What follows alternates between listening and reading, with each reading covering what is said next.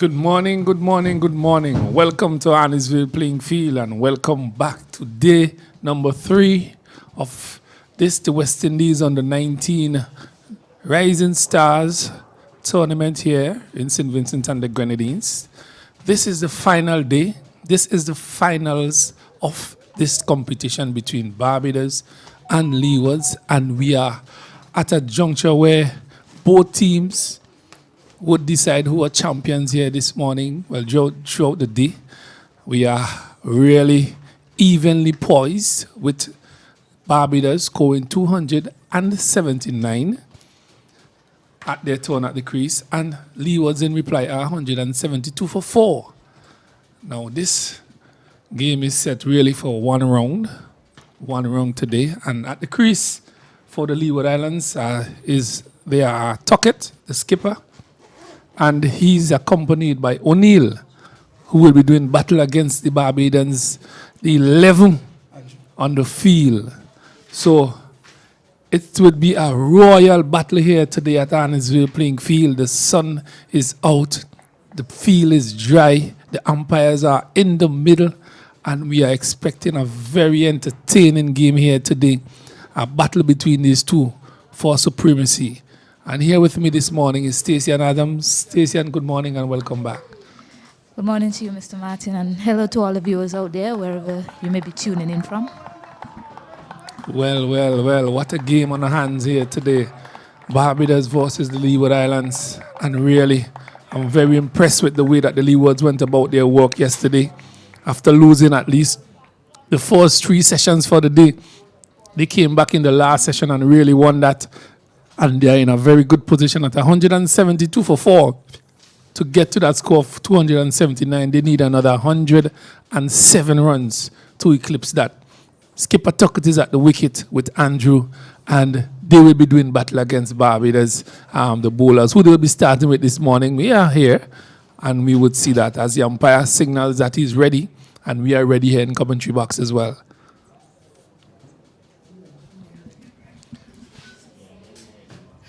Yes, certainly impressed with both teams so far in this final. Barbados, they fought back, and the Leeward Islands, they're doing the same thing. Both of the teams have displayed resilience so far, so good signs for West Indies cricket moving forward. And what would be very critical this morning is the start. The batters, they are looking to get themselves back in, and the bowlers are looking to strike very early here for Barbados, but it would be a battle. It would be a battle here this morning for supremacy. This is the last day, and the guys are really putting everything out on the field. And you could see that both teams want this championship. They have demonstrated that on the field and also in the wicket. So, for starting for Barbados is Lane, the most experienced fast bowler for them. He will be bowling from this end. And Andrew would be taking strike for the Leeward Islanders. They are now 170 for 4. 172 for 4. 172 for 4. They're looking for another 107 runs to eclipse this first innings. And to start is Lane for the Barbadians. They have one slip, a gully, square cover, extra cover, short extra cover, mid-off, mid-on, mid-wicket, and a fine leg. First delivery of the day. It is down the leg, not taken cleanly by bowling. So not the ideal start for Aline. Drifting down leg, but no penalties for that. So, Stacey, and your thoughts on today's play? Well, I certainly expect a thrilling finish. It's the last day. Leeward Islands, they'll be looking to bat out the day, scoring at least 250, going up to 300. As you know, batting points is imperative for them, and it's simple for the Barbados team. They need to pick up 6 more wickets as quickly as possible. Well, that one flew across the edge of Andrew. He went for the cut into the keeper's glove of bowling, and so we see some aggression there from Andrew very early, looking to start positively. That is a good intent. That has good intentions as well. You have to be positive in these situations and circumstances to really get out, as Aline continues to bowl here for Barbados. This one is just striking him on the pads. It's from this vantage point, clearly going down the leg. Yes, Andrew has shown that he's prepared to be aggressive. However, the situation of the game, it calls for a balance. Yes, nothing is wrong with being aggressive. However, the situation of the game calls you to bat as long as possible. And if they bat throughout the day, bat up until tea, one would expect them to get that 107 more runs that they trail by. So he just needs to be a bit more patient. This one is down the leg side. There's another appeal. Not how says the umpire. So the intensity of this game really showing on Andrew. 3 deliveries. There were 3 appeals outside the off stump, striking him on the pad. 1 down the leg side. There's another appeal. So he's been talked to. He's really having a chat with skipper, who has been at the crease since yesterday. They need to start again. But what is very critical in this game is how these 2 teams start. So Aline finding his length, and Andrew finding it a little bit difficult so far to get bat on ball. This one is nice, played off the legs. He's hustling for 1, he's looking for 2. They would not risk it. So the first run of the day off the bat of Andrew. Leeward Islands now 1 run to their tally. That brings skipper to face his first delivery from Aline. You could see the intensity on the players. They are not saying much. They are very quiet, just looking for that opportunity to take something. Breeze is blowing across the ground nicely. Aline. It's outside the outside and Tuckett is punching that to backward point.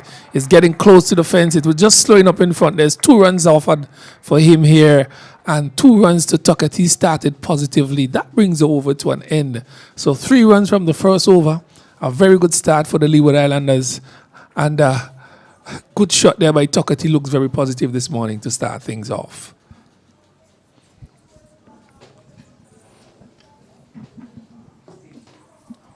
So just to remind our viewers that yesterday, Barbados declared on 279 for 8. 279 for 8. After lunch, Leeward Islands started batting. They are now 175. 175 for 4, looking for the target of 279.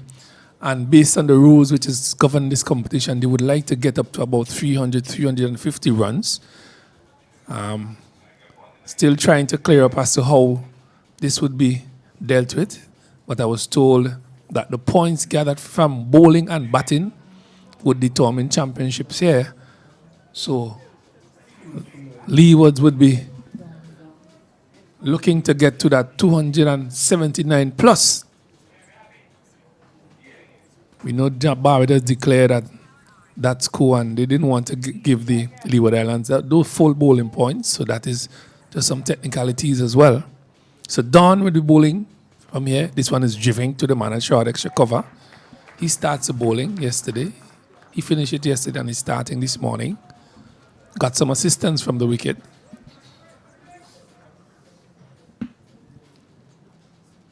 Flight it outside here. Some bunks starting there. Yes, he continues with that bounce. He got some bounce late yesterday evening. He drew 2 errors from the batter Tuckett, but none of them went to hand. This one is cutting outside here. Some piece out caught. So Dawn has strike for the Barbadians early in the morning.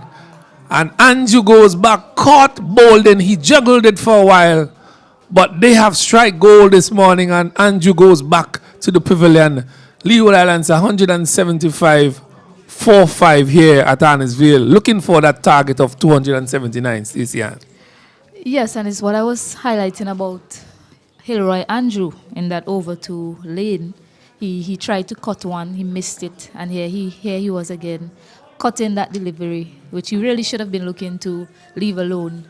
This early morning period, the first hour, which we know it's significant. It plays a significant impact for the proceedings of the day. It will play a significant impact throughout the day. And how the team starts will determine that. So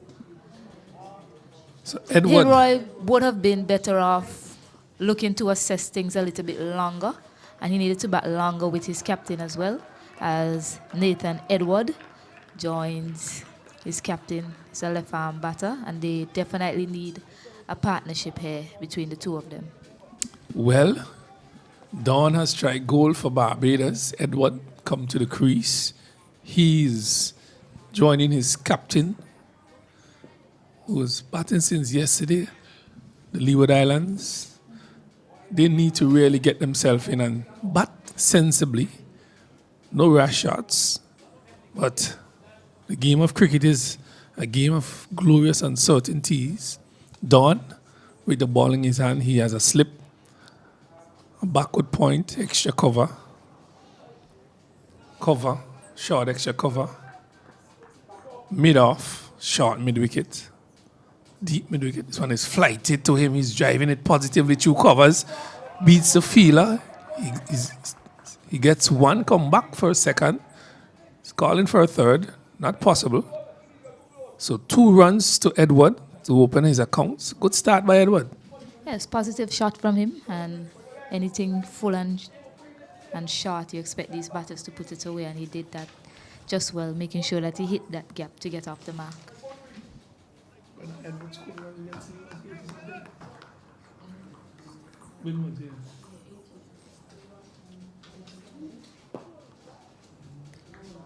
Flighted delivery by Don, just stroking it back to the man at the bowler who does the fielding.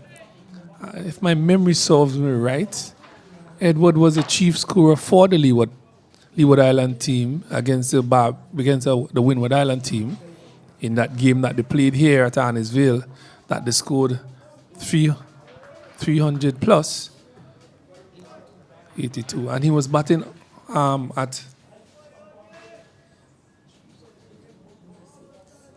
number 6, so he has the ability to get runs. So that is something positive for the Leeward Islanders to have him at this time with his captain to do battle against Barbados. But a positive start from Barbados. They have gotten an early wicket from the hands of Don. He has delivered the first blow this morning. So they need to get themselves back into the game. Skipper needs to get started. Positive shot by him up front and really put the Barbadians back under pressure. But they have strike goal this morning, and Lean is with the ball in his hands.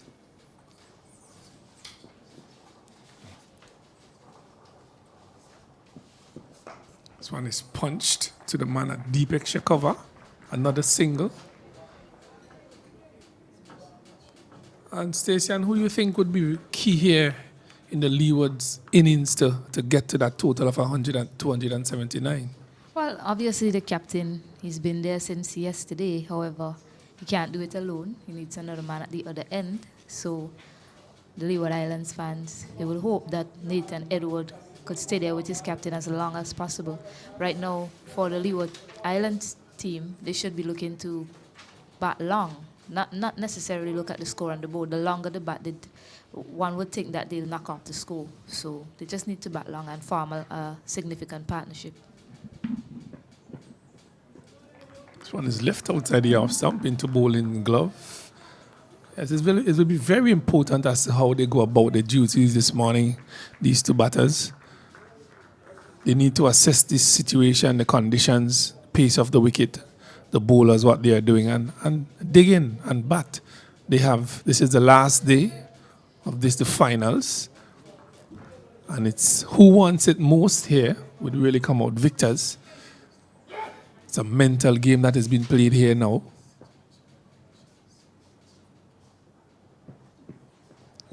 He left that one alone again outside the house. Some good judgment by him, but a good line ball here by Aline as well. Yes, Lane is bowling quite well. He's bowling in that channel. He's not allowing the batters to free their arms much, and that's what you need. You need to exhibit patient on both ends, batting and bowling. So that's what we're seeing from Lane in this second over that he is bowling on this third day.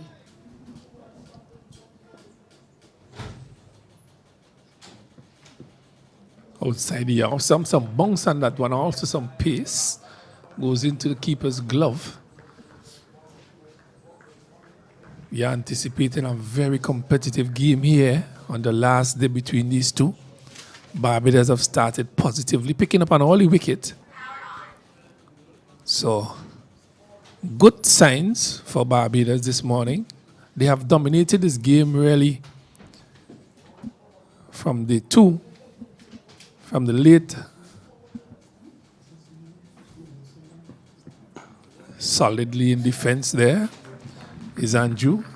So I was saying that they have dominated this game from late in the first day, the last session, up until the last session yesterday where the Leeward Islanders came back and batted stoutly to get to that overnight total. So it depends on how the session goes here, who would put their nose in front. Barbados have striked early, so Leewards need to come back here and bat at least an hour without losing another wicket. Accumulate as much as possible. This one is nicely behind that one again. Looking solid in defense is the left-hander, the chief scorer for the Leeward Islands team in this tournament so far. I think that's a high score for any of the batters for the Leeward Islands team this season. So that's a good thing for them, a positive with his skipper. So the over has been completed. Another good over been bowled here by Lane. Yeah, it's 178 for 5 at the end of the over. And the story at the Annisville Cricket Ground, Martin, is really about the fight back between these two teams. Barbados, they were struggling and they won, and they came and fought back courageously to get to 279. Leeward Islands, they were in a similar position, losing 3 wickets quickly yesterday, and they fought back to get to 178. It's really about who wants it more at the end of the day. And both of these teams, they're putting up their hands, they're showing that they want it just as badly as the other. So it's a real scrap on here, a real competitive day of cricket we have ahead of us. Well, Tuckett would be very important for the Leeward Islanders for him to bat through this innings to get to that total. He has to take charge of this innings as well as the captain and the senior batter.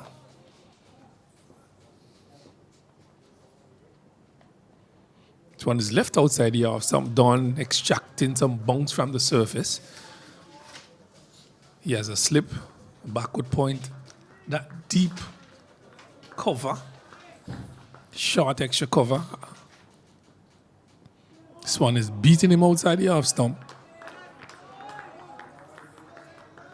Encouragement coming from the fielders, the claps, good delivery.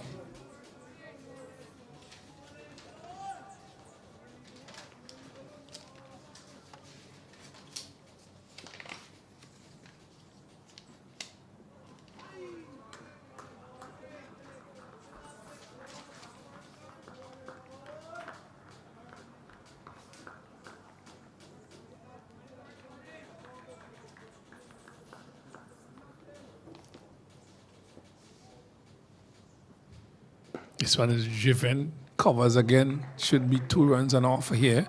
1, they have completed 1, 2 more runs to Edward. 2 more runs to Edward.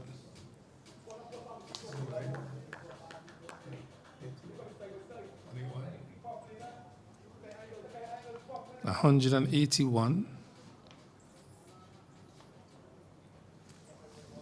for 5.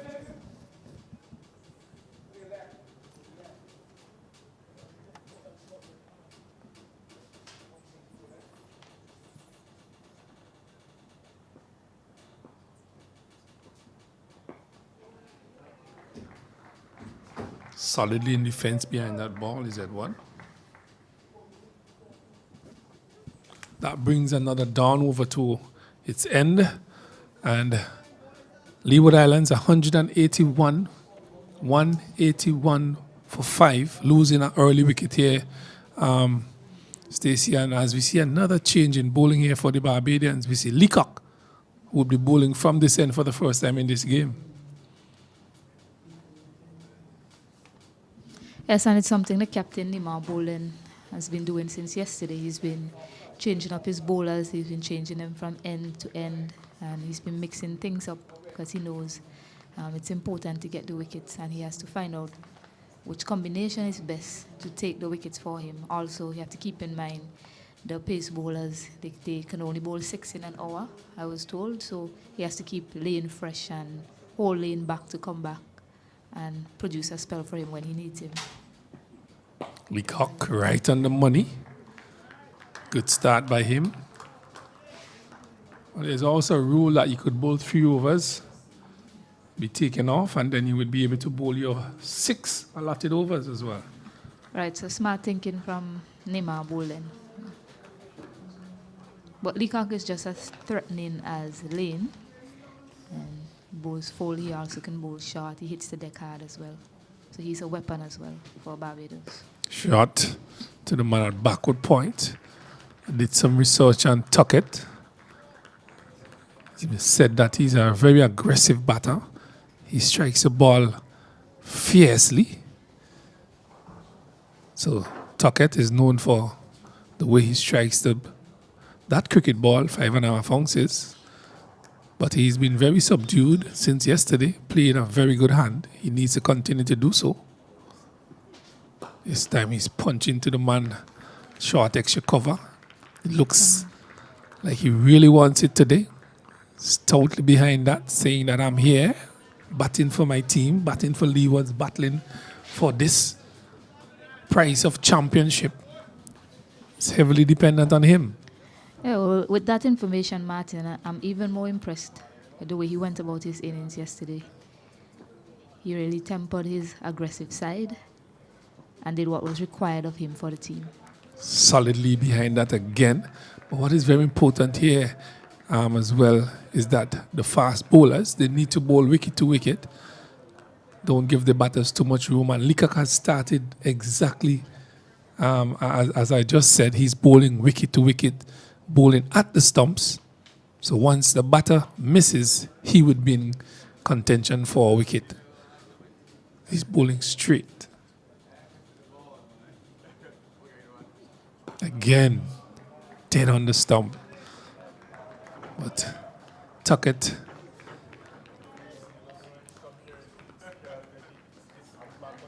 is up for this fight this morning. The sun is out in all his glory. I'm good. It's happy to see that. Please started on time. Beckway, we are seeing it clearly from where we're at. So that's an excellent sign. So the shot and his puncher. Not feeling well by the man at short extra cover. So he gives up a easy single to Tuckett. That brings that over to an end. A single from it. Carries the score to 182. 182 for 5 Leewards, replying to Barbados 279, sorry.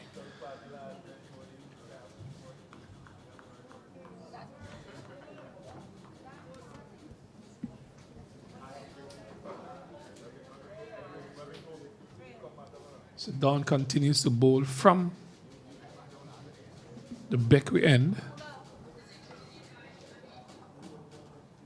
He has a slip, short extra cover, deep covers, deep extra cover, mid-off, mid-on, mid-wicket, deep square leg. It's flighted and driven to the man at mid-off. Is Tuckett.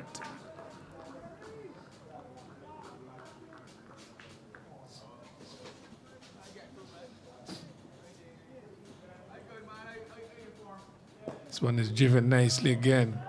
But good feeling by Leacock, who's doing the work there at short extra cover. Don is giving that ball some air. He's looping it, inviting him to come. So that's a good sign.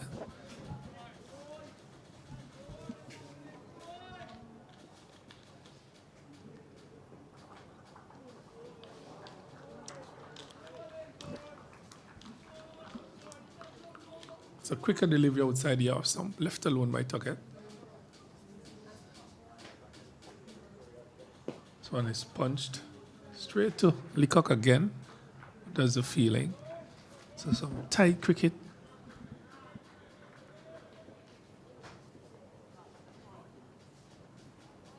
This one is punched again and beautifully fielded there by Leacock. Not forgetting that he's bowling from this end.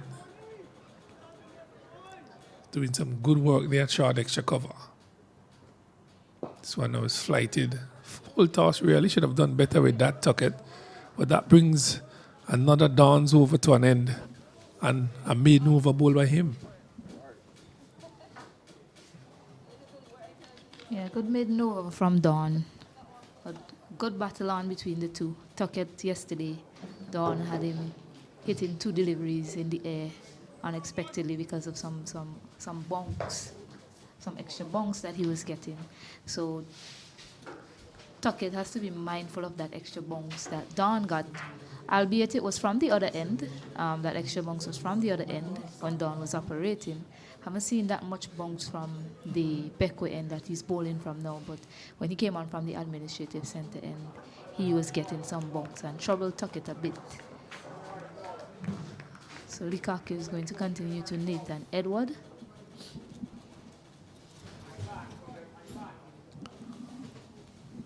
So Edward has just joined Tuckett after losing. It's a full delivery, striking him somewhere on the toe. But that, from my vantage point, was swinging down leg, but an excellent delivery there by Leacock Yes, to the youngster. Good in swinging Yorker there from Leacock, but definitely going down leg. Good decision from umpire Christopher Wright. And good awareness from the field at Gully. He also saw an opportunity to get a wicket. He shied at the stump. Unfortunately, it didn't hit it. So good awareness there from the youngster being shown. Well, the adrenaline is pumping here from both batters and bowling, fielding teams. Both teams are ready, up for this fight. Ooh, look at that. That one hit like the foot marks outside the house and swung back really. And Edward is just looking at it. Stacey, yeah, and it also kept low, Martin. It also kept pretty low. It didn't bounce as much as Edward expected it to. So just something to keep an eye on as this day progresses.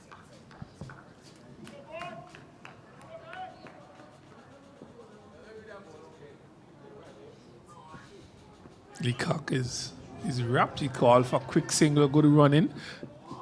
So. Excellent cricket by Tuckett. He saw that Edward was getting a bit of issues with Leacock, maybe because Leacock probably favors bowling to a left-hander. So just getting him out of that frame of mind of bowling to the left-hander, all those deliveries, he bowled 3 deliveries to him, 3 really good deliveries. So good on Tuckett there, the awareness from him to take that quick single to get Edward off strike. Well, every run is important here. Every run.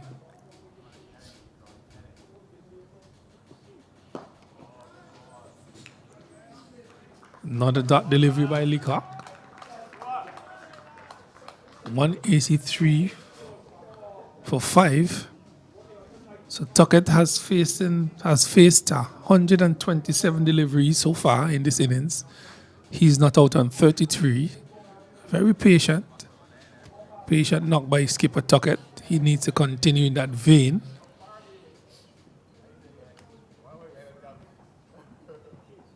This time he's punching it to the man at deep extra cover. Easy single because he's about halfway to the boundary. So easy single taken there by Tuckett. He moves up by 134 on the score to 184 for 5. Leeward Islands in reply to Barbados 279.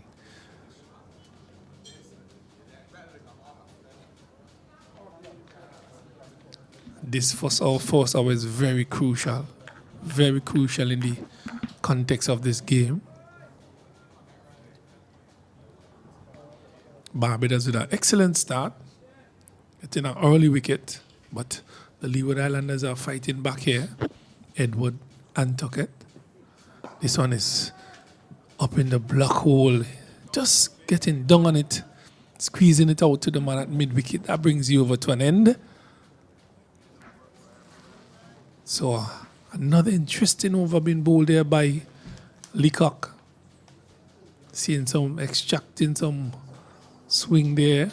I think he was assisted by that foot mark outside the arm, the left-hander's off stump. So Barbados and Leewards are locked in this battle here for championship. At Arnos playing field, reminding you that this is the West Indies under-19 tournament, 3 days tournament held here in St. Vincent and the Grenadines. It has been dubbed Rising Stars as Dawn continues to bowl for Barbados. He has now a man short fine leg. He's just implemented that man a short fine leg. So we'll be looking to bowl into Tuckett body. He struggled a little bit from around the wicket yesterday. So with that in mind, they have reverted to that to Tuckett. Yes, they had a heavily packed onside field for him at one point in time. They just had 3 men on that offside field, Martin. So they've gone back to that mode of operation. He's sweeping to the man a short fine leg, well fielded by him. So there's a short fine leg, a deep square leg, a deep mid wicket on the boundary, a short mid wicket and a mid on, and he's bowling into the body of Tuckett is Dawn. So when it's flighted outside the off stump, he's driving nicely, well fielded, half stopped there by Leacock in the covers, diving to his right, couldn't stop the single, another one to the Leeward Islands total. Yes, what I also like to see is a short leg in play. I was asking for it yesterday. If you're going to bowl that line to him, just for that one that might pop up off the inside edge of the bat with him pressing forward. Just have that man close to take that catch if you're going to bowl that line. That's the only thing that I'll implement with that field to Tuckett. Edwards solidly forward.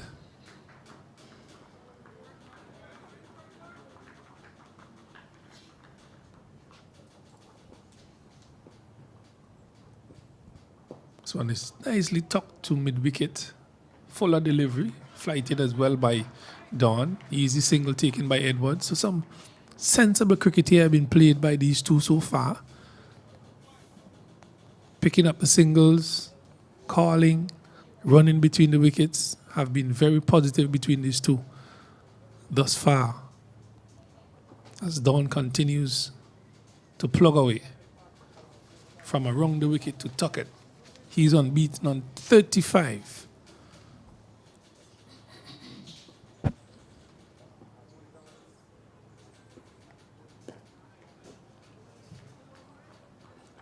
Dot delivery, that brings 72nd over to an end. And Leeward Islands 186 for 5. Looking to get to 279 to eclipse this first innings here against Barbados. Yes, and they now trail by less than 100. They trail by 93 runs to be exact. So just slowly taking things down, Martin, getting to that 279 figure. Well, when you get to that 100, you start ticking them off. So they already started ticking them off, counting down. So apart from that 279, 249 is a significant figure because getting to that 249 will give the Leeward Islands a batting point. And then this game is decided by the amount of points accumulated through batting and bowling. We saw Barbados declaring at 279 yesterday for 8. If they had lost another wicket, then the Leeward Islanders would have gotten their full bowling points, which is 3. So they got 2 bowling points yesterday. But would that come back to haunt the Barbadians in this game?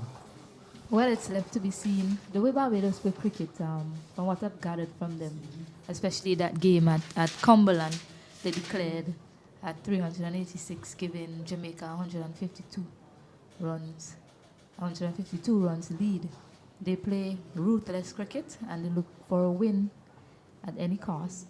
So they were probably hoping that they would have been able to bowl out Leeward Islands by now and put some pressure on them. However, the Leeward Islands team, they have stood up and they are batting quite well.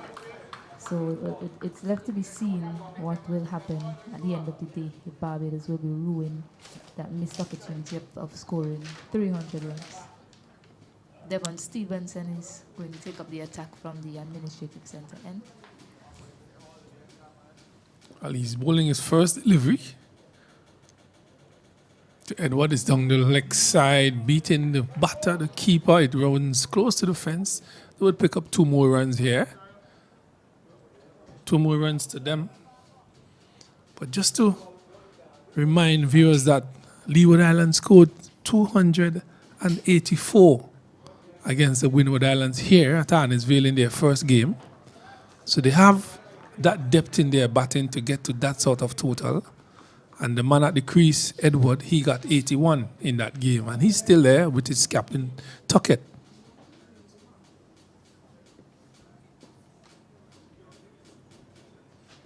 It's forward, there's an appeal. Stifled appeal somewhat. Yes, as hitting outside the line of off stump. Impact outside the line of off stump.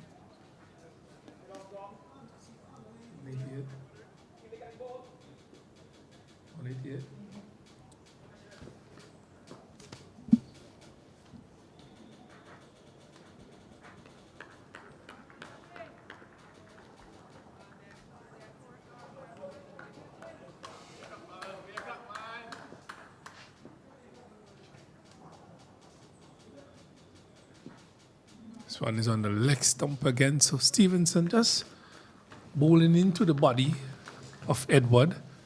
There's a deep mid wicket, a deep square leg. Leacock has just been brought from mid wicket to a wideish square leg, or you could call it a straight fine leg. He's coming around more to be really in fine leg. There's a mid wicket, Stevenson. This one is just some bounce to Edward. Yes. Played with a solid bat.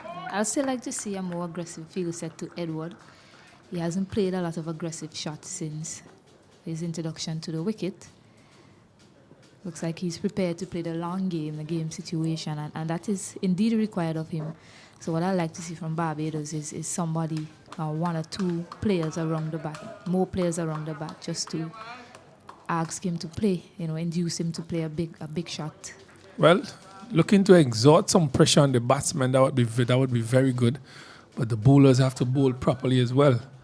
And at least, eliminate the mistakes of bowling bad deliveries. But they have done well so far this morning. So I do agree with you that they need to put some pressure on Tuckett and Edward to see if they could induce a foul shot from one of the batters and claim another wicket. Just can't lay back and allow them to just bat normal, or they would just run away with this game. But it's Don who continues to bowl from the backway end. Flighted outside the off stump. Don is not one of the bowlers you would see bowling on a regular basis, but he has done well since yesterday, and he continues to do so for Barbados.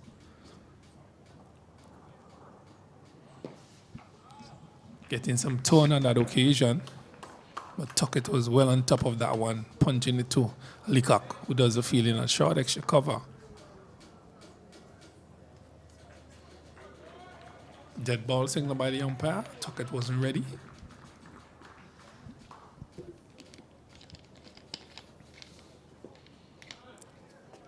Again, some bounce from Don.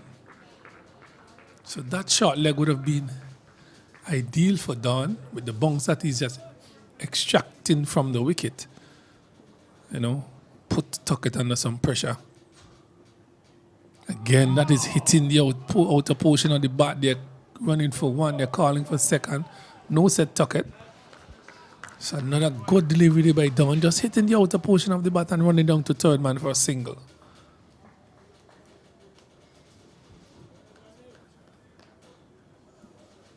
Yes, good bowling from Don, just drawing him forward and getting that edge on that occasion. Unfortunately, it didn't go to hand, and it was played down well enough by Tuckett. not to go aerially to that man at first slip.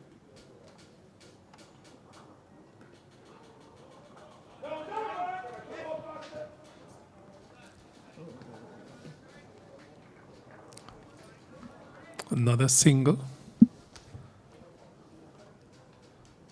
190.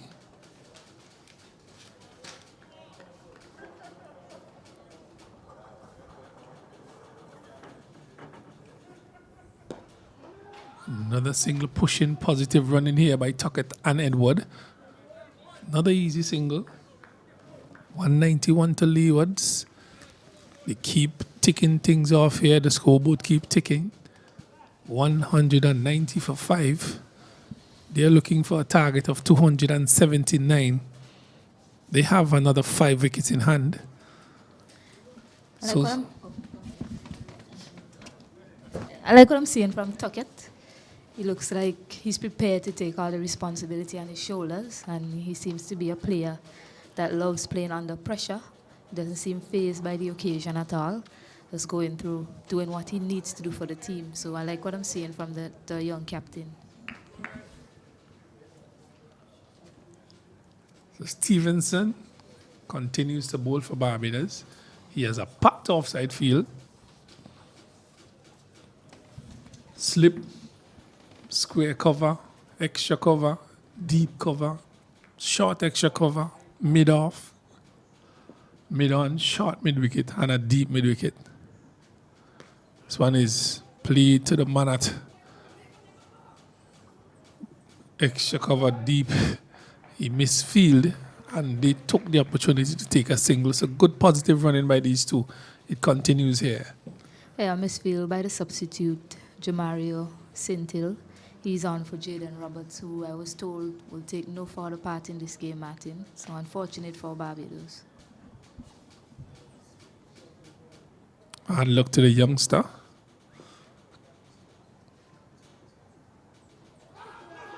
He's pulling at a delivery, hitting him somewhere outside the off stump, just ricocheting to the wicket keeper, then fielded by the man in the slips. A stifled appeal, but looking to drag that one from the off stump to the onside is Edward.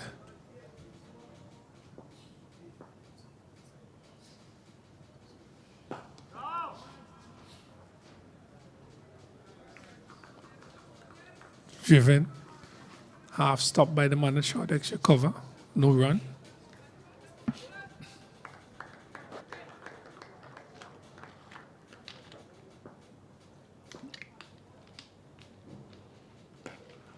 This time he gets it, pulls it to the man at deep mid wicket, picks up another single. So it's getting a bit easier for these batsmen here from the Leeward Islands.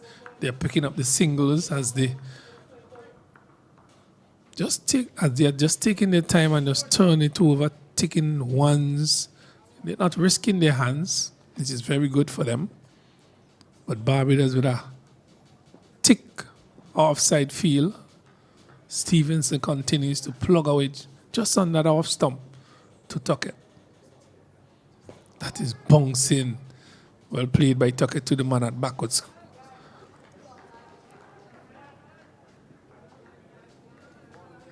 So we're in the 75th over in this innings for Leewards. He's flighted and he's forward and with a dead bat. That brings you over to an end. So another good over there by Stevenson. Yes, a good over from him, and he also got some bunks in that over. An unexpected bunks, it appears. But Tuckett was prepared to play. Yeah, the score is 193. 193 for 5, 75 overs bowled in this inning so far.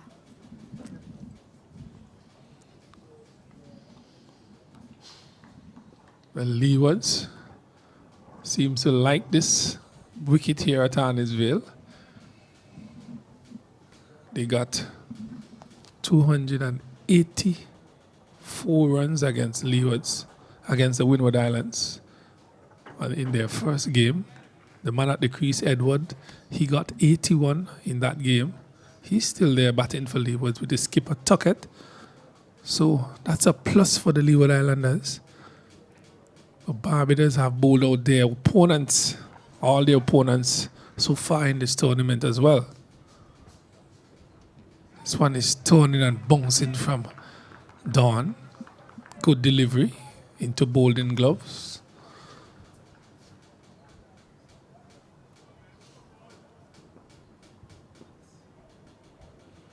Short, wider delivery. So Dawn has started this morning. You think that who he would be replaced by from that end, Stacey? Who you think would be replacing him if there's a change? Well, we can't take Nathan Seeley out of the game. He's a key man for them. This one is edged, falling short. That same name I was calling, Nathan Seeley. Yeah, we can't take him out of the game, and I believe he's the most likely one to replace Dawn at that end. They did try to bowl their pacer, Johan Lane. Yeah, they did try to bowl their pacer, Johan Lane, before, well, he was replaced by Stevenson. I'm not sure what the discussion was, why he didn't take up the attack. But I think Nathan Seeley would be the man to replace Dawn at that Beckway end, Martin. Well, it seems as though the Barbadians would be heavily dependent on their spin attack today to do the job for them. This one is hitting the edge again, and Seeley's stopping it diving to his right, to his left with his right hand. Yeah, it's just that bounce that he's getting, Martin, that's causing the indecision by Nathan Edward whether to make a full forward press on those deliveries. And that's why I've been calling for somebody in front of the bat. This one is played quietly. So the end of another Dawn's over. 193 for 5. It's pretty cool conditions here at Arnos Vale. There's no dark clouds around, but the cloud covering is a little bit heavy. But there's no dark clouds. See the blue sky is trying to peep through those clouds. The sun is still with us. Barbados and Leeward Islands in a battle here. Final day in the finals of this under-19 tournament.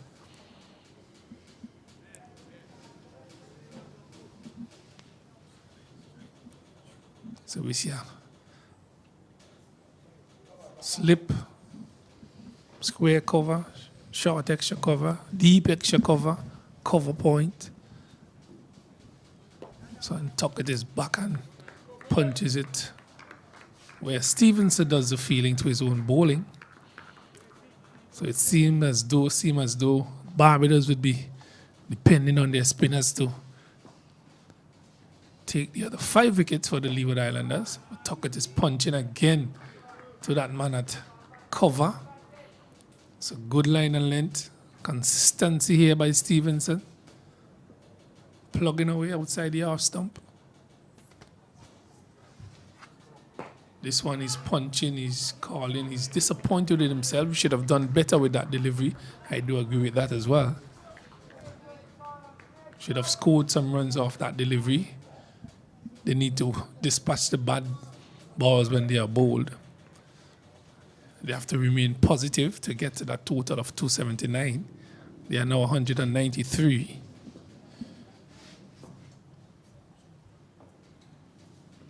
This time he's playing, I think he's dropped. Looking to punch it in the same area, it kept a trifle low, hitting the outer portion of the bat, and Bolden has spilled a very important catch in this game. Yes, a drop chance there from Bolden. The second one in this innings for the Leeward Islands team as well, from Bolden. My word, how costly is that catch? And that was the skipper, Carlin Bowen Tuckett. But the way the field is set, it's a heavily packed offside field. The fielders are strategically placed for that left arm spinning delivery that's spinning away from the right-hander. So he just needs to play the patient game a little longer. Yes, deliveries will be there to hit away. However, the way the field is set, it will be hard for him to pierce that gap. So maybe a plan by Barbados setting him up in a trap, Martin. So he has to do well not to fall in that trap. Well, it has worked for them, but they have not completed the job. Boulding the skipper, he would be the man who implements those plans with his coaches, but he has let them down with the glove to really finalize that plan and bring it into fruition, really. So a drop catch, that of Tuckett, how costly would that be for Barbados? Left to be seen. Edward is still there. Yes, and it's a similar skill set for Edward, the left-hander, facing the off-spinner when the ball is moving away from him. So similar field set for both of these batters, the left-arm spinner operating to the right-hander, now the off-spinner operating to the right-hander. So some plans here for Barbados. This time is a bad delivery on the leg stump, and Edward is just turning his wrist on that. Is coming close to the fence. It goes into the fence now. So a first one for the morning, first four for the morning. A bad delivery there by Dawn, and it was dealt with accordingly by Edward. Yes, that's definitely not in the plans the way the field is set. And it was a poorly lined delivery, probably aiming to get it a bit too straight. And Edward just helped it on the way to the boundary for 4. He didn't need to do much to get that down there. Just needed to put a bat to it and got 4 runs. Well, Dawn, as I said, is not one of the frontline bowlers, so it's expected that he will bowl a bad delivery now and again. So that was a bad delivery by him, dealt with accordingly. Edward is not ready, pulled out of that one. 197 for 5. He had over 45 minutes play so far. Quicker delivery outside here. Some bowled in again, making a mistake. Through the keeper. 2 more runs to Leeward Islands. Looking for a signal from the umpire. By signal. So yeah, that one kept low. He got up too quickly. Probably expecting Don to get some bunks as he's been getting all morning. On that occasion, it kept low, and Nima bowled in.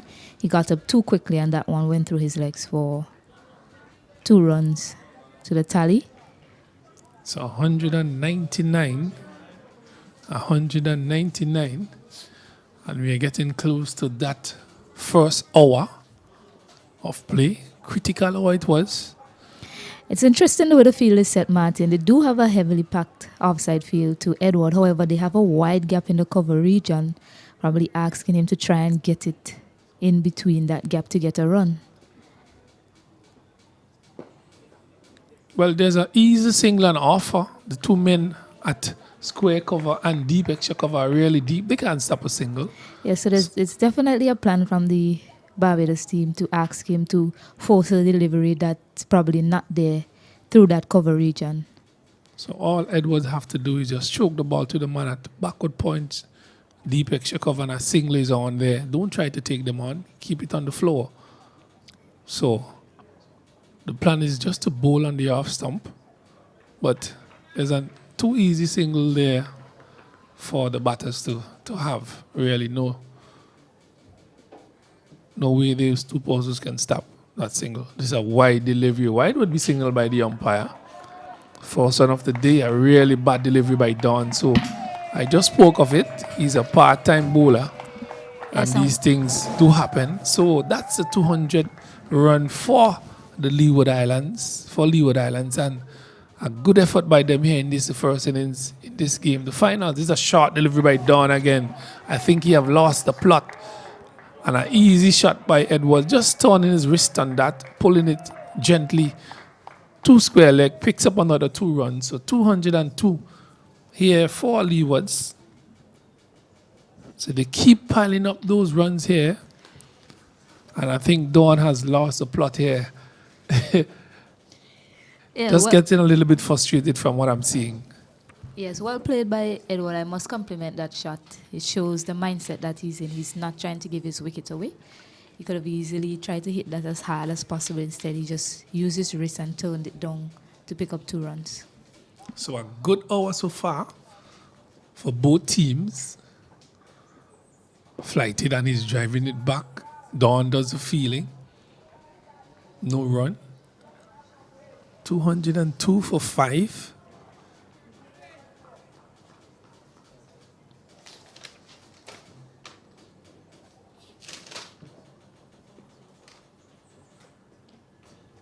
I know I made mention of Nathan Seeley to come on, but given that there's a left-arm bat at the wicket, the Barbados team might want to keep that off-spinner in play. So you might just see Tariq O'Neill coming in to give a spell.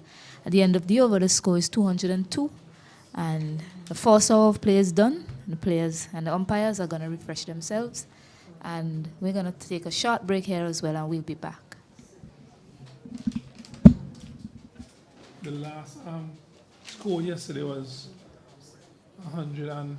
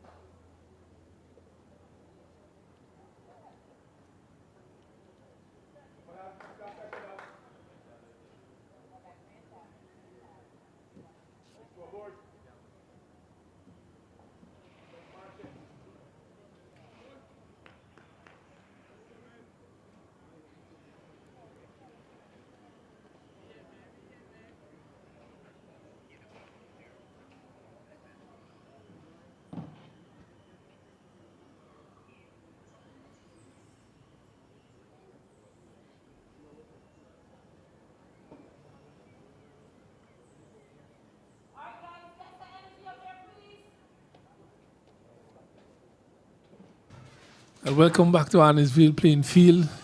Hour number 2 to be started. We have just had a break. First hour. Leeward Islands versus Barbados. We had the first hour of play. Leeward Islands getting 38 runs, losing 1 wicket, that of Andrew, for 12. Tuckett is still at the crease. He has 38 not out. He's been joined by his compatriot, Edward. Stevenson continues to bowl here for Barbados. Now been joined in the commentary booth by Sylvanus Morgan Horn.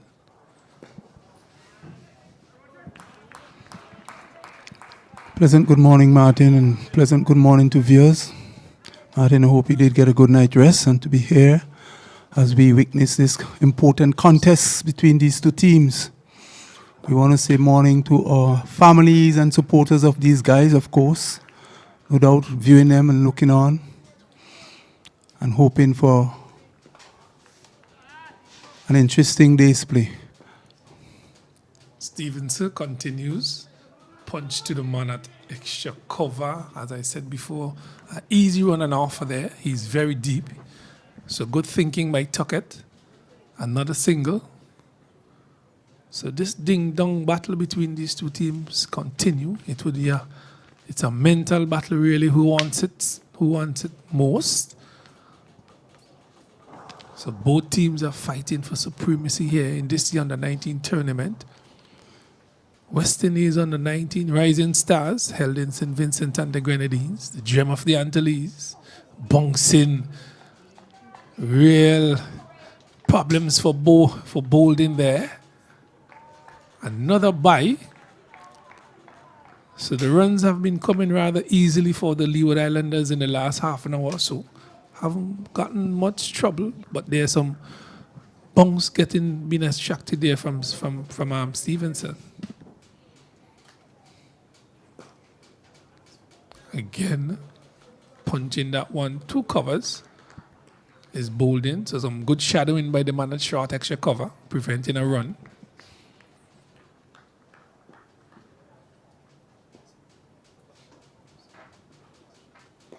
Again, pushing him back.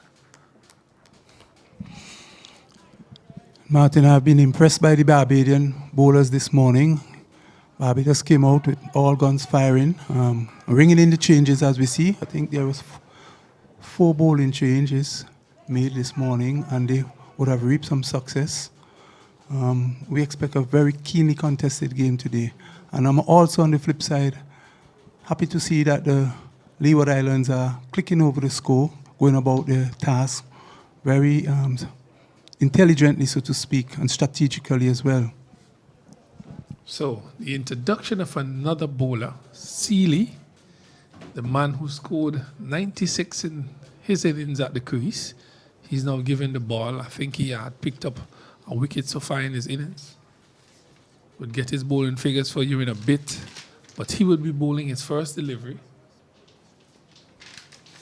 for this morning. He'll be bowling to Edward. He's on 14 and Tuckett on 39. So, Seeley with his first delivery for the day. Barbados and Leewards in a ding-dong battle here at Arnos Vale. Final day, finals, supremacy. This one is short and he just plays it quietly back to the man, the bowler, who does the fielding. So Barbados will be relying on their spinners to get these additional wickets for the Leeward Islanders. But they have denied them so far. This one is turning slowly. And Edwards is doing the same thing, just turning his wrist on that one.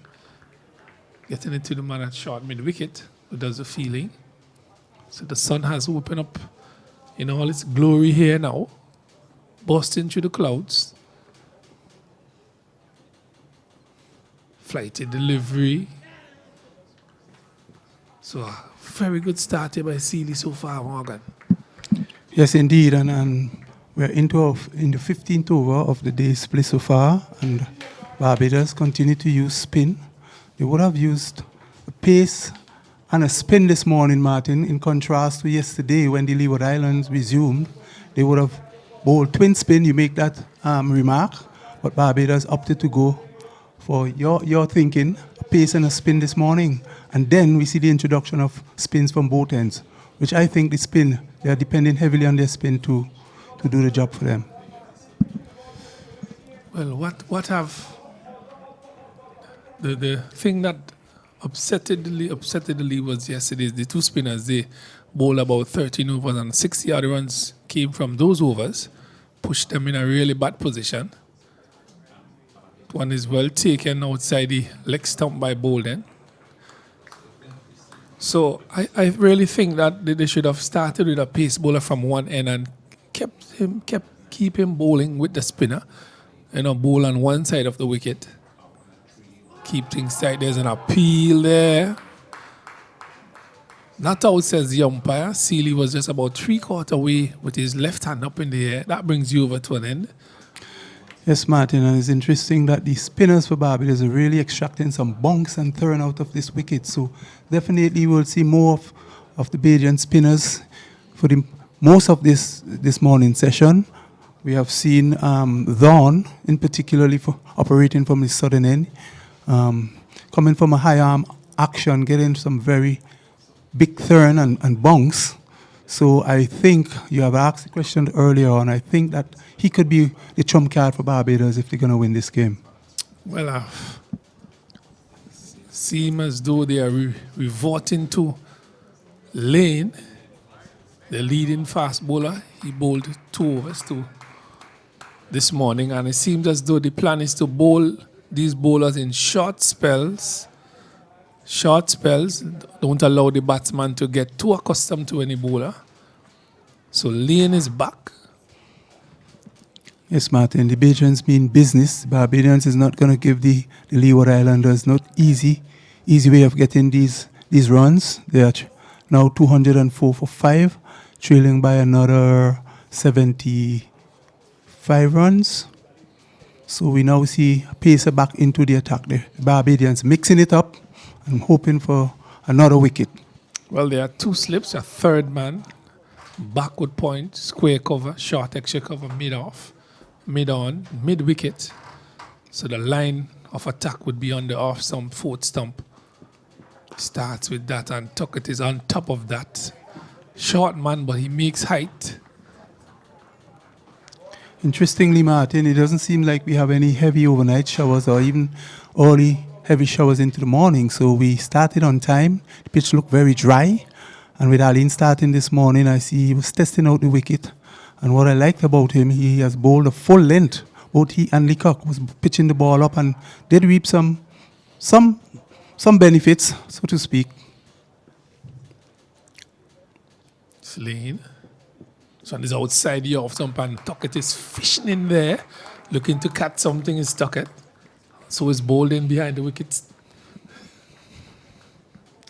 Very much so. And in contrast to yesterday, Aline bowling from this end definitely have some speed. A good lifting delivery by the youngster. I think that's the quickest delivery we've seen him bowl so far.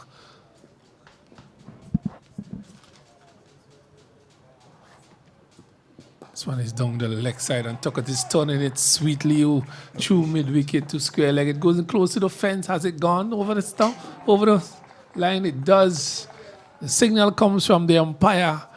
A really nice shot by Tuckett. He tucked that off his pads, through square leg, into the fence for 4. Beautiful shot.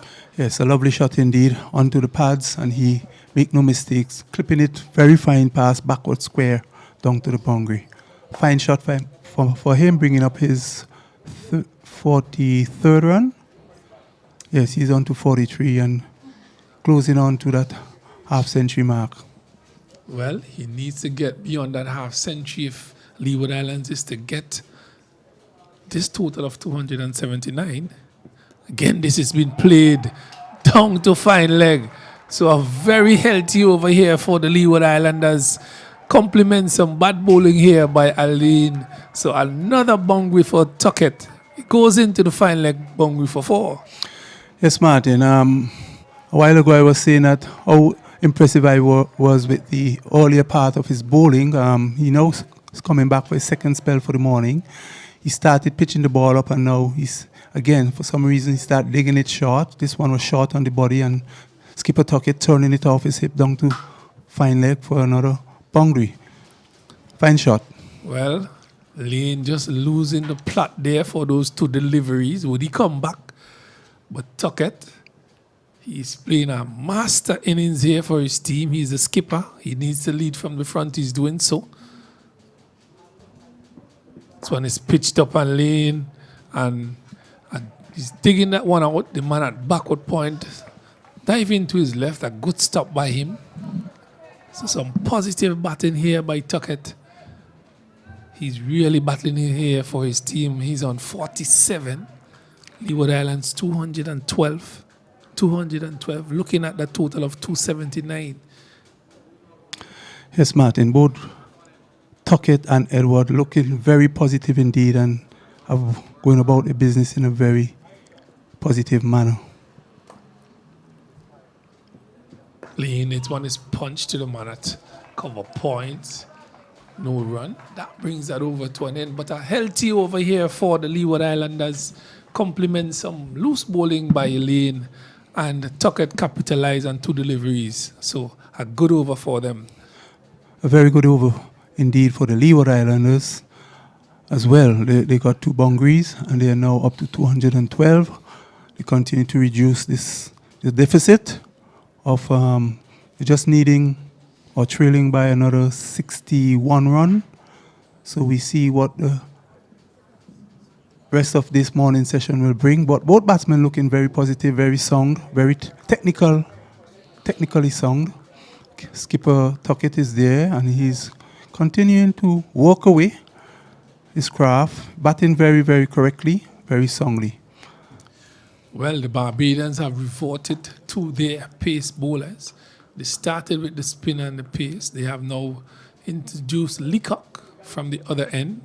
Lane has just finished his second over in his second spell. So they have resorted to their pacers. We thought that they would have been relying heavily on their spinners for the bulk of the day, but it is not to be. Leacock is now introduced from the Beckway end. There are 2 slips. A third man has been inserted. A backward point, extra cover, short, mid-on, mid-off. There's a deep man at square leg and there's a fine leg. So 2 men on the boundary, 3 men on the boundary ropes as Leacock runs into Edwards. He's turning that one. He's calling for sharp single, gets it easily. Good running between these 2, good calling as well. Yes, and this is another strategy which the Leeward batsmen will have to be using in rotating the strike, ensuring that they're picking up the singles. So far, the running between the wicket has been very good, and we look to see that continue throughout the innings. So Leewards, led here by Tuckett. He has not really been up amongst the runs for the season. He's coming to 4 today. He's on 47. Oh, how we would love to get a few more runs under his belt. This time he's driving outside the off stump, a wide delivery there, and he's just flashing at that Morgan, flirting with danger there is Tuckett. Yes, definitely. It's a ball that he should have be well advised to left alone. It's a ball outside the off stump. He was dragging to the shot and he has a big swish, misses. Luckily for him, go through the keeper, didn't get a touch. Well, the adrenaline is pumping. He got 2 boundaries in the last over, looking to the continuity of scoring. This one is driven sweetly through covers. It has beaten the man a short extra cover. He's given chase. He pulls it back just in front of the ropes.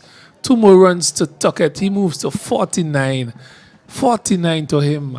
And a really lovely shot here by Tuckett again. Indeed. Very, very good looking shot there from him. This time it was a bit closer and he just bent his knees and slapped it straight through the offside field. Lovely looking shot. So 215 Leewards. Leacock to Tuckett. He's on 49. He just turns it neatly off his pads. Jogs to the other end and a loud cheer comes from the dressing room. 50 runs to Tuckett. 50 excellent runs for him in this tournament. A welcome 50 here for him. That's indeed a very good knock by the skipper. He has played very well yesterday and he came out this morning looking positive and continued to carry on the fight for the Leewards. And he looks apart, Martin, and it seems like he is going on to have a big score today once he stays long at the wicket. Well, that would be very encouraging for the Leeward Islanders, the skipper. getting to his 50. And Leeward moves up now to 216. The supporters of the Leeward Islands are hoping that he carries his bat right through the innings. But Leacock would have something to say about that. Oh, he's ball! My word, look at that delivery. Tail back into Edward, and he lost his off stump.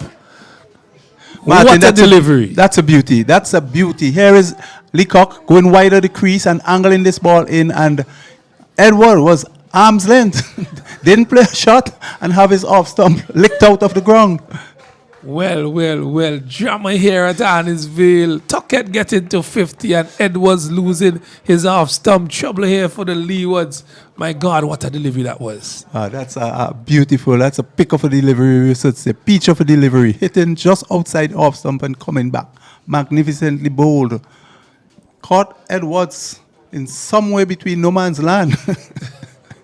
My word. Excellent delivery by Leacock. So, the plan has worked for Barbados. Leacock coming back, rattling that off stump. It cartwheeled to the wicket keeper. And Edward walks back to the pavilion. Not playing a shot really. It dragged back. And I saw him bowling one to him earlier from the other end. And they have lost their 6th wicket here. 216 for 6. Edward goes back to the pavilion. Bowled by Leacock. Spectacularly bowled there by Leacock. Beautiful delivery indeed. You couldn't ask for better than that from your bowler. He has been trying all day yesterday. He didn't get that delivery he was looking for. He was a bit short yesterday. Today he came out and I was just alluding that he was pitching the ball up, and this time he was switched from the backway end, and this delivery was just a peach of a delivery, pitching outside off stump and coming back big, and having Edwards found in no man's land, not playing a shot, losing his off stump.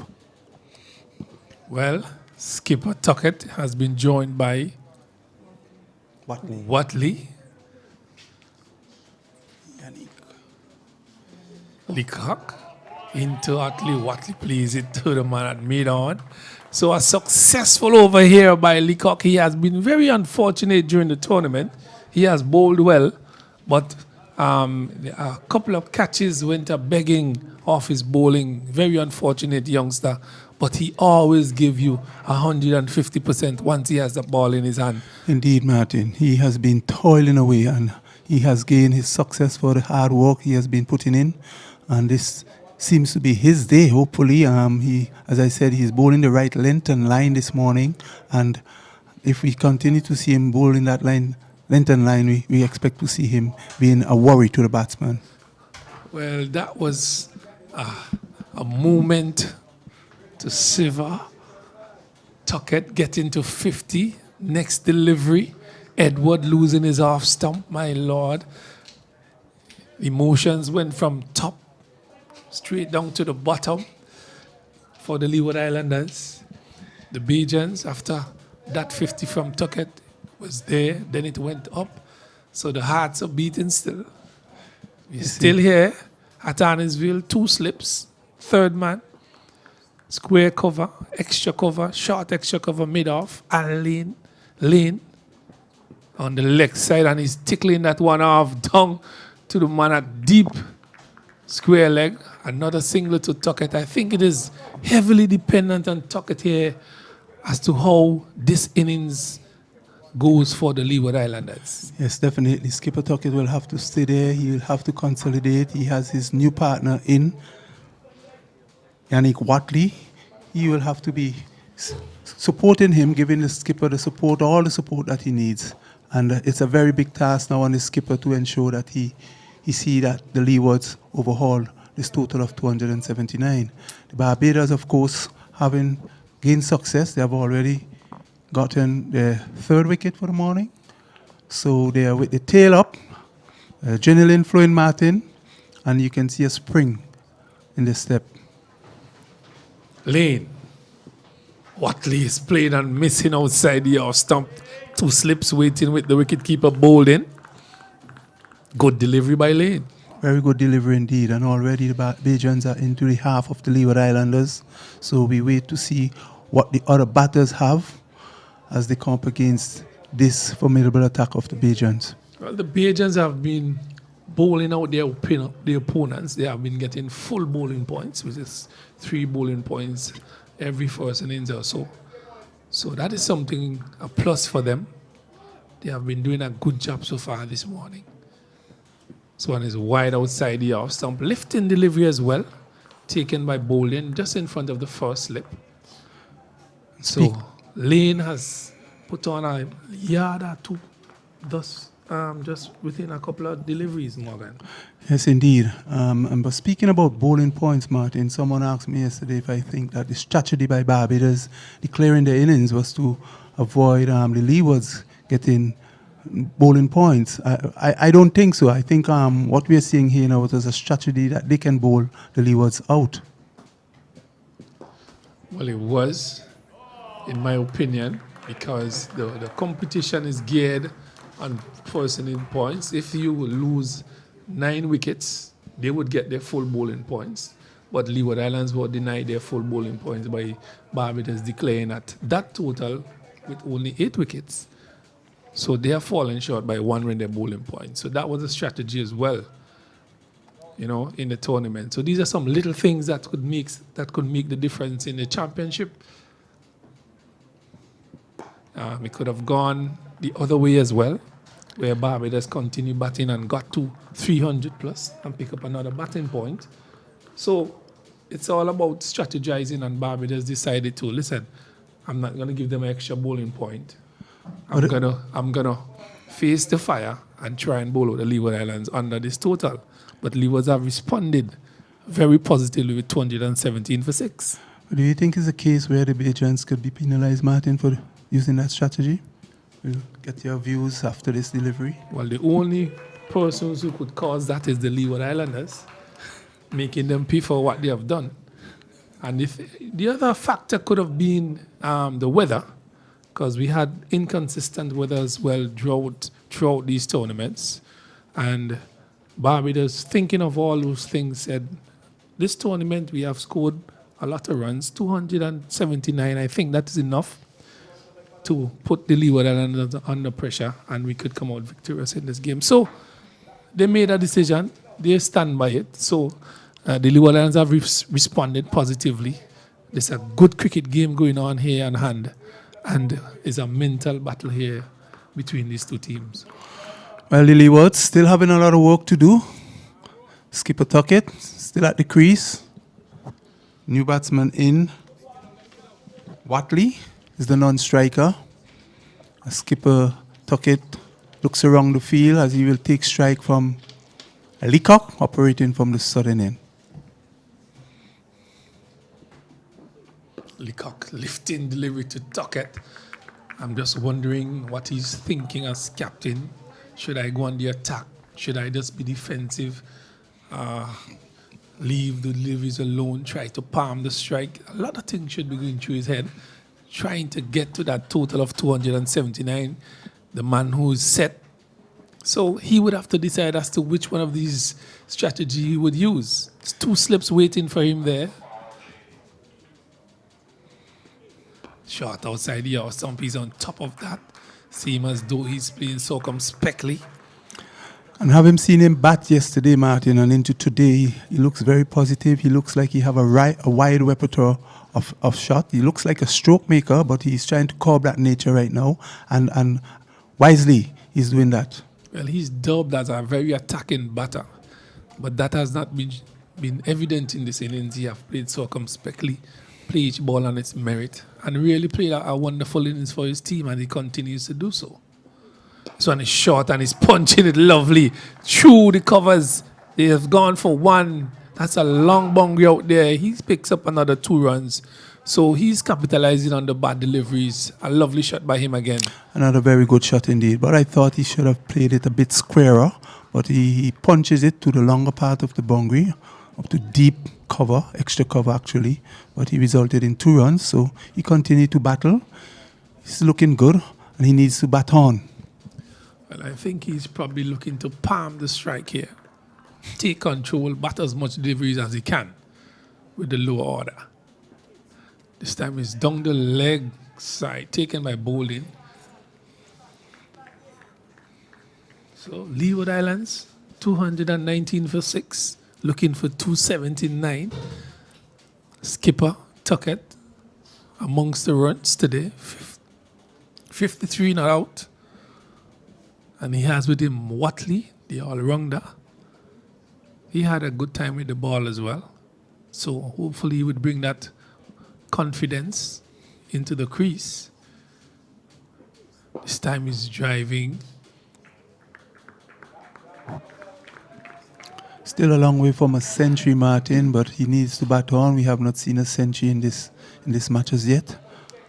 Well, I don't even think that he'll be thinking about 100 at this time, Margie, but what he'll be thinking is batting through the innings, getting to that total, and trying to get to at least 300 or so to get that extra batting point. And the Barbadians know very well that this is the man they have to get out. So they're doing everything in the book. They're changing the field. Now we see a man coming from short, mid-wicket to, is it first slip? Yes, they're strengthening the slip cordon. So is Leacock taking up the attack? He has one slip, cover, extra cover point, extra cover, mid-off, mid-on as he comes in to Tuckett, the skipper. For this delivery, Tuckett. Punching it through. Mid-off. Would this one get to the fence? Stopper just in front of the ropes. He would pick up 3 runs. So good feeling by the man there. I think that's a substitute. So 3 more runs to Tuckett.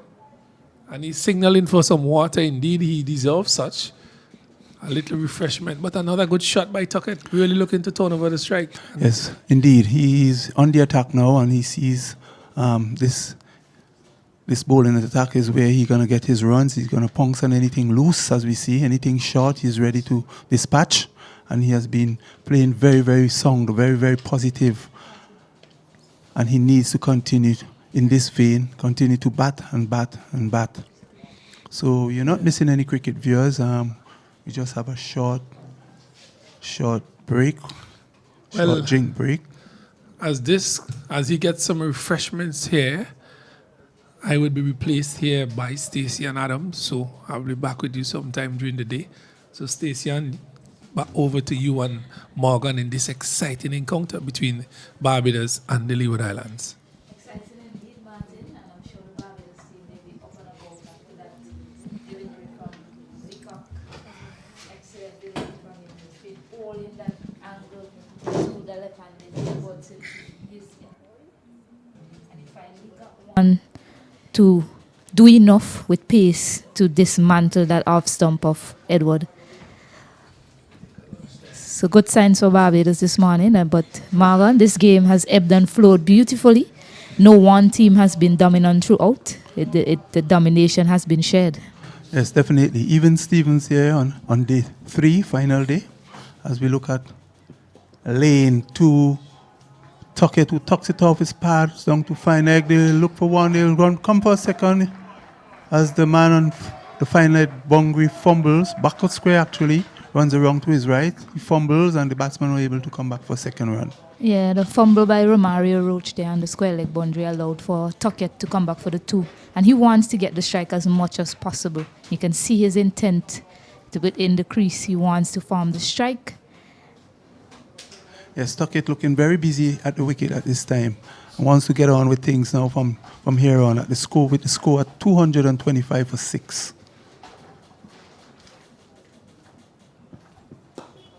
What's important for Leeward Islands is getting to that 249 mark. That will give them a batting point. So that's their first task, getting to 249.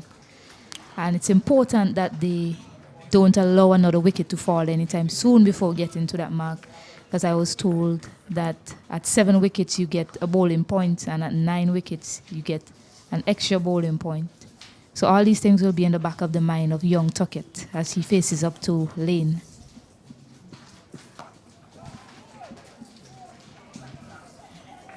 It's another misfield. Allows for a single to be taken by Tuckett. Yes, they see, and they're just now 23 runs away from getting that batting point as well. So These two batters for the Leewards have to stay there and ensure that they bat up until lunch and then maybe perhaps come back and finish the job. Barbados, on the other hand, are thinking to get them out probably before lunch. They're already into the half of the Leewards batting, but skipper Tuckett is still there on 59 for this delivery from Lane. Watley is letting it go. No run. Yes, Tuckett is playing an innings of quality here. I was informed by my co-commentator Martin that Tuckett is an aggressive batter by nature. However, his innings has been highlighted by a lot of control from the young man.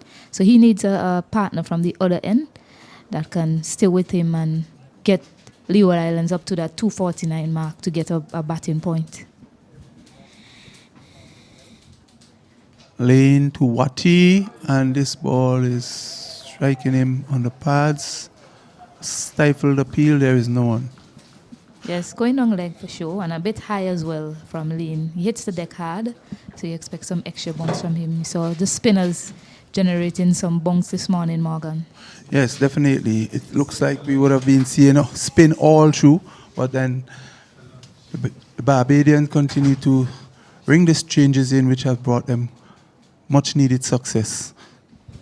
Talking about skipper Tuckett, when he came to the wicket yesterday, Stacey, he started out very quietly, but I think he has stepped it up a gear or two this morning. Yes, and it's the way he's been playing. Going back to Joel Andrew yesterday, he played similar to him. The score is 226 for 680. It's 225, sorry, for 685 overs has been bowled. Yes, the way Joel Andrew played, it's similar to the way Tuckett played as well. He played a supporting role to Andrew. And here he is now doing the bulk of the work for the Leeward Islands team, as is required by him. He's a captain. He's taken a lot of responsibility on his shoulders, and it's good to see that such responsibility is in phase in the young man, and he's standing up for his team. Yes, Stacey, and I'm sure you would agree with me that Joel Andrew, I understand he's only 15 years, played a very impressive yesterday. A very impressive knock. At age 15, I think he just lose a bit of concentration when he got out, playing a loose shot.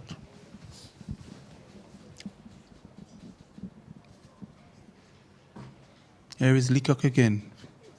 And here's a short ball. Doesn't trouble the batsman. Skipper Tuckett just getting his head out of the way. Leacock testing the surface. Still has some pace.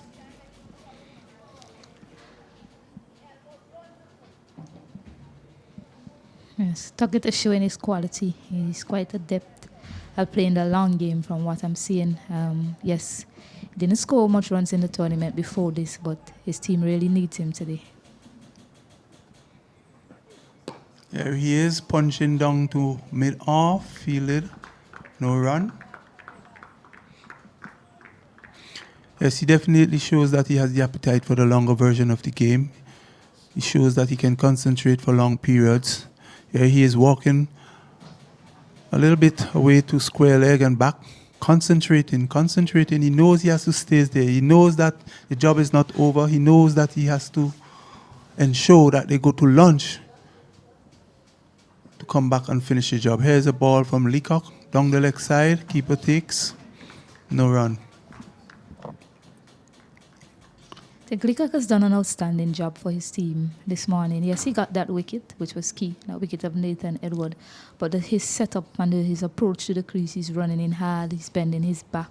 He's doing what is required of his team. And to Edward, it was a setup, and Edward really should have seen that coming. I mean, he was bowling to him from this administrative centre end, and he kept angling it into him. On that occasion where he was bowled, it was just a bit more pace, and he got it to angle some more. So, good bowling from Leacock this morning. He bowls with a lot of heart, Morgan, from what I've seen of the young man. He really runs in and hit the deck hard. He seems to be a bowler that knows his roles, follows instructions well also. Yes, indeed, and his approach to wicket is very, very straight, very quick. And he has a very nice stride in. So, the Leewards trying to get to 279, resuming at 172 for 2, has now pushed up to 226, 226 for 6. As Leacock comes in and bowl, and here is Watley opening the face of the bat, running it down to third man. There's a fielder there, saving the boundary. They get 1. The total goes up to 1 to 227 for 6. Yes, I don't know if that was intentional. It seemed to be a genuine edge. Unfortunately, there's no second slip in play for Watley. Have you seen Watley bat? No, this is my first time looking at the Leeward Islands team. I've heard about Nathan Edward. He scored 80 odd in that game against Windward Islands. I've heard about their bowling attack. I haven't heard much about their batting, but their batting looks to be coming together quite well in this match. Quick single taken by Tuckett. And that's been a hallmark of his innings so far as well. He looks for that drop and run opportunity. Yeah. Yes, and there are quite a lot of gaps in the field, so that he's taking the score over. He's pushing the ball in the gaps when he needs to do that, and then he's putting the bad balls away. So he has his plans worked out as to how he's going to get the remaining runs for the Leeward. So he continued to bat well, and he must stay there to the end if the Leeward is going to overtake the Barbadian score. The Barbadian, on the other hand, realizing this, they are trying to strategize by using a mixture of spin and pace where it is necessary. They already make inroads into the latter part of the Leeward Island batters, so we'll see how much pace they will continue to proceed with. Stacey.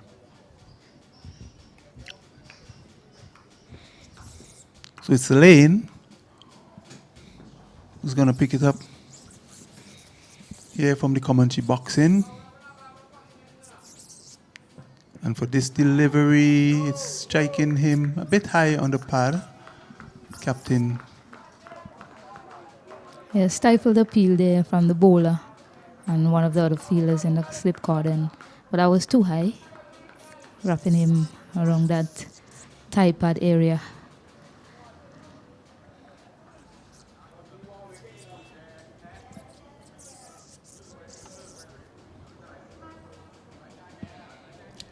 Stacey, indeed, it's a lovely day for cricket. You can ask for better weather.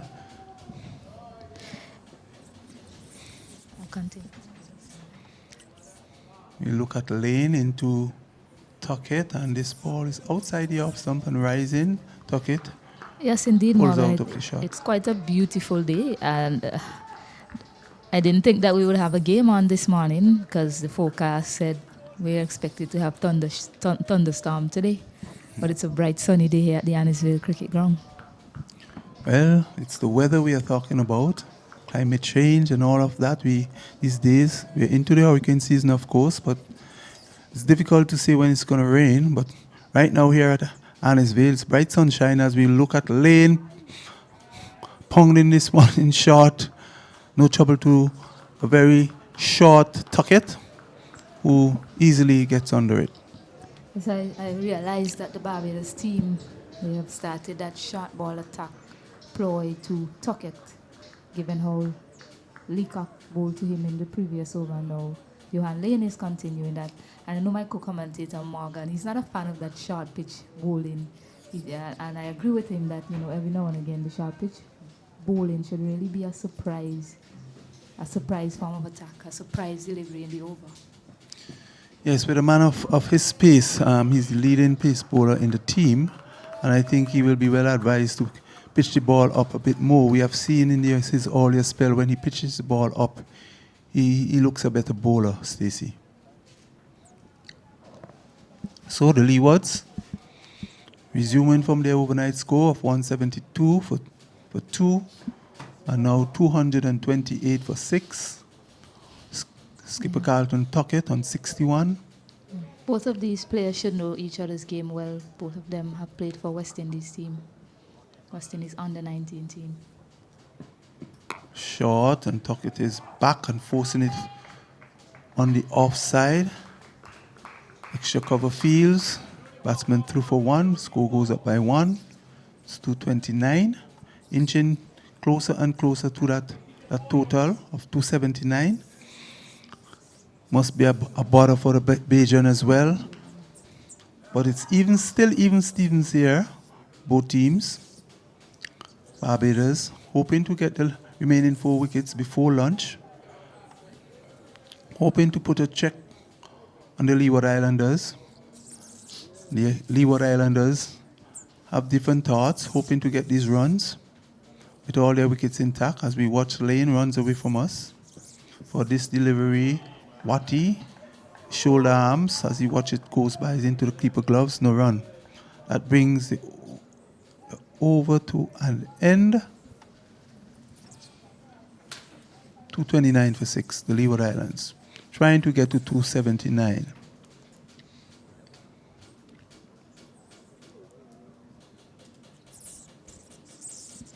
Morgan, I continue to be impressed by how outstanding these players have performed in this tournament so far. Yes, indeed. And it's a pity that some of it has been marred by rain, that we couldn't see them a bit more. And I think it would have affected some of their quality of play as well. But they continue to demonstrate that they have the ability, and this is what West Indies cricket is all about. It gives, for those who stay in the wicket for a longer period, selectors will get a chance to look at them much better. We saw the 15-year-old yesterday staying long at the crease and making 64. Andrew, 60. Andrew getting 60, but he batted quite well. Tremendous concentration. He was shaken by a short pitch where he got hit on his hand, but after that he continued to battle until the latter part of the afternoon. He lost his concentration and lost his wicket. And for this delivery from Leacock, skipper Tuckett is playing on the offside for a single, 1 run. So Stacey, it's important that the batters bat long, apply themselves at the crease so that the selectors will be able to have a better look at them when selecting. Yes, definitely. It's a tough job being a selector. A lot of talent, lots of talents on display in this tournament. You've seen a number of centuries scored. You've seen a number of players bat long. I mean, yes, you score centuries, but you also look at players' ability to occupy the crease as long as possible, and their application and the way they organize and set up to bat and bowl as well. So it's a tough job for the selectors. And I'm more so impressed by these players because a lot of them has never played cricket before competitively. A lot of them has never played red ball cricket before as well. And to come here and play this 3-day format and perform as well as they've done. A lot of the games went to 3 days, so that's very impressive. I was told like the last competition in 2018, a lot of the games ended within 2 days. So definitely a lot of the players put up their hands and they battled longer in this 2022 edition. Watley playing this ball long to fine leg for single, push the totals on to 231, the Leewards. 231 for 6, inching closer, trailing by 36 runs. Sorry, 48 runs. Yes, 48 runs. So 48 more runs if they are to overhaul this target set by Barbados of 279. Here is Leacock to... Oh, and it's a fall shot here from Falls in no man land. Here was a short ball this time, and Leacock got skipper Tuckett in some trouble there in a tangle. He wasn't sure whether to cut. He wasn't sure whether to defend. He had it lobbed up into the air, into no man's land. Tuckett, with all his energy, was trying to get with, but it fell safely. So? Yes, he was almost done in there by that extra bonks from Leacock, and that's what we've been saying, that short pitch delivery should always be a surprise delivery, and it should be well directed also, and that is what Leacock did. Unfortunately for Barbados team, There wasn't anybody around to take the catch. Yes, the first fall shot we seen from skipper Tuckett. And almost a short ball could have been his undoing. Yes, he has been playing beautifully all morning, actually, and he has been handling the short ball pretty well. But this one was dug in with a bit more pace and had him in some trouble. You watch Leacock as he comes in and bowl. This one is a fuller length, and skipper Tuckett is playing down to mid-off. Yeah, he reacted quite late to that delivery, Morgan. Just swerving out of it a bit late. So luckily for him, he's still there, and the players take another drinks break, and we'll be back here shortly. The score is 231 for 6, 87 overs bowled. So we're going to take a short break as well, and we'll be back.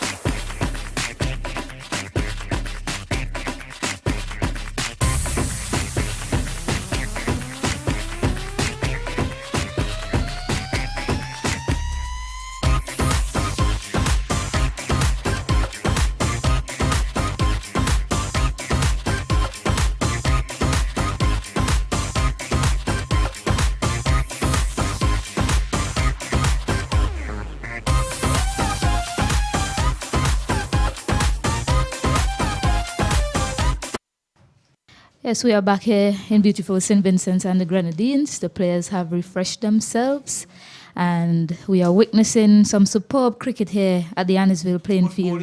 Tuckett is batting with a lot of heart and control for the Leeward Islands, and the Barbados bowling attack is fired up, bowling to some set plans, trying to create opportunities here, Morgan. Yes, definitely. And again, as we resume from the short refreshment break, we see Barbados bringing in the change. So we're going to see Seeley. Yeah, Seeley, he would have been paid some respect yesterday by the Leeward Islanders and has caused some trouble, except for bowling a bit trifle short at times. But he could be a very danger to the Leeward Island batters. So here he is left arm, this one, straight on the leg. and plays through the mid-wicket region for a single by Watley. Pushes the total up to 232 for 6 as they near the 250 mark. Indeed, Stacey, it's important that they get to this 250 mark.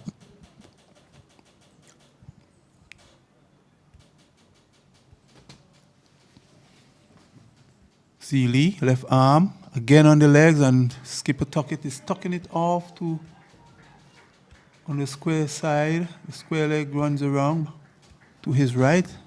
Batsman is able to complete 2 runs. Yes, and regular dealings here from Captain Nima bowling, switching around his bowlers. This is the first time Nathan Seeley is coming from this end.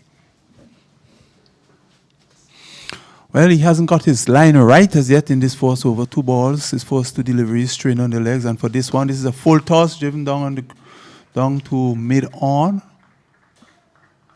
for 1. It's now 235. Leeward Islands. Skipper Tuckett goes up to 66.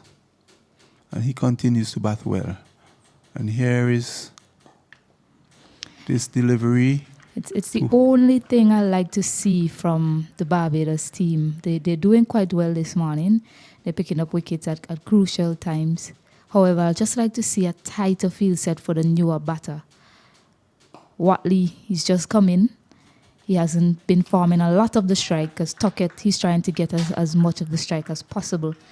And Watley, he's not looking to play a big shot. So I'd just like to see them squeezing him a bit more, Morgan. Good observation, Stacey. And yes, we have indeed seen quite a bit of gaps in the field placing this morning. But with the spinners operating and we have seen some bunks and turn, we will see what would happen as we proceed to lunch in this session. Leacock is going to continue the attack from the southern end. He has bowled impressively well this morning, Stacey, and should have gotten at least 2 wickets. Indeed so, but I think the Barbados team picking up that wicket of Nathan Edward, who has scored, I think before coming into this match, I think he has scored bulk of the runs for the Leeward Islands team. So that was a big wicket by Leacock to get for the Barbados team, and he's bowled exceptionally well. And I'm pretty sure he'll be looking to get more wickets before his allotted overs are finished within the first hour. Still quite a lot of gaps in the field as Leacock operates from the southern end, comes into bowl to skipper Tuckett short. And I think, Stacey, we're going to see a lot of short pitch from him. At least we have seen some variety in his bowlings. Thus far, he's mixing short pitch with fuller length deliveries, so having the batsman to think as to what he's going to do. Yes, and his weapon seems to be angling the ball into the batters, and that is how he picked up Nathan Edward. So Tuckett has to be conscious of that delivery coming back into him. And you see, he attempted that on that occasion. However, he's just not lining it up well to the right-hander so far. He's been strained on the leg side, but that seems to be his weapon, Morgan, angling it into the batters. Yes, well, there is some anxiousness about the Bajans now. They're keeping their eyes on the score and realizing that the Leeward Islands are inching closer to that 250 mark and has that ability to go beyond.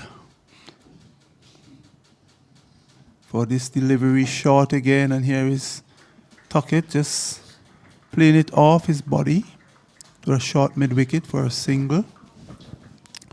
Score goes up by 1.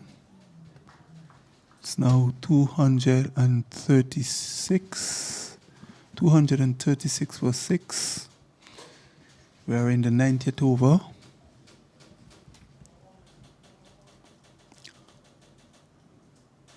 Tuckett, realizing that there's still a long way to go and needs to bat and bat to see his team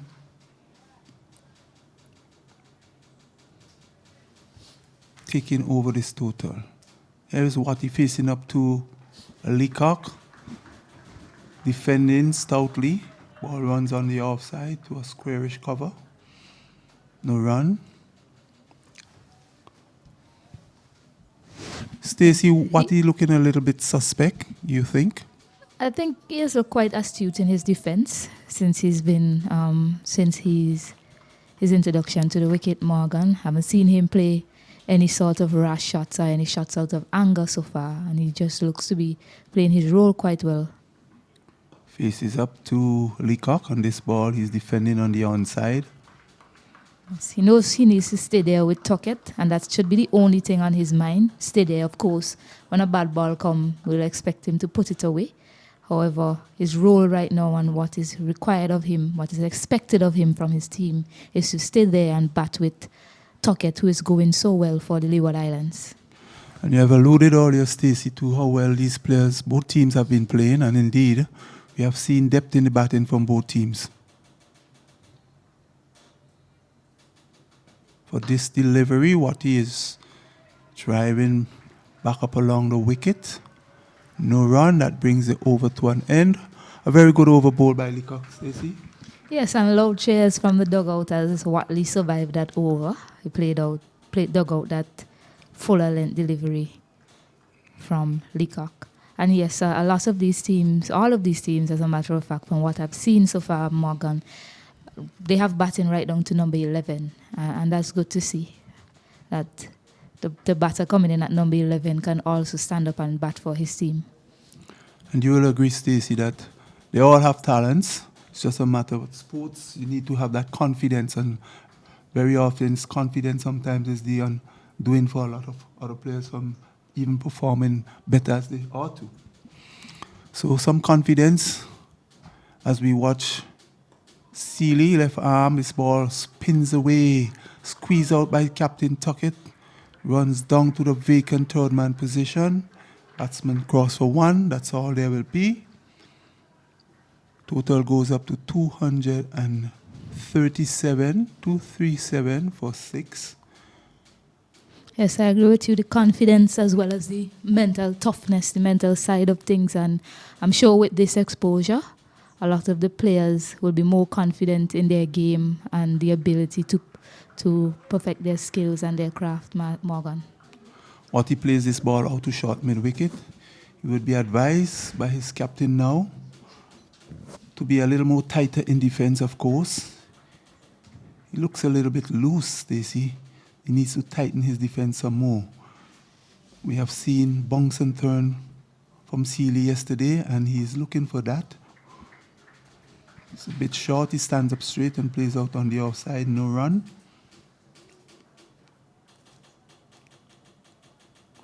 I'm not seeing the kind of purchase from Seeley that he got yesterday from this end. Here he is, flighted, and Watty is equal to the task, playing forward. Yeah, this is the first time he's coming from this end, Morgan. And so Nima Bolden, the captain, probably just asking, he's trying his bowlers around to see. Here's a full toss, driven up to mid-on, no run. Yeah, trying his bowlers to see, who is best from which end, just trying to figure out the best bowling combination to pick up the rest of the 4 wickets that's remaining for the Leeward Islands team.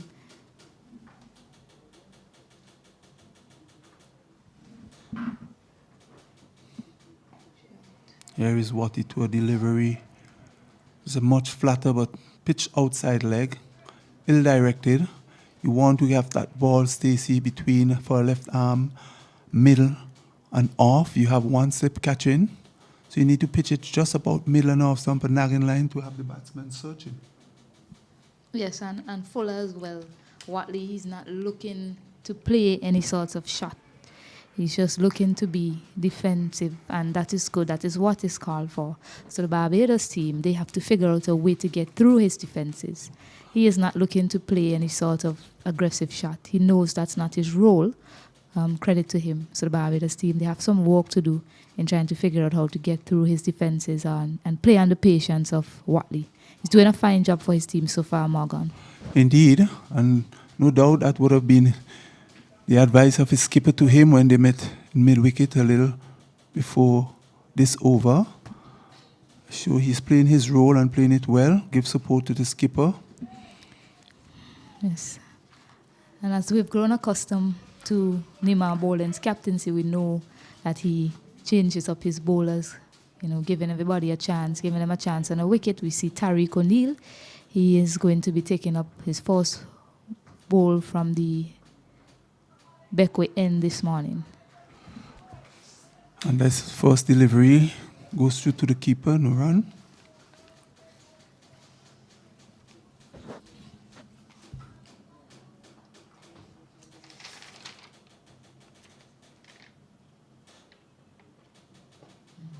Outside the off stump.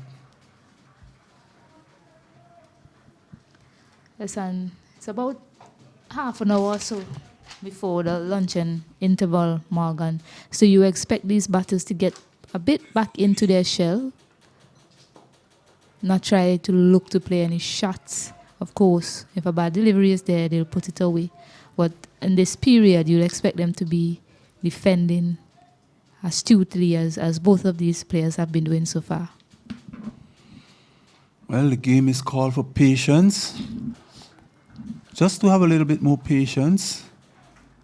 It's not about playing shots as we approach lunch. Skipper Tuckett, very aware of this and would not want to give his wicket away. Stacey, we have seen the wicket that has fallen so far, except for this one this morning. You can say that the batsmen really give their wicket away. For this delivery, Tuckett is pushing forward. There is a stifled appeal. No run. Yes, and no one around the bat as well. The Barbados captain, he should be more aware of the period that's at play right now. Should be more aware of the game situation and try to bring some more fielders around the bat. Here is O'Neill, and here it is that he's playing this one uppishly, but to the right of where a straightish mid-wicket is, but it fell safely. Yes, at the end of the over, it's 237, 6 wickets down for the Leeward Islands team. So, the battle continue here at the Arnos playing field. Leeward Islanders versus Barbados. Barbados, we remind our listeners and viewers, declared their innings at 279 for 8th. The Leewards responding yesterday, close the play, 172 for 2, and on resumption has pushed up to 237 for 6. They have lost 3 wickets this morning. Tuckett, the skipper, is still there on 68, and Watty playing his role as the supporting role. As we watch from this end, Seeley left arm to Watty, and Watty is pushing forward, trying to ensure that he plays up until lunch, but he has to be careful, Stacey. He doesn't want to be too careful, because where the ball is to be hit, he needs to hit as well. For this delivery, Watty is driving up to mid-on. There is no run. 2 deliveries in this over so far, and they're full to Watley, and that is what the captain is expecting of Seeley. He needs to bowl fuller to Watley. Force him to do something else. For this delivery. There you go. Excellent delivery. Well left by Watty. That's a good line. Yes, good line there from the left-hander. It's excellent delivery to Watley, who's just looking to be defensive. With this sort of line now, Morgan, the captain can be encouraged to bring some more fielders around the bat. Oh, and that's a beauty from Stevenson? Seeley? That's a beauty from Seeley. No, Stevenson. Actually. Stevenson. That's a beauty from Stevenson bowling from this end. We have not seen too many of those deliveries, and for this, here's another one, just on about nagging near about off stump, going away with the natural left arm. But Watty, very watchful, just coming forward and let it go by. Maybe if he has to bring this one back with the arm, it could be a dangerous one. Here he is a bit closer and he squeezes it out. Very good overboard. Yeah, excellent over from Stevenson. He used all of it. Stevenson. Yeah, excellent over from Stevenson there. Replacing Seeley from this end. And he pitched it up, he bowled it fuller, and he also had that ball angling away from the right-hander, which is a custom for the left-hand spinner, moving away from the right-hander. But the key was, Morgan, that he bowled fuller and he slowed up his pace as well. And I think that will be imperative for the spinners going forward on this wicket to these batters, Morgan. Indeed, and we have seen once they pitch the ball on a good length, they get the results that they're looking for. So he has to be consistent with his line and length. As a matter of fact, all the bowlers who bowled this morning was pretty okay with their line and length, except for a few deliveries that would have strayed.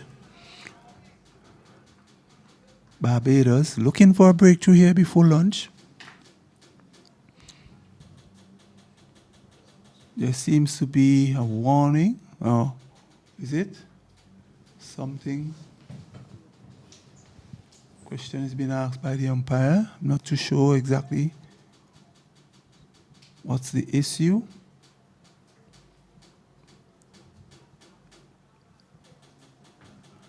But we look at O'Neill operating from the south, comes in and bowl, and here is almost getting through the defense of skipper Tuckett. It's a battle of forbearance and control right now between these two teams. Just before that luncheon interval, the Leeward Islands, they don't need to lose a wicket, so they definitely need to display all the patience in the world. And the Barbados team, when they do find a line and length to operate on, they need to continue on that line and length to trouble the batters as long as possible, Morgan. So both O'Neill and Stevenson keeping things in check here for Barbados. And here is a drive almost carries to the man at mid-off. Extravagant drive from skipper Tuckett. He will be well advised to keep his cool. Take it easy, skipper Tuckett.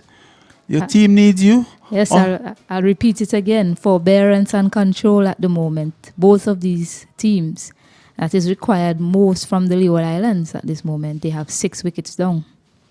O'Neill to Tuckett, and for this one, he's forward. The ball taking the inner half of the bat, or outer half of the bat, and going on to the offside field.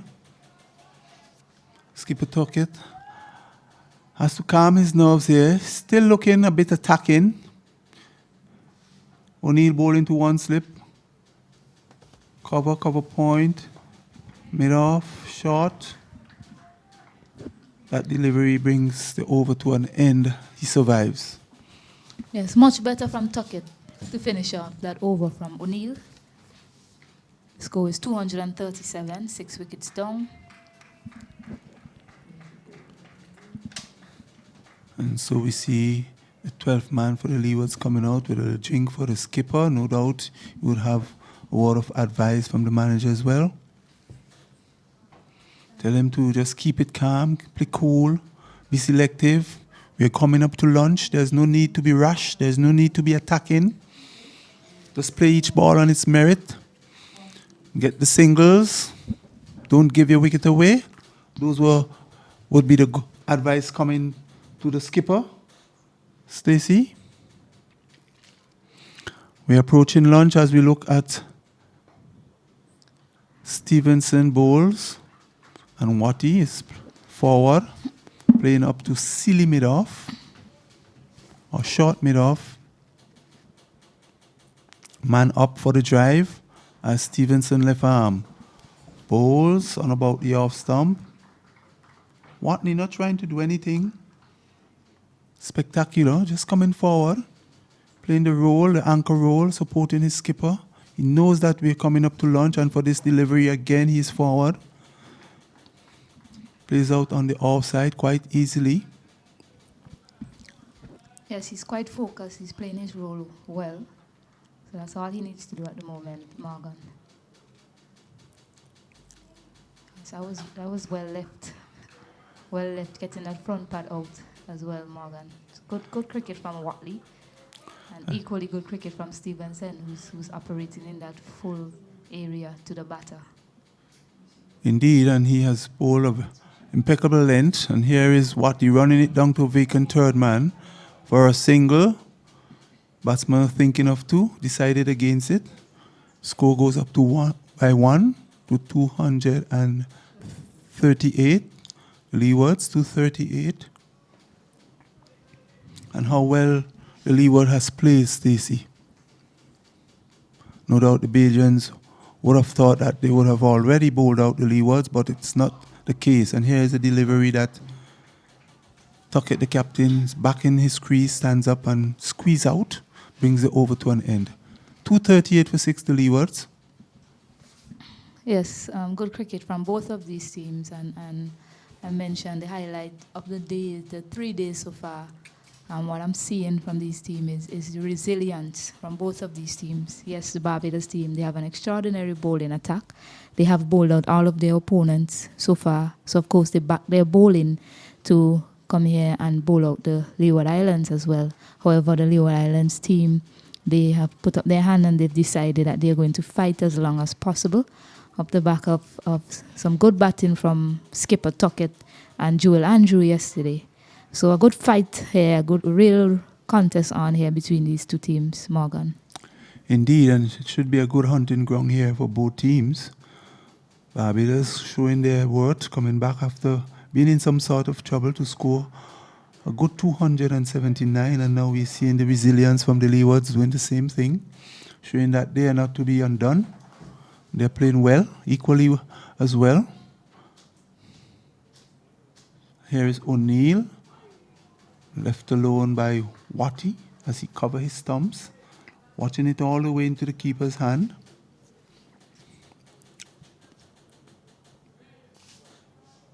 Watty concentrating as O'Neill comes up to Watty, and here he is coming forward easily, not looking to drive per se, but more or less keeping it out. Yeah, he's very focused in his defense. Quite organized, quite an organized player when he's defending, and that's what is required right now of the Barbados team, the Leeward Islands team. Skipper Tuckett looking quite relaxed at the non-striker end because his partner is doing just what is required of him. Just about 25 minutes or so to lunch. 238 for 6, the Leewards. These batters, Tuckett and Watley, no doubt, will be thinking of going to lunch and coming back to finish the task of overhauling the Bajan total. Here is one that is taking the inner half of the bat. She goes down to a short, fine leg. First slip runs. It's a leg by. Take the total up to 239. 239 for 6. And Stacey, it has been a quiet period for the last 5 or so overs. Barbadian spinners really putting the pressure on the Leewards. Yeah, and as I mentioned before, you'll expect this period to be quiet in terms of run scoring because none of these batters, they want to give their wickets away. So you won't see, well, hopefully for the Leeward Islands, you won't see any sort of risky shots played at this point in time. 20 minutes or so to go before lunch. Both of these batters, they'll be thinking about surviving and getting back after the lunch and interval to continue things. So Stevenson continues here from the commentator's booth end. And for this delivery, it's producing some trouble. That ball spun a lot, but it was pitched outside the leg. And the rule is, once it's pitched outside the leg, there's no way that would have hit stump. And even though it would have hit stump. Yeah, it squared him up, but looked to be some bat also, Morgan. That's Stevenson again to Watty and stands up straight. Plays off to short, mid-off. No run. Stevenson. Bowled a very good line and length. The overs before, the previous overs. He needs to just slow this up a bit. Here's a delivery, flighted on the middle stump. Watty, equal to the task. Skipper calling Watty now to have a short word with him, no doubt, telling him, continue to play positive, continue to be watchful as we approach lunch. Don't give your wicket away. Stevenson have other ideas, comes up, bowls. Yeah, and it's something you see from Carlin Bowen Tuckett, the captain of Leeward Island, since he's been in the wicket with his other batters. He just calls them down in the middle every now and again to encourage them and help them to refocus, Morgan. And this is so important. You need the support of your other batter. And he's watching from the non-strikers there, no doubt would have seen something that Watney may not be aware of. So it's always good to point it out to him. Here is a short ball from Stevenson, plays on the offside, brings the over to an end. The total 239.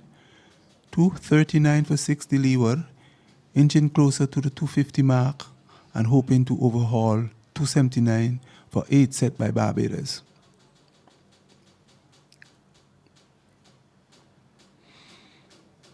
Still good weather here at Arnos playing field. No sign of rain. Have some clouds in the sky.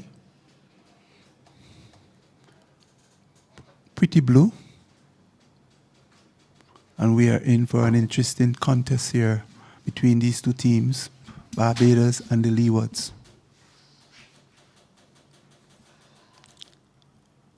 O'Neill bowls. This ball is played out on the offside. No run. O'Neill to Tuckett. Oh, and this is... And he has sent him out leg before. This is a ball. I thought he was bowled, but then there's appeal for leg before. And just exactly what we are talking about. We are hoping that these two would have played up until lunch, but here's a delivery that kept low from O'Neill from the southern end. Tuckett was trying to squeeze it out. Apparently he did not get bat onto ball and he was sent out like before. It wasn't quite an appeal from the Barbados team, Morgan. They went up thinking he was bowled. The ball did keep low.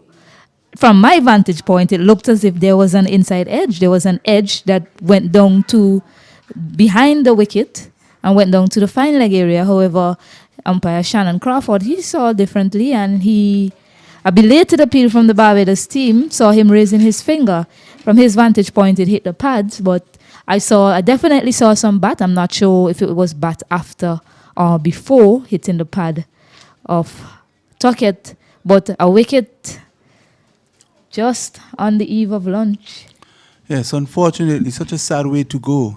Skipper Tuckett, the mainstay of the Leeward Islanders, has left us. He was given leg before to the bowling of O'Neill for 68. 68, Tuckett just on the eve of lunch, going leg before to O'Neill, operating from the southern end. A ball that turns into him, kept a bit low, strike him on his pad. For a moment I thought he was bowled. A belated appeal by the Barbadians. And yes, we have the benefit of the replay here. And my apologies to umpire Shannon Crawford. I saw bat, however, upon replay, it kept low and it hit the pads low of Carlin Bowen Tuckett. Well, so that brings the new batter to the crease, and he's pushing forward. Chamiko Landerfort, he has joined Watley at the crease, and a delivery that kept low is the undoing of Captain Carlin Bowen Tuckett, who was bat with a lot of heart for his team and showed a lot of self-restraint. Such a sad way to see him go. And here's Landerford opening the face and running it down to a vacant third man position, just past slip.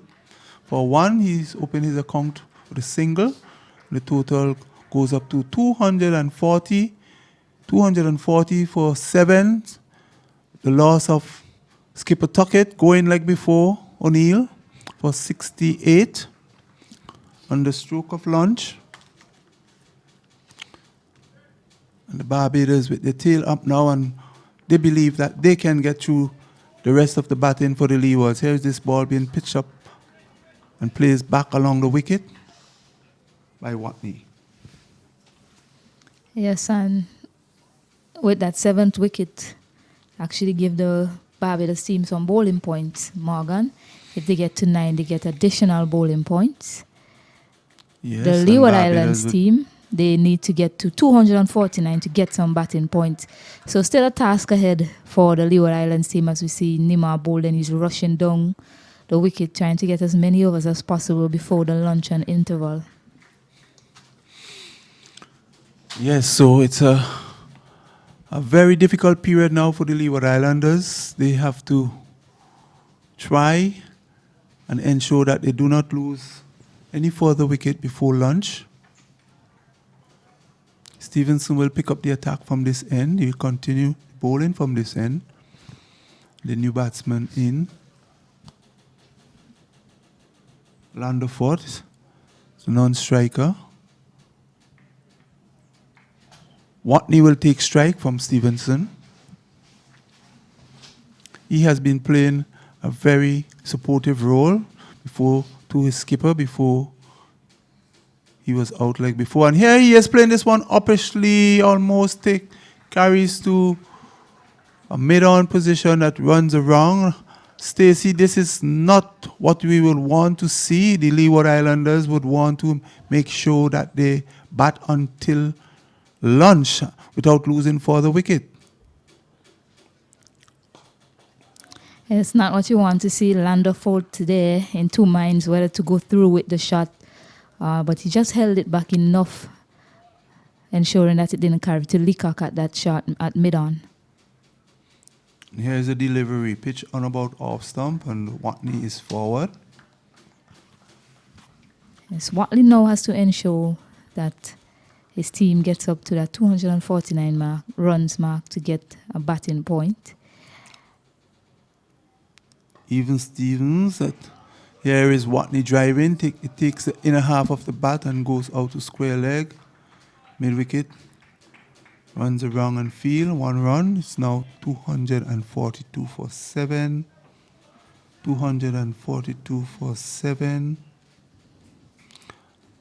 And it's such a sad way to see skipper Tuckett going. Stacey, he have played so well all through the day, and O'Neill operating from the other end was getting some bounce and turn, but that delivery that was the undone for Tuckett was kept very low indeed.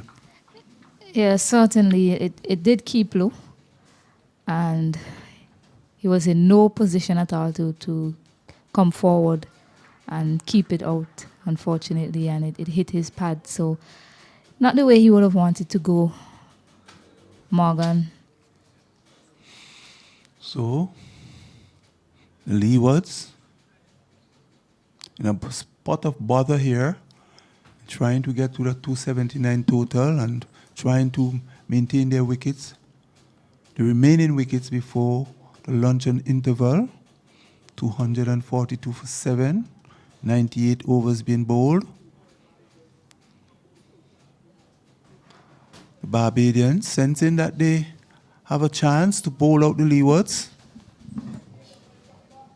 operating with spin from both ends. O'Neill, the wicket taker, continues to operate from the southern end. He will be bowling to Watney, who has been there, getting his eyes in all along. As I see now, they have decided to put Achilles Brown in that short leg position to Watley, something I've been calling for all morning, but with the fall of that wicket, they've decided to squeeze thing on the eve of lunch, Morgan. Yes, and here's Watney to this delivery forward, trying all his work to make sure that that delivery doesn't get passed between bat and pad. O'Neill having other ideas, comes up and bowls, and Watney is equally forward, smothers the spin, short leg picks up, no run.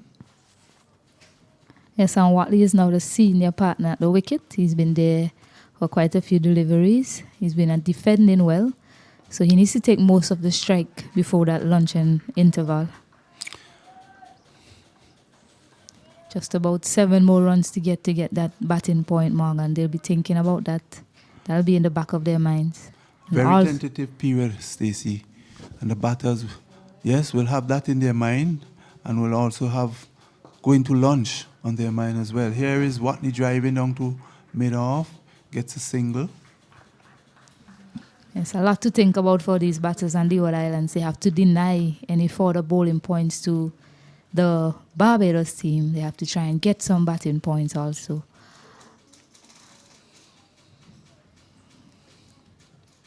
The game, very poised at the moment, deeply contested.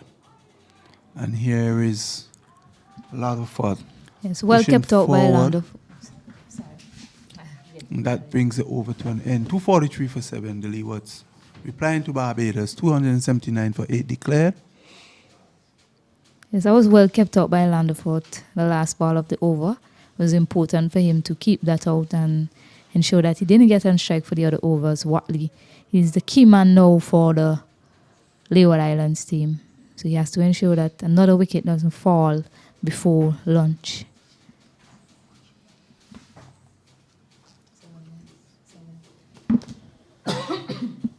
So with 7 minutes more to go before lunch,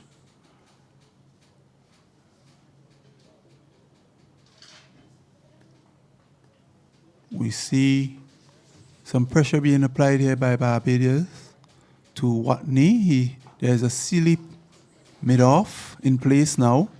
One slip, silly mid-off.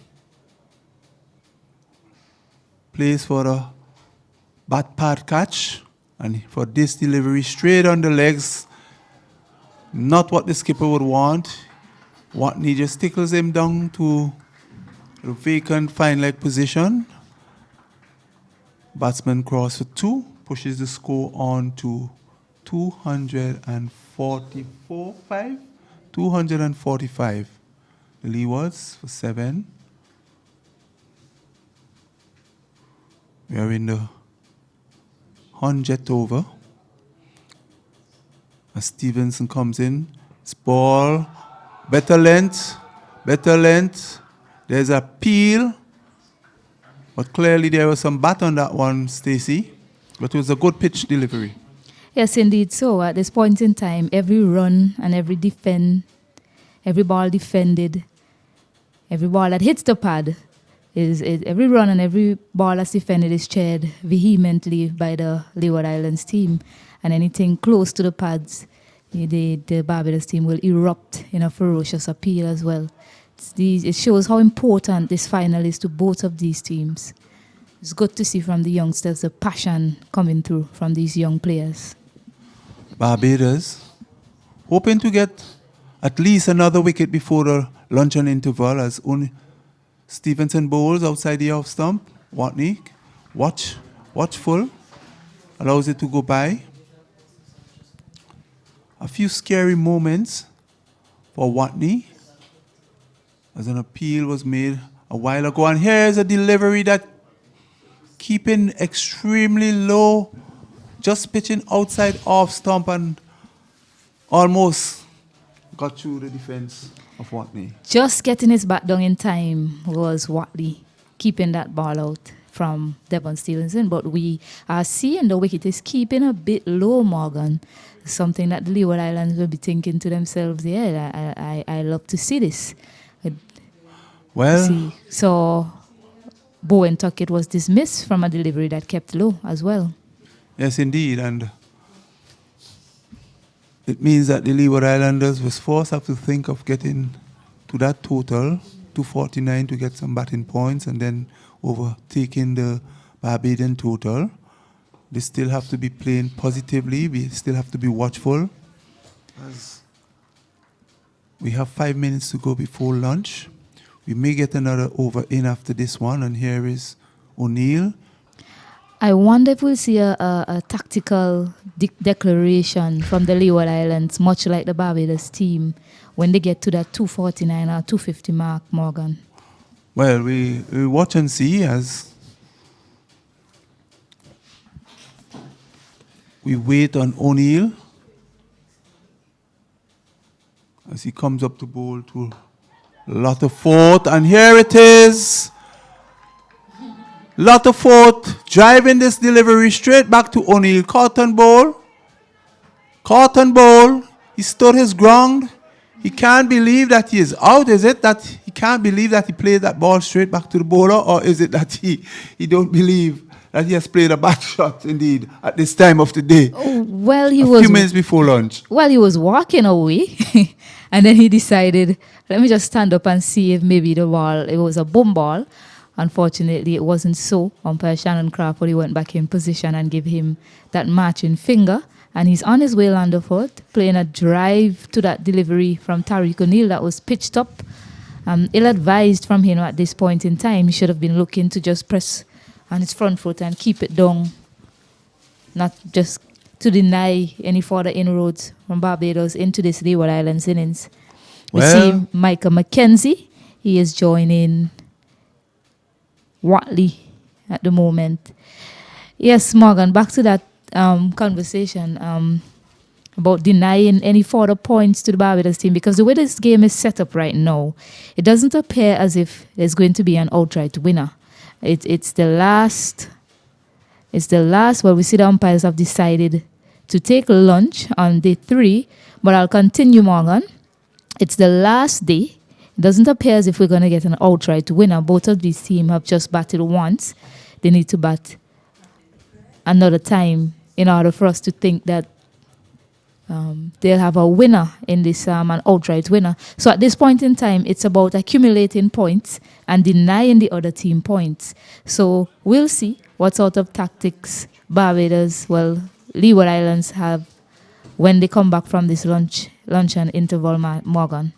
Yes, an interesting period of play there. So Barbados taking the upper hand of this game so far. Was able to get the breakthrough this morning, taking 4 of the 6 of the Leeward Island wickets this morning and going into lunch at a healthy position with 8 wickets down. The Leeward Islanders 245 and are very up against it now. So we will rejoin you here after lunch with the Leeward Islanders 245 for 8. 100 over have been bowled. And we will resume play at about in the next 40 minutes. Next 40 minutes, we will resume play here at the Arnos playing field. Thank you.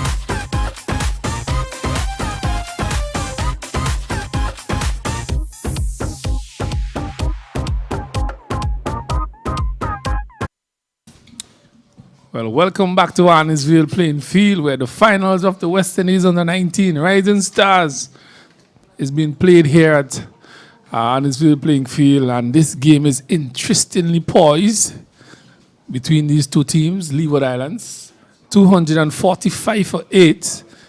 Barbados scored 279 declared. And just to make the viewers aware of what is happening in respect of this tournament, if you score 250 runs to 299 runs, you will be awarded 2 bowling points. 2 batting points, sorry. And if you get to 300 and 349, you'll be awarded 3 batting points.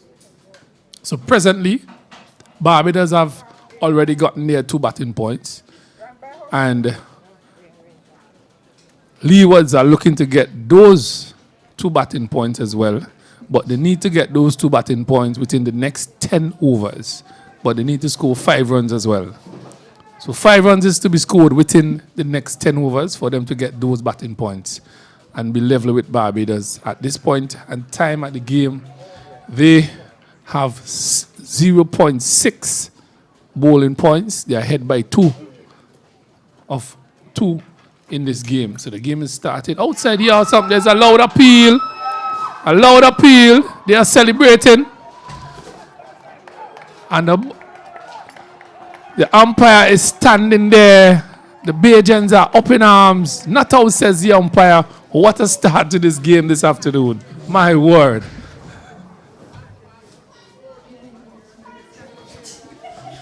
Just to let you know that I'm joined here in my co-commentator, Stacey, and Adams, who is basically shocked by what is happening so far.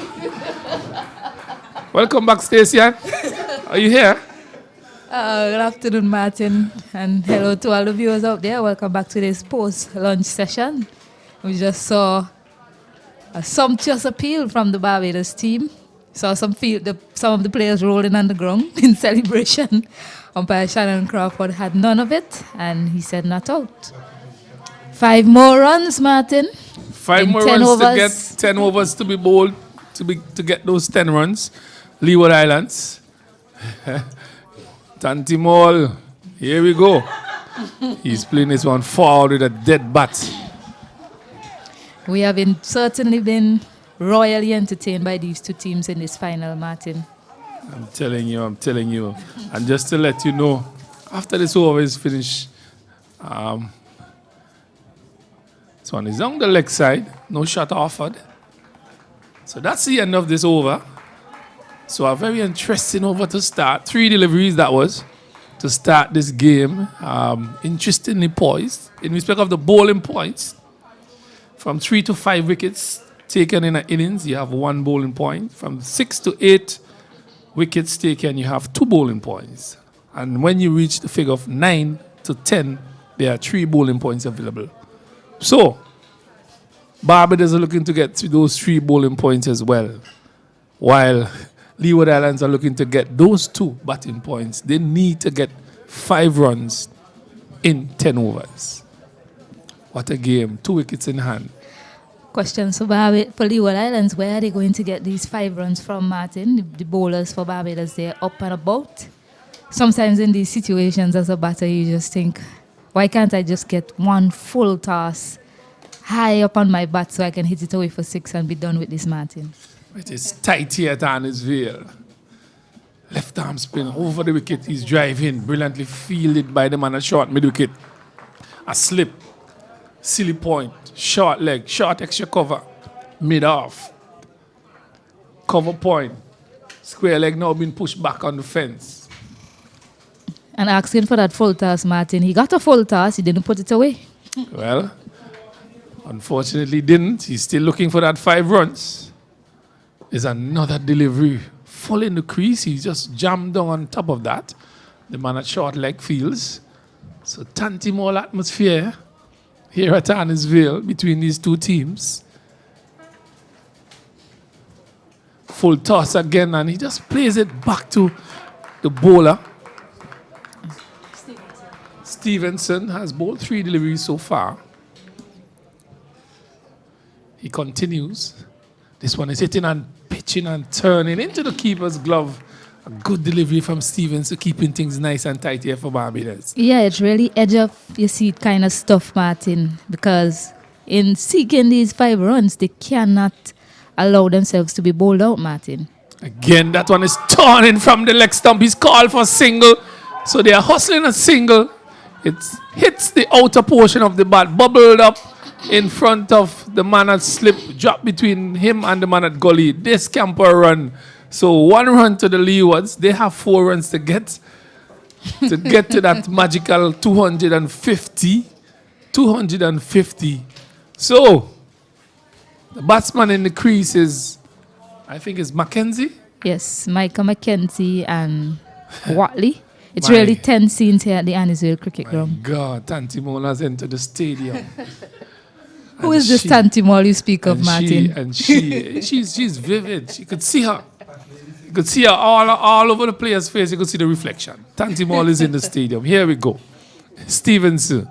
He'll be bowling to Mackenzie. Mackenzie is crouching low. It's in. He's played our bunks and turn. My word. Look at that delivery.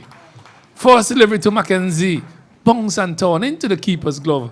A really fantastic over bowl here by Stevenson. Great start to this intense battle between these two teams.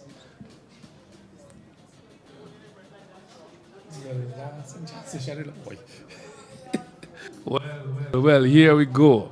Leeward Islands versus Barbados. The battle for the championship here. Seems as though there would be a 0.2 separation between two teams winning this tournament.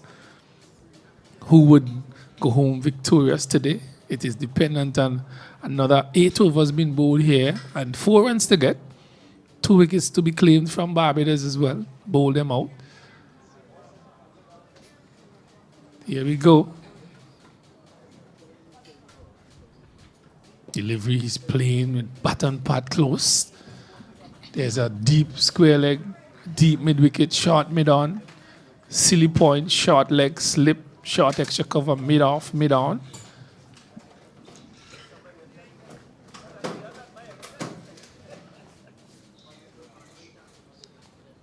It's a flighted delivery, just hitting the inner portion of the bat. No, said Mackenzie. So Leeward Islands have batted stoutly so far. Yes, they need to maintain their patience. Don't get carried away by the situation. Yes, they need to get 4 more runs in about 8 or so overs. This one is just chipping and jiving. The man at short extra comes across and feel the tension is in the atmosphere. The guys are lurking under the bat. The man at slip.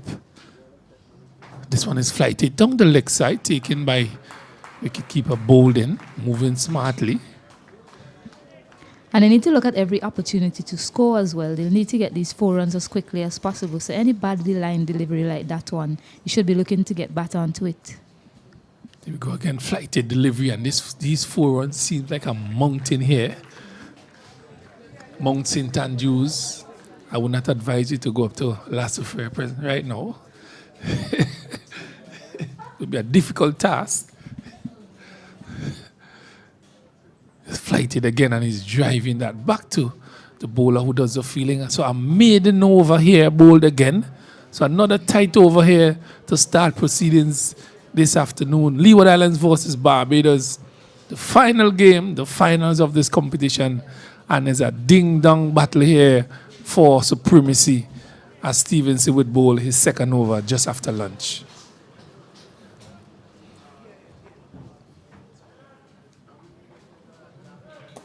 So, Barbados looking for these 3 points. Leeward Islands looking to get 4 runs. My word, how this game has kept us on our toes. It has changed directions on several occasions during this period, the morning period. Now we're just after lunch. Everybody's now lurking. Stevenson flighted. This one is bouncing. He's on top of that is Mackenzie.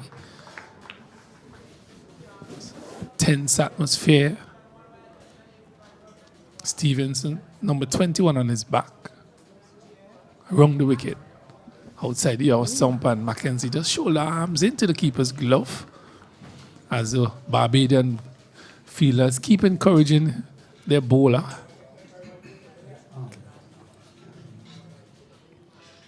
Stevenson, this one is on the off stump, bouncing into the keeper's glove.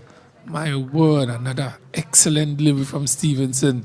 Yes. These 4 runs seem like a well, how far is away? How far it's away from getting?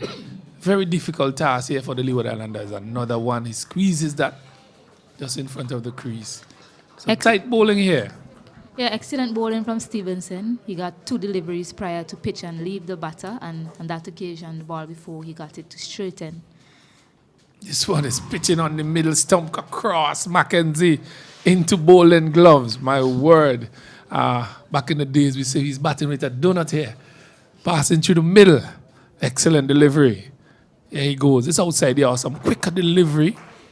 Was just cited by a co-commentator. That brings the end of another maiden over. Yes, well negotiated by Micah Mackenzie. Didn't let anything trouble him that much in the over. So good going from Mackenzie.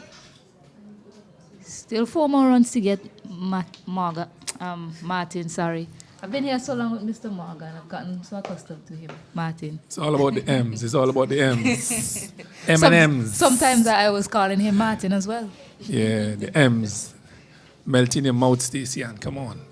M&M's.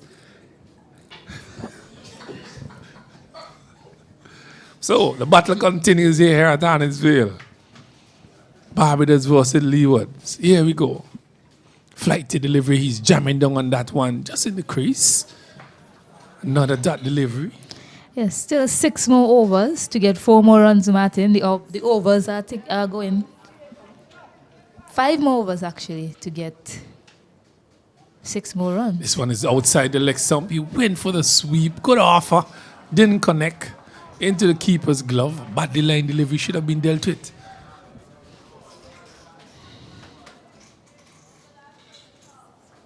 One slip, silly point, short length, short extra cover. This one is flighted outside the house stump, and really stays here. And that's a full toss outside the house stump. Should have really done better with that. Nobody in the cover area. Could have just easily pushed it in the cover area and take up a single. And take a single. Yeah, so many thoughts in the batter's head. He doesn't want to get out. Again. He don't want to get out. That's also part of the thing in his mind. He don't want to give the Barbados team bowling points, Martin. So it's 2 things in his head right now. Don't get out and score runs. So it's tough. It's tough going. He has to find a way to score. This one is clipping off his leg. Well fielded by the man at short leg. Sharp as a razor. Is that man there? So some tight bowling. Some excellent feeling here by the Barbadian team. 2 teams want this championship badly. Battle Royal, another maiden over being bowled here. So it seems as these batsmen have no intentions of getting these 4 runs, or they're just waiting for that bad delivery to pounce on it. Yes, certainly. Unfortunately for them, the Barbados bowlers, they've come out and they've maintained an excellent line and length, not giving anything loose away so far.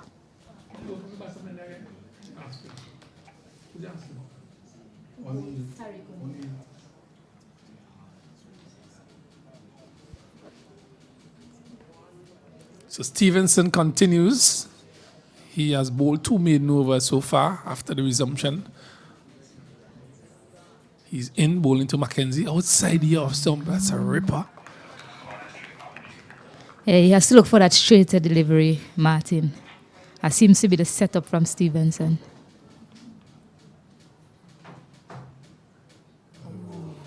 Another good delivery. These batters are finding it very difficult. As you used to say, they can't get the ball off the square. The cricket has been played right in and around the square. Again, that one is keeping really low, Stacey, and you have seen a couple of deliveries like that. One of those deliveries who got the wicket, get the skip of the Leeward Islands team, Plum LBW, kept really low. This one is fast and flatter delivery into the keeper's glove. So some intense intense bowling here by Stevenson, keeping things tight. The Leeward Islands batters are really trying here. The ball is spinning across the bat into the keeper's glove. Pressure from both ends. This one is a shorter delivery, just sliding on his back and defends it stoutly. Yes, I must applaud the consistency from Stevenson in this over. Again, this one is pitched just on the middle stump. The umpire leans his head to the right and says not out. So a very enthusiastic appeal there from all the players around the bat. Not out, says the umpire. Another maiden over has been bowled here by Stevenson. Yes, good umpiring from Christopher Wright. Of course, at this point in time, the Barbados team, they'll be going up for anything that hits the pad. So good umpiring from umpire Christopher Wright, given that not out. Well, I think the 12th man have brought the message out to these two batters. Gentlemen, we need to get 4 more runs. We have 4 overs remaining. So you need to get these runs within these 4 overs to put ourselves in that position of getting those batting points. So they have batted 5 maiden overs so far on resumption of play. Yes, they have. And they also need to keep in mind that they can get 4 runs from just 1 delivery, Martin. So no need to give it away at this point in time. Just 1 ball can give them 4 runs or even 6. So they still need to apply some patience and occupy the crease. This one is hitting the edge. They would call for single. They get it. An intelligent edge, you call that. An intelligent edge. So it's counting down. 1 more run to the Leeward Islanders. 3 runs to get. 3 runs to get to that precious 250. 247. 247 for 8. The lurking men under the bat slip. Silly point. I think he's looking to get a gully. A couple of deliveries have hit the edge and gone through that vacant area. The silly point has been moved to a second slip gully area as O'Neill continues to bowl. This one is flighted and he's playing forward. Bat and pad. Textbook style. Barbados versus Leeward Islands. Here we go. Flighted again. He's forward. Kills that one. Straight back to the bowler. So no problems there. 2 slips. Short leg, short extra cover, short mid on, short mid off, short mid wicket. Everything is short. The batters keep playing tightly, but they need to get those other 3 remaining runs. This one is bouncing. He's looking for a single. Some trouble there, but all that has been evaded, really. So nothing coming from that, not a run. He looks like he wanted a run, but was halfway down and was sent back. So, 247, 247. A magical figure is 3. 2 for Barbados. This one is outside here or something. He's playing forward. That's the end of another over. Just 1 coming from that over. So 1 run from that over. 3 runs to get from just about 3 overs. Yes, and the spinners, they're bowling, they're getting through their overs quite quickly, Martin, and they're bowling accurate line and length. The Leeward Islands team, they'll have to find a way to score. They'll have to find a way to get on top of one of these spinners to get to that 250 runs. So just being corrected there. 2 overs remaining, 12 deliveries. They need to get 3 runs. But there's a bonus point as well for batting 110 overs as well. Yeah. I'll go back and check the rules again and make sure that I'm correct. Don't want to misinform our viewers. He's forward. Plays stoutly again.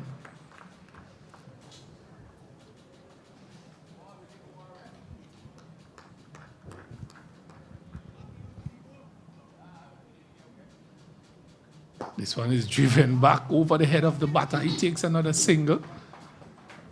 So even though the Leeward Islands don't get the 3 runs, but 2 more runs they get from 2 overs, there's a bonus point awarded only for performances in the 110 overs of each first innings and retaining whatever the results of the match.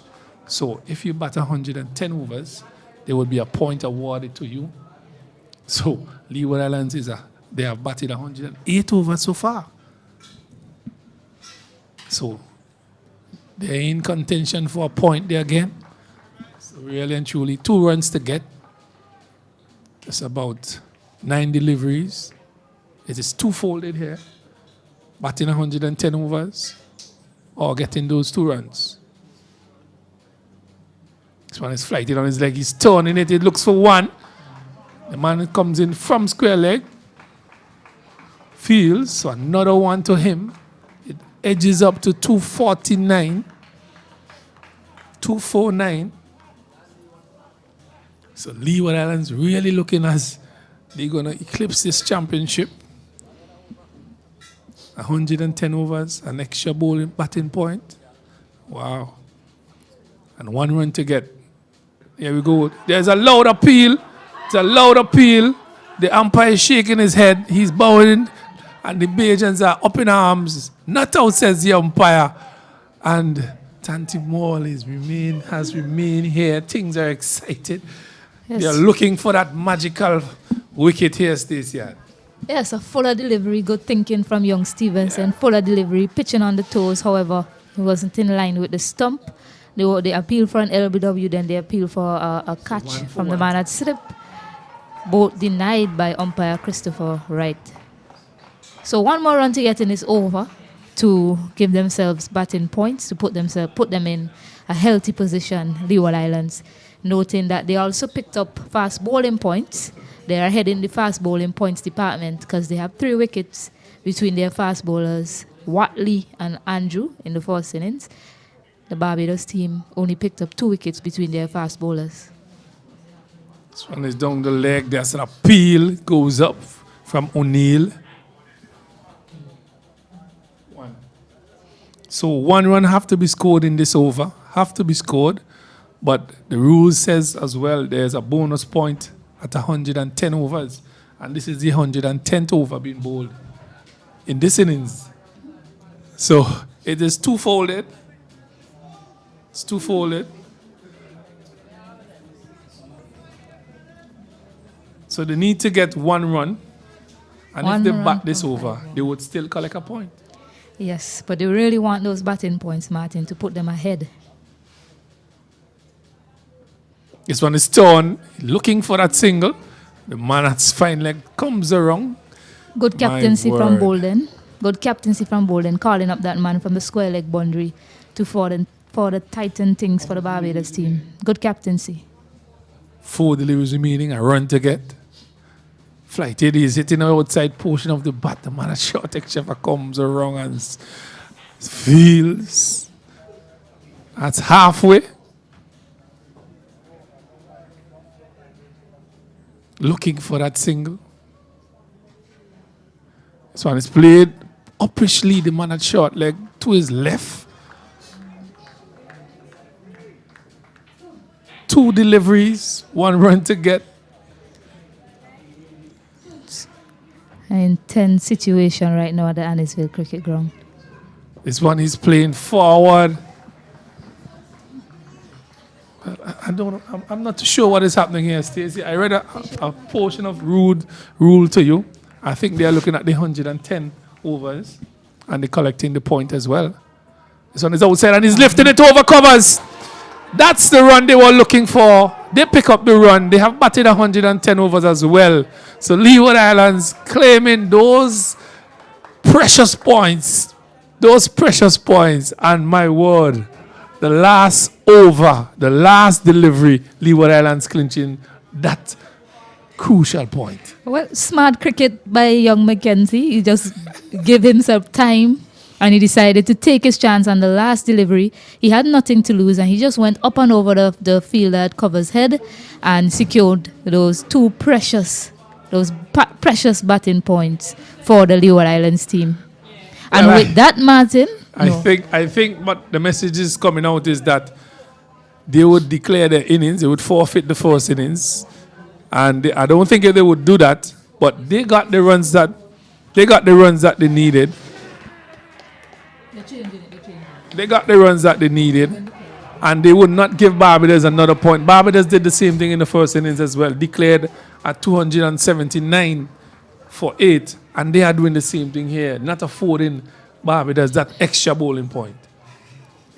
yes, I was asking my co-commentator, Mr. Horn, if he thinks that the Leeward Islands team would declare after scoring that 250 runs, and they have done that here at the Annisville Cricket Ground. So some tactical cricket here, Martin, from Leeward Islands, much the same like Barbados in the first innings. Yes, it was expected, and also they have claimed the point for batting 110 overs. That is also in the rules. Yes, so Barbados now, in order to get ahead of this game, they will have to go and score at least 250 more runs to get a batting point. Exactly. And they have less than half a day to do so. But ladies and gentlemen, Leeward Islands have forfeited their first innings at 250. And Barbados would start batting here this afternoon in the finals of the West Indies Under-19 tournament. We are having a break just for about 10 minutes, and Barbados will resume here. I'm not too sure of the decision, what will be done. But Leeward Islands claiming that crucial point, and really Barbados suffering because of such. Ladies and gentlemen, we just want to tell you that this is finals of the West Indies Under-19 tournament, dubbed Rising Stars. As we see the Barbadian team leave the field, rather disappointed, dejected. And we will be back with you here to bring you more updates and live coverage as today's proceedings continue and give you further updates as to what is the situation presently. So we'll be back with you shortly.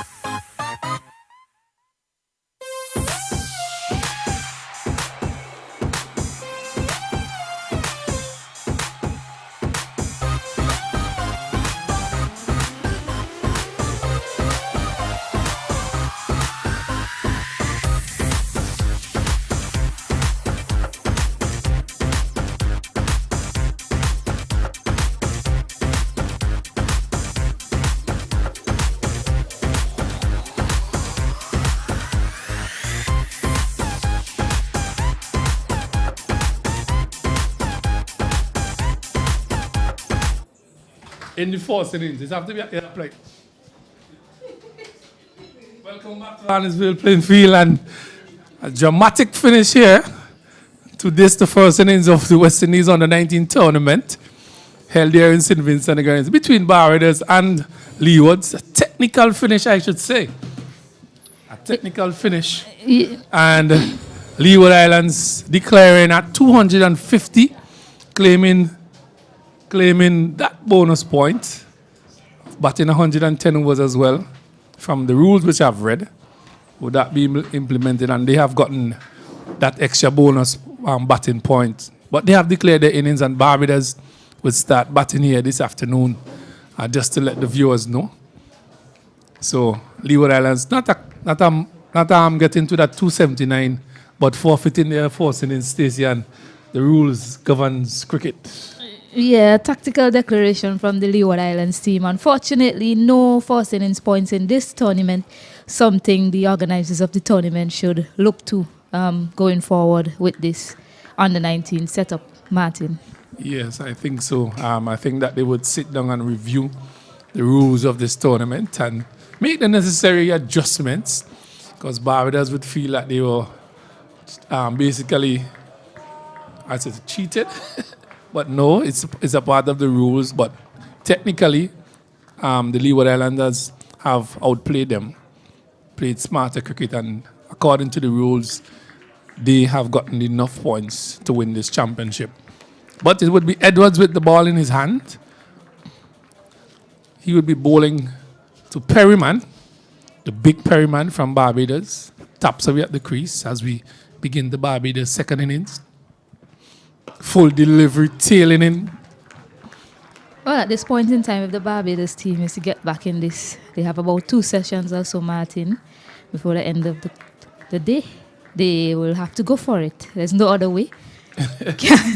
There's no other way but to go at it and try to secure 250 or 300 even to get more batting points than the Leeward Islands team. Keeping in mind, you also get fast bowling points, so they have to be mindful about gifting wickets to fast bowlers as well. Here we go. Outside here, some beaten into the keeper's glove.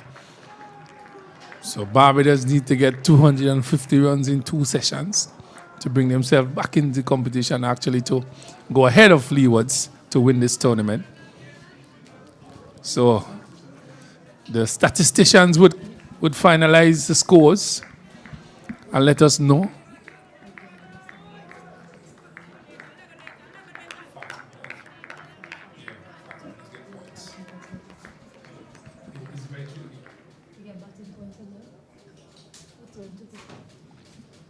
This one is a full delivery, clipped off his legs. First run for Barbados here. Just remember, they have just about 27 runs, 29 runs ahead, 30 runs ahead of Leewards. So it's 31 now, 31 without loss. Barbados, first run in the second innings. Oh, how things have changed in cricketing world. I always told that the team that makes the most runs always wins the game. Yes, those are the fundamental rules of cricket. That is what guides us. The team that scores the most runs at the end of the day usually wins the game. However, in this situation, it might turn out differently, Martin. Barbados scored 279 and the Leeward Islands scored 250. But with the points tally, the Leeward Islands, they are ahead of the Barbados team. Here we go. And just in the preliminaries, you know that Barbados came into this finals with the most points, leading the way, had the most runs, taking the most wickets. And unfortunately, they have to play second fiddle to Leeward Islands, who have half the amount of runs that they had. And just about 3/4 of the points that they have amazed in the first round of this tournament. Both teams starting on 0 when this game began on the first day. Edwards, he's bowling. There's a loud appeal. He's a loud appeal. And Leeward Islands have claimed another wicket. and they rejoice, and I know they're saying that we have finally wrapped this thing up. Another wicket goes to the fast bowler. Edwards picking up his first wicket here for Leeward Islands, and they have strike gold. Look at the players. They're rejoicing. Yes, the first wicket for the Leeward Islands team. Not too sure about that decision by Christopher Martin. It looked to be pitching outside leg from the replay. Martin, however, first wicket to the Leeward Islands team, and it's a fast bowler as well. Well, Leewards are rejoicing. They are happy. But another scalp goes to the fast bowler. And I'm telling you, the Leeward Islands had celebrated from getting that wicket. Edwards picking up his first wicket in this game, LBW. And Barbados are 1 for 1 in their second innings in this, the finals of the West Indies Under-19 Rising Stars tournament. Yes, and we see a change in the batting lineup. Usually young Joshua Dawn was tried out in a number 3 position. However, the captain, Nima Bolden, he's coming out to the middle, Martin. Might see some fireworks. Well, he's known for his attacking play. So he have stepped up one. Probably looking for that 250 runs this afternoon. Bolden might present some fireworks. But Leeward Islands have pulled things back again. Striking goal. Taking the first wicket here, Edwards. Lee was really on a high. Really on a high. All of things have changed.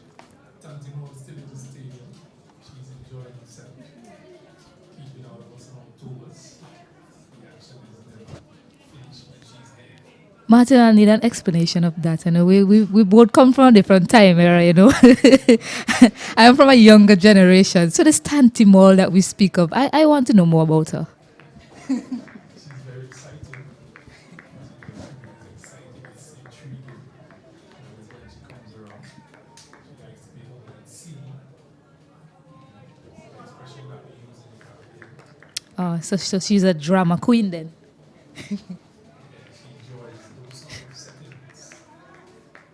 Bring everything to life. Edwards picked up his first wicket. Bolden will be taking strike. Sharp outside the outside. Bolden pepping his step. Brings the end of the first over. And the drama continues here at Arnos in these days.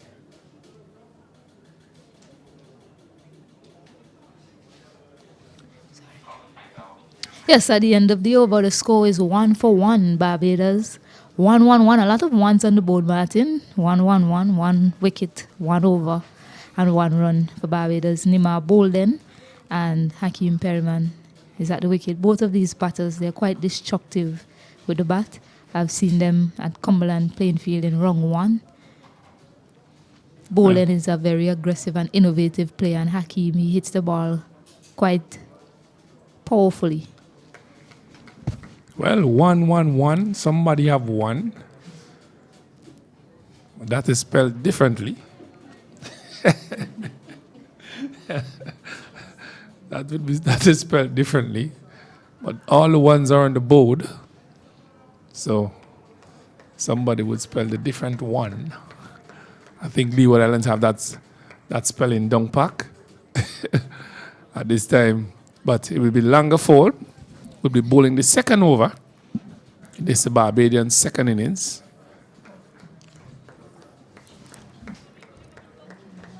He'll be bowling to the big Perryman. Good strike of the cricket ball. There's one slip, a gully, square cover, short extra cover, short, mid off, mid on, mid wicket, and a fine leg. Langerford. He pulls out of that. He wasn't ready. Perryman. Dead ball signal by the umpire. And Stacey, what do you think would be the outcome of this game? Well, we won't have an outright winner as it stands. Don't think so. The only thing that Barbados can do is look to score as much runs as possible. Try and get to 250 or even 300 to get ahead of Leeward Islands. One would think that will take them ahead of the Leeward Islands team. As it stands, it's going to be a draw, Martin. I can confidently say that. Well, we could safely say that as well, because the Barbadians, they need a point. They need point 2 to get ahead of Leewards in these finals. And where are they going to get those points from? It's only batting. So they need to get to at least 300 runs. And if my memory serves me right, there are batting points in the second innings. Are there? Well, you're the man with the book and the rules. You tell me, Martin. I will just research that and see if I'm correct. Yes, just double check that. This one is turned for a single. Well, there have to be batting points in the second innings to give life to this contest as it stands. If not, one would think that the Barbados batters, they're just batting for themselves, trying to secure some runs and give themselves confidence going forward in their cricketing career. Apart from that, I don't see much more life in the game if there's no batting points in the second innings. So just confirm those rules for me, please, Martin.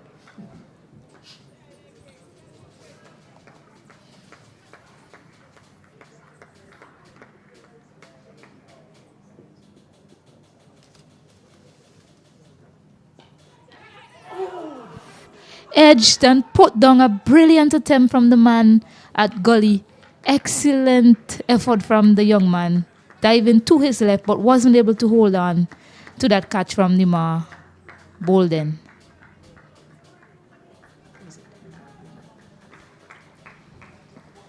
Yes, Joel Andrew scored 60 in the first innings and almost took a brilliant catch to dismiss Nima Bolden. He wasn't able to hold on that occasion, Martin.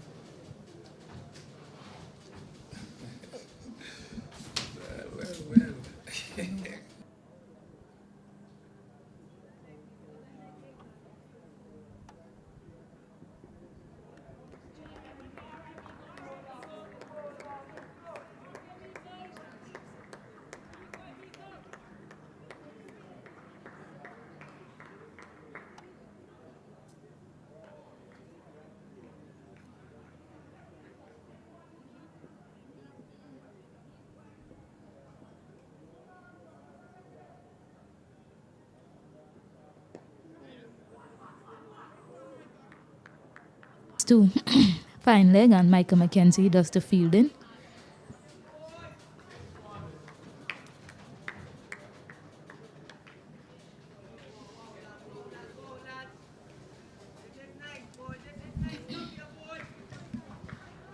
So basically, the rule is saying, Stacey, that he could have amassed 5 batting points, a maximum of 5 batting points. And I think that comes about in 1 innings, from my interpretation of what he said. A maximum of 5 batting points.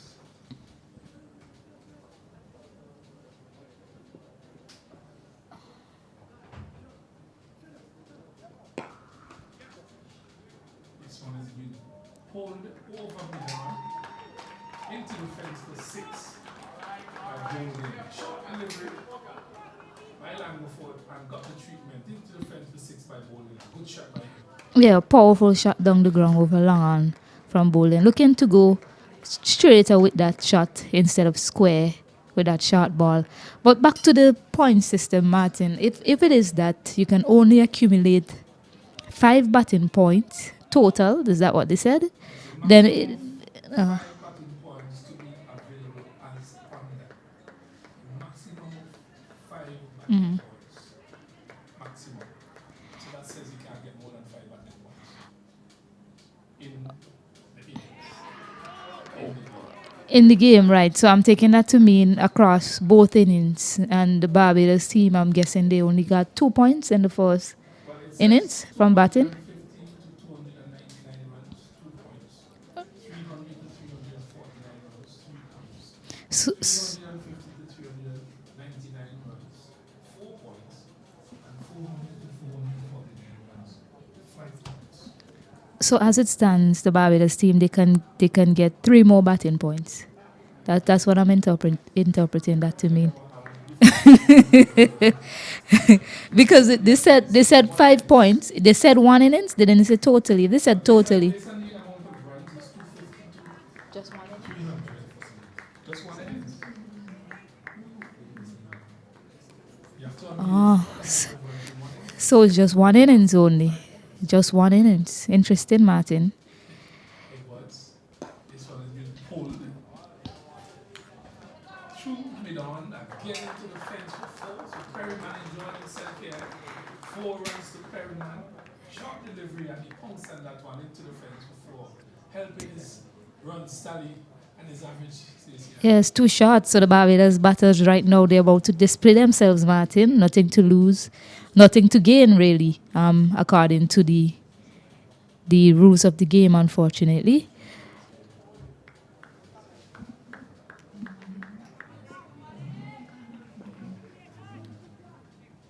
Interesting tone of events here. So it's been played straight back Perryman. Solid behind that one. Picks up another single. Scored about 15. Barbados in the second innings. Just to remind you of the events that took place. Barbados declared their innings at 279 for 8, and Leewards followed that up with scoring 250, and they declared their innings as well, claiming the batting points, and Barbados are now at the crease, batting in the last half of this, the final day. Point standings, Leewards 1.2 points ahead.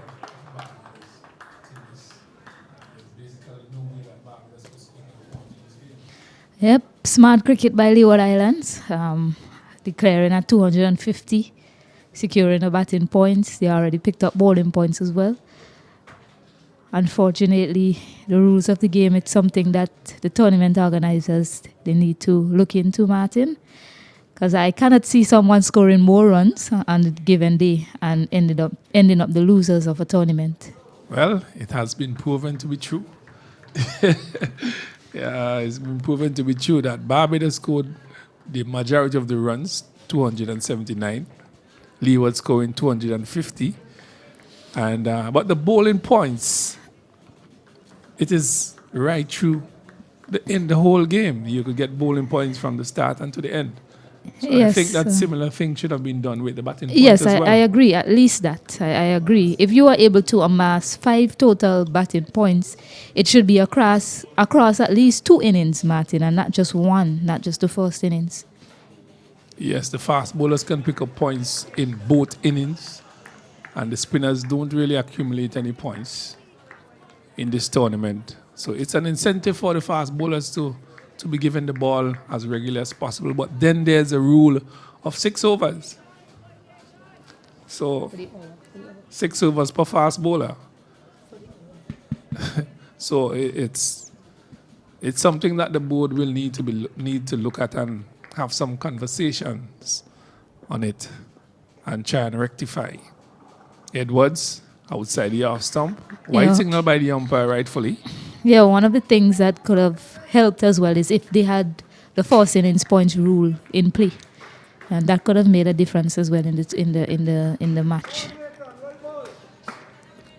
But according to the rules of the game, Leeward Islands has played smarter cricket, and it's something that we've been mentioning yesterday and today. If Barbados will rule, declaring at 279 and not going on to score 300. And we have seen that has come to power, Martin. Yes, and it has come to reality here. Sad reality for Barbados, though. But the Leewards have rejoiced because of the rules. And this one is hit by Perryman, straight back over the heads of the man at long on, into the fence. One bounce for 4. So Perryman enjoying himself here. Last afternoon at Arnos playing field, he's having a good time playing some good shots. Yes, powerfully struck down the ground over the mid-on fielder. You might as well enjoy yourself, play some shots. There's still a lot to play for. These young men, you still have a chance to be selected for the West Indies under-19 team, also be selected for a camp. So still they should look to enjoy themselves and play to the best of their abilities, Martin. Yes, there's that space on the West Indies team to grab. Perryman, opening batsman, he was in the top 10 batters. So he could actually be at the top of the batters at the finish of this game, really. He was hovering at I'll give you his amount of runs he scored in the tournament so far. He had 126, and the person with the most runs so far is Jordan Johnson with 234. So if he gets a good innings here, he could be the man with the... There's a loud appeal, and Langford has taken the skipper, caught behind by Tuckett. A second wicket goes to the fast bowlers, and Leewards are really in the driver's seat here. Yes, beautifully bowled by Landford, and he deserves a wicket all through this match. And that one just pitched and left the batter. He could have done well with leaving it alone. Instead of that, he offered a shot, and it was really no shot on there for Nima Bolden. And he seen himself walking back to the pavilion. So good bowling from Landford, well deserved from the young man. He's bowled with his heart on his sleeve all through the first innings, and he definitely deserved the wicket. Yes, excellent delivery by Langford. He has been one of the consistent fast bowlers in this tournament, and as you said, he deservedly has gotten that wicket. That of bowling caught wicketkeeper Tuckett. Delivery pitching just on the awesome, and he hit the outside edge into the keeper's glove. A good catch taken by Tuckett. And Barbados have lost their second wicket in this second innings. They are 20 for 2, and they have to be careful if they don't get bowled out here in an hour or so, and Leeward Islands wins this game, gets full points. Yes, and another change in the batting lineup. We see Romario Roach. He has been promoted. No Joshua Dawn yet. Also keep in mind Jaden Roberts. He picked up an injury late yesterday afternoon. The word is that he won't be able to take any further part in the game. Well, they are man down, and they are 2 wickets down as well. So they can be counted as 3 wickets. They are 20 for 3. So it is 1:36 on my watch. Close of play is at 5. So, Stacey, we said that there may not be a result, but it seems as though that they are opening up the gates here to get a result. The Leeward Islands, if things continue in the way that they are happening here, we could get a result from this final game. It's Langford. It's a short lifting delivery with some pace. My word, that one hit the deck and fly. Yes, sharp bunks from Landford, and after picking up that wicket, we see an increase in pace and bunks from him, as expected from the young man. And yes, Martin, we did say we confidently believe that this game might be drawn.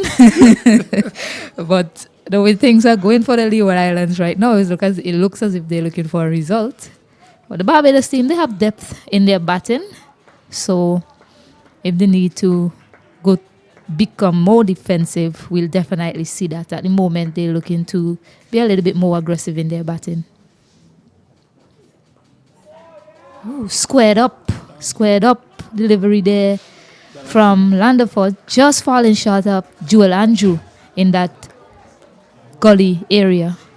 So some things happening here with the new ball for Landford and the Leeward Islands team.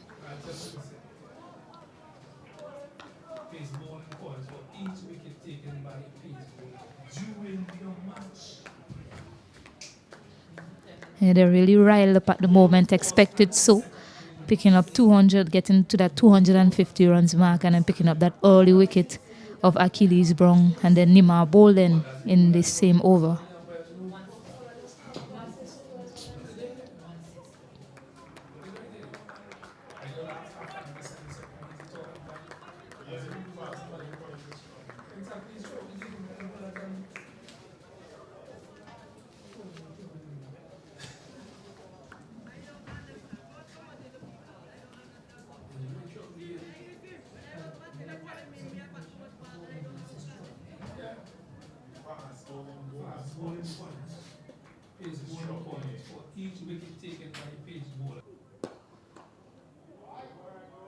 Beautifully played through that cover area for 4 runs. Impressive placement from Romario Roach to get off the mark. It's over pitching on that occasion, Landford. Just looking for that pitched up delivery to trouble the batter. He was operating on a shorter length, the first 2 deliveries to him, and he just decided to look for that pitched up delivery. However, over pitching becoming a full toss, and Romario Roach just drove it through the covers for 4. 15 in cricket here. It's in the other push of the bat again for Roach. After a confident shot from him at the end of the over, will come up by Langford. Yes, at the end of the over, the score moves up to 24 for 2. It's a good over for the Leeward Islands team, picking up another wicket in that over. Each fast bowler now has a wicket to his name.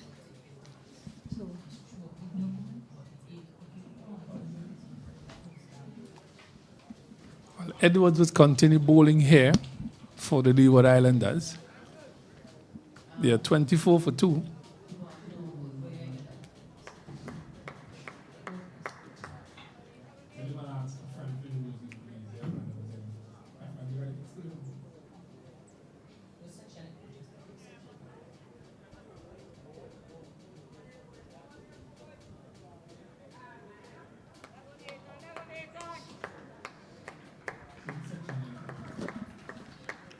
Edwards continue.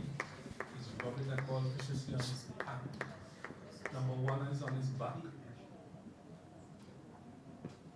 On his shot outside the outside, there's a long appeal. Umpire is on move. Well, Perryman surviving a confident appeal there by the Leeward Islanders Stacey, and that struck him somewhere just below the knee roll, not outside the umpire. I think he's rather fortunate to be still batting.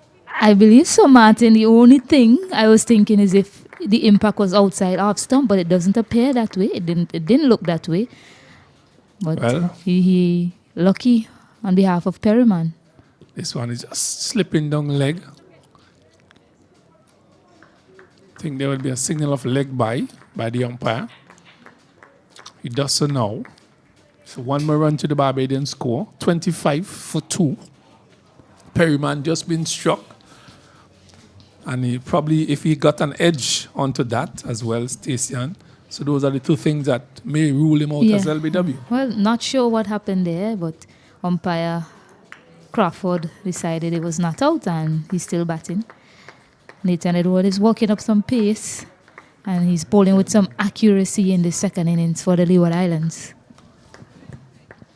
So 26 for 2. Roach is on strike.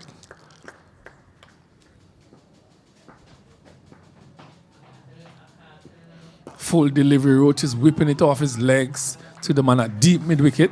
Comes around fields. Whips the return into Tuckett, who takes it on the bounce. One more run. 27 for 2. Barbados. They are made a total of 279 in their first innings. Good innings from Seeley. He got 96.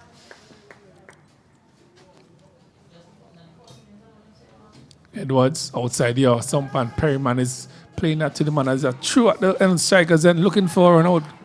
So good backing up here by the man at deep mid-wicket. But another run to the Barbadians cause.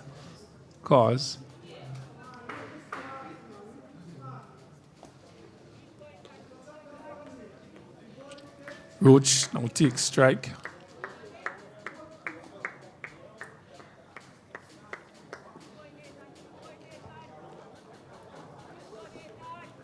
Rubbing that ball viciously in the trousers.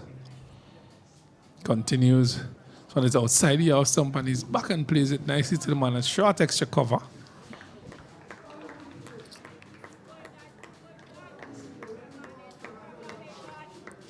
So the drama keeps unfolding here at Arnos.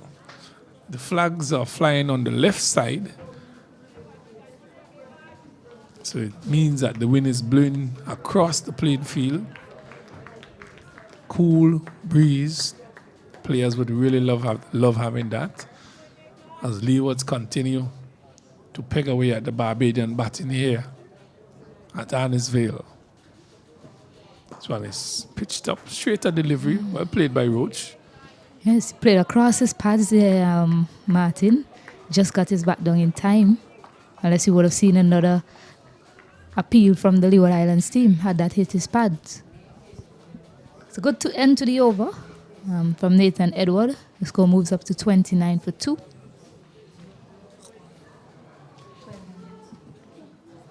Well, it's 29 for 2 here at Arnesville. Finals of the West Indies under 19 Rising Stars tournament. 2 wickets have fallen so far for the Barbadians in this, the second innings. Just reminding you that the Leeward Islands got to 250 and declared for 8. The Barbadians did similarly in their first innings, getting to 279 and declaring.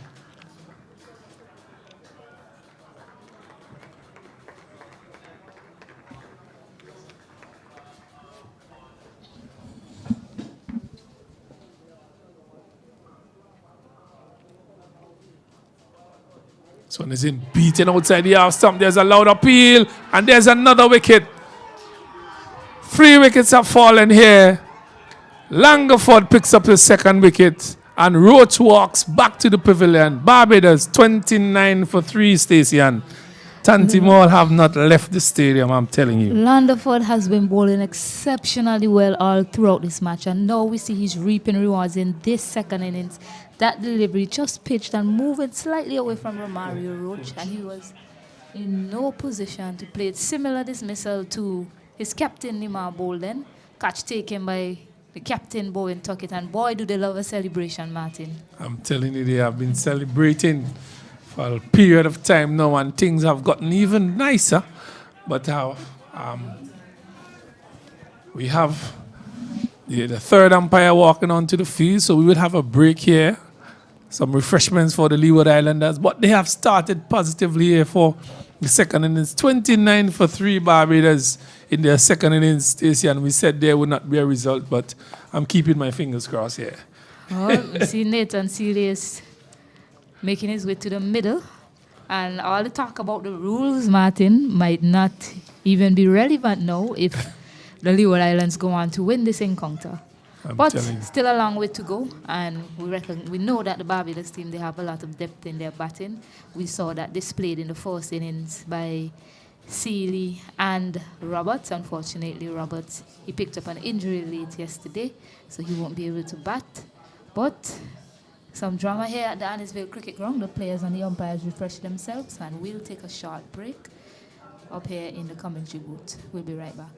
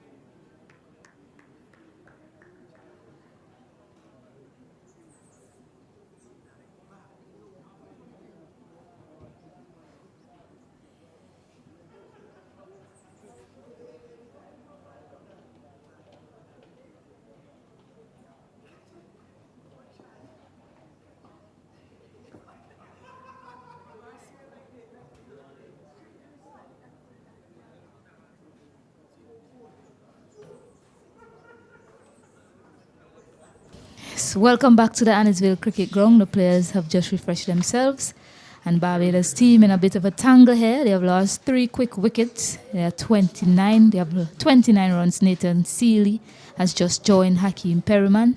Landford, who's on fire, He's picked up 2 of the wickets so far, Nima Bolden and Romario Roach. He is going to continue to Nathan Seeley.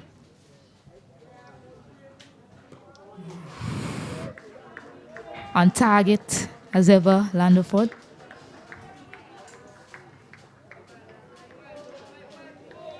Yes, I am now joined by Mr. Sylvanus Morgan Horn, or is it Horn Morgan, or is it just Morgan, or is it just Horn?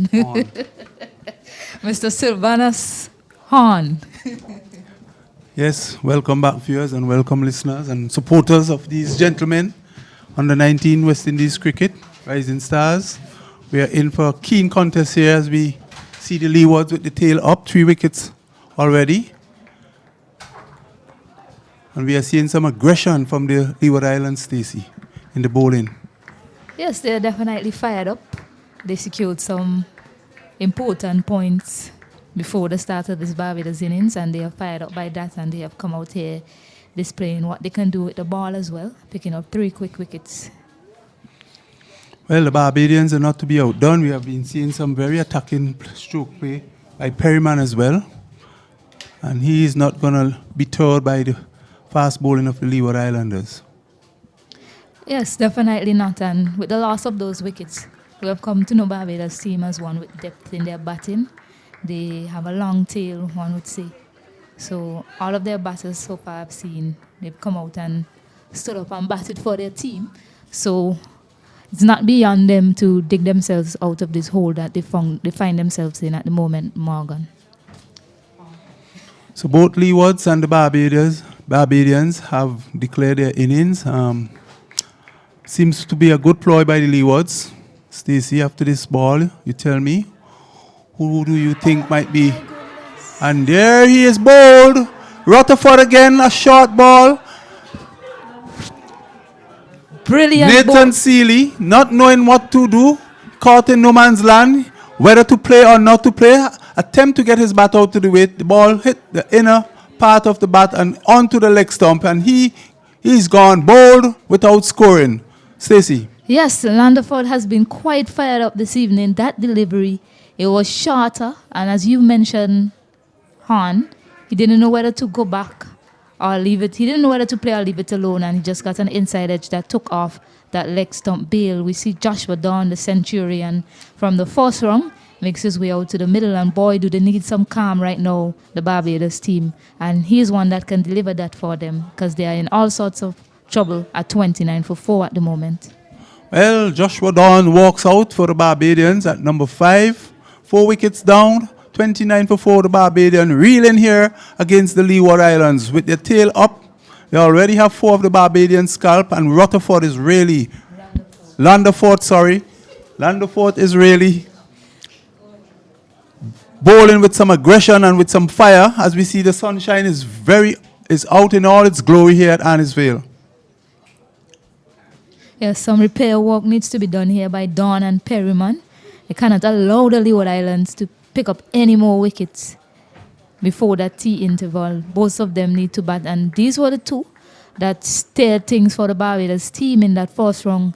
Let me remind you, these 2, after the Jamaica team was bowled out in that first round, they lost that wicket of Achilles Brown late on day 1, and Dawn and Hakeem Perryman, they had a significant partnership of 100+ runs. I cannot remember the exact figure right now, but they had a significant partnership of 100+ runs, and the Barbados team, they require such at the moment. Stacey, do you anticipate a winner before the day is out? I am in no position to preempt, Morgan. We just have to look on and see what happens throughout the rest of this day. Because just as good as the Leeward Islands are bowling right now, we know that the Barbados also have capable batters. And they are quite a resilient bunch, all of these men on display. So we would expect the Barbados team to put up a fight in the second innings. At the end of the over, the score is 29 for 4. A very intriguing battle here between these 2, Barbados and the Leeward Islands, taking place here at the Mecca, the Arnos Vale playing field. Bright sunshine here at Arnos Vale, lovely day for cricket. As we see these young lads under 19 demonstrating their ability here.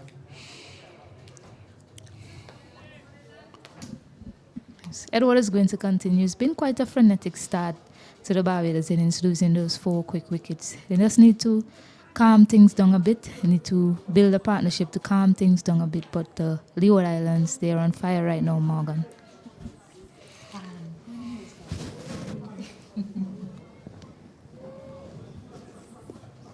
Roach for this delivery. Batsman lets it go to the keeper.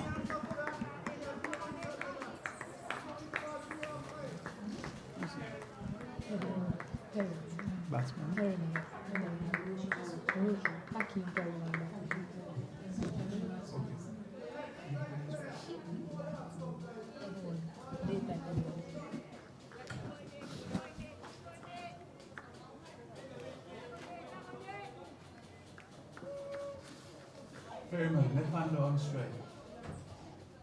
Faces Edwards, and for this delivery, pitch wide of off stump. Doesn't have to play. As Edward has been there from the start, he has witnessed the destruction from the other end. So himself and Don, they'll have to build a partnership and do some repair work for Barbados. The Leewards looking for another scalp or two before the tea break. Edwards starting the Leewards attack. Still there, bowling off stump. This delivery is placed on the offside. One more run to Barbados total. It goes up to 30 for 4 now. Yeah, a good single taken from Perryman getting off strike. And that's some of the things that you'll expect. If you are to build a good partnership, you need to be able to rotate the strike, get off the strike. Don't let one bowler become accustomed to bowl into you. So good sign so far from Perryman. He hasn't really kicked on since that 76 in the first run, and Barbados team will require him to do that and more in the second innings. Joshua Dawn faces up, and here he is beaten outside the off stump. The ball that kept trifle low, going very low to the keeper, but beating the outside edge of Joshua Dawn. Very good delivery, Stacey, there from Edwards this time. Going across the left-hander. Yes, typical left-handed seamer to a right-hander, going across the right-handed batter. So that's a line that he'll want to maintain, hoping to induce the batter to play a drive or offer up an edge.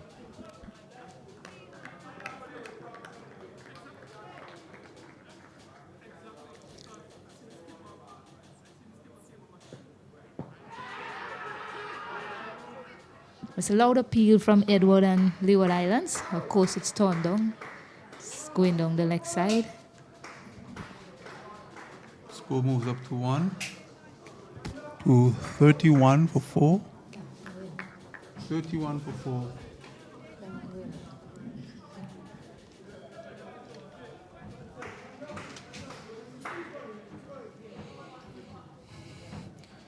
And Stacey, just before the declaration of the Leeward innings, we have seen that end, at the southern end, ball tend to be keeping a bit low.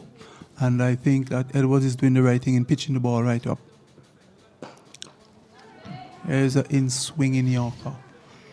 Yes, and as the day goes on, you'll expect it to get lower. And with the bowling of the Pacers and Landerford, the way they're going right now, you expect bowlers like Amory and Mackenzie to come into play and cause some trouble to the batters.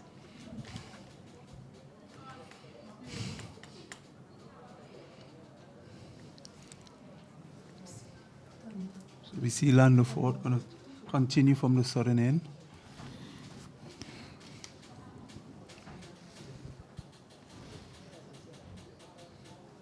Leewards going at the Barbadians very hard. Barbadians losing 4 scalp already. 32 for 4. Needs to do some consolidation now between Perryman and Joshua Dawn. 2 at the wicket. Hoping to repair the damage for Barbados. Landerford will be bowling to Perryman. 2 slips on a gully, cover, extra cover mid-off. Mid-on wide, mid-wicket and fine leg. And for this delivery, short and rising and well handled by Perryman indeed, Stacey. Yes, Landeford, he's getting some bonks on. And we saw that in the first innings from him. Landeford, he gets the bonks. He doesn't misuse the bonks. That's one good thing I can say about him as a fast bowler. He's aware that he gets that lift, that extra lift off the surface, but he also opts to bowl that fuller length delivery. So he's a smart operator, Morgan. And he does come from a good height. So here he is again, a short. Perryman trying to hook, misses, through to the keeper. Umpire signal, short, over the shoulder. Warning sign coming in from the umpire right, out of Jamaica. Stacey, you can see the excitement in these youngsters. They want to play cricket. They're eager. They're hungry for the game. Thanks to the Cricket West Indies. Keeping the under-19 going. Many of them would have been starved of 3-day cricket. Of course, with the COVID pandemic, there has not been any cricket for some time, and it's good to see cricket back with us. Here is, and that's another short but wide delivery the batsman doesn't have to play. Landeford really bending his back this afternoon, Stacey. Yes, certainly, Martin. It's really good to see cricket back in the Caribbean, all around the world after the pandemic. And good to see the youngsters getting a chance to display their talents. Especially, I'm more happy that it's a 3-day format and not a T20 or 50-over format, Martin. So happy to see that they decided to go with a 3-day format. Indeed, and for this delivery, Perryman is stroking it back down to long on. They get a single. Score goes up by 1. It's now 33 for 4 Barbados in their second knock at the crease. 34 for 4 wickets. Perryman on 4. How much is Perryman? Perryman on 15. Getting a bit confused with the scoreboard as they try to get the total up. And here is Joshua Dawn playing a short ball down to short mid-wicket. There's no run.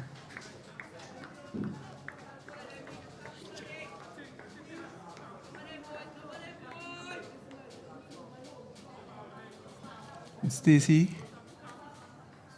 what do you think would be the tactics here for the Barbadians? Well, it looked to me like they were prepared to be aggressive earlier on, but with the Leeward Islands picking up those 4 wickets. There's a delivery outside the off stump, no? With the Leeward Islands picking up those 4 wickets, the overs finished 33 for 4. Yes, but with the Leeward Islands picking up those 4 wickets, they might look to resort to being a bit more defensive and just playing the day out as long as possible. Joshua Dawn, he's a very patient young man, so we might see more patience coming from him and Perryman at the wicket. Because they wouldn't want to lose this game outright. As much as I believe, given the points, the Leeward Islands are on top. But it's also about pride. And these youngsters, they wouldn't want to give the Leeward Islands team an outright win. So they'll stay and they'll bat, they'll display their shots that they have to offer. And just stay there for Barbados. There's not much else to do at this point in time. They've already lost 4 wickets. Indeed. And the battle continues here at Arnos. As the keeper gets some assistance from his player at gully to his pads, now settles. Leewards into Perryman outside the off stump. No shot offered. Due to the keeper.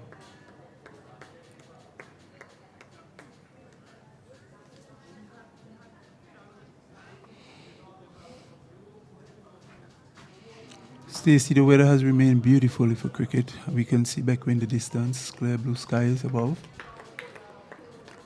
Great atmosphere. We can hear the clapping from the dugouts as this delivery is pitched up and Perryman is driving out to cover.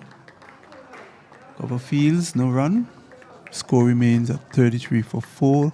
Barbados having their second knock at the crease, losing 4 quick wickets. The Leewards having the upper hand of them. They're declaring their innings at 250 for 8. Having gained required batting points to go ahead in this encounter. There's a ball that is played out to backward point, cover point, no runs.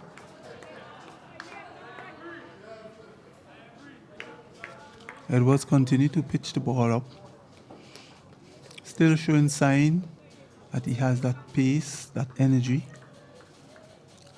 showing signs that he's very fit.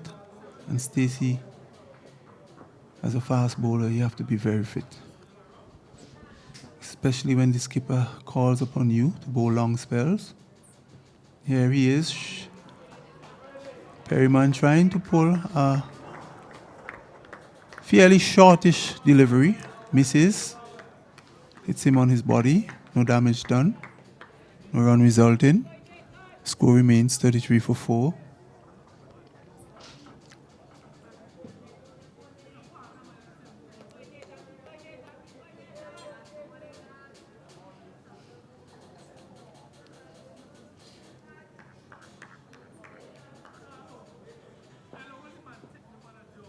Leewards with their nose just in front of Barbados here in this game. Here's a delivery right up in the block hole, dug out by Perryman. No run.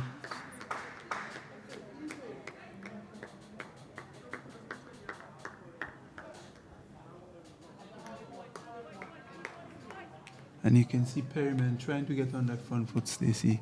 Still looking to play his shots. Yes, if the ball is there to play a shot, you'll definitely see these batters going at it. But for now, they just need to temper their aggression, their needless aggression, I should say, and just bat time, just keep batting. This brings over number 8 to an end. Score on 33 for 4.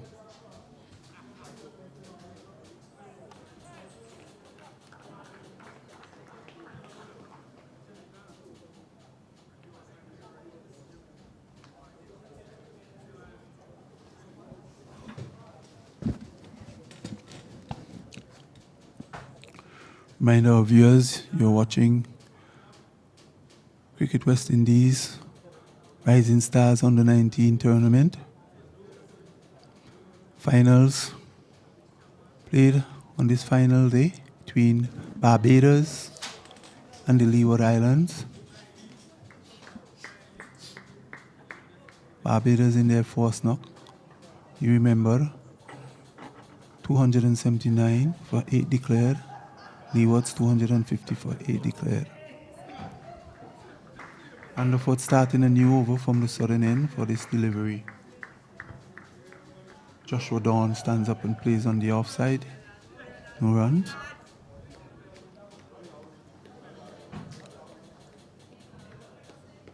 Leeward players all decked in their maroon brim hats.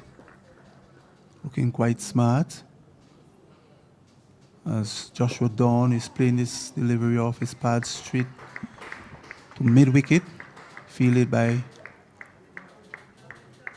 the man at mid-wicket there. There's no run. He's played a bit uppishly, just falling short of the man in that mid-wicket area. So he has to be mindful of playing in the air at this point in time. You don't want to gift another wicket to the Leeward Islands player. You need to play with softer hands. For this delivery, Dawn is circling it back along the wicket past the bowler. Batsman scampered through for 1. Yes, he's off the mark, Dawn. He's been there with Perryman since the loss of Nathan Seeley.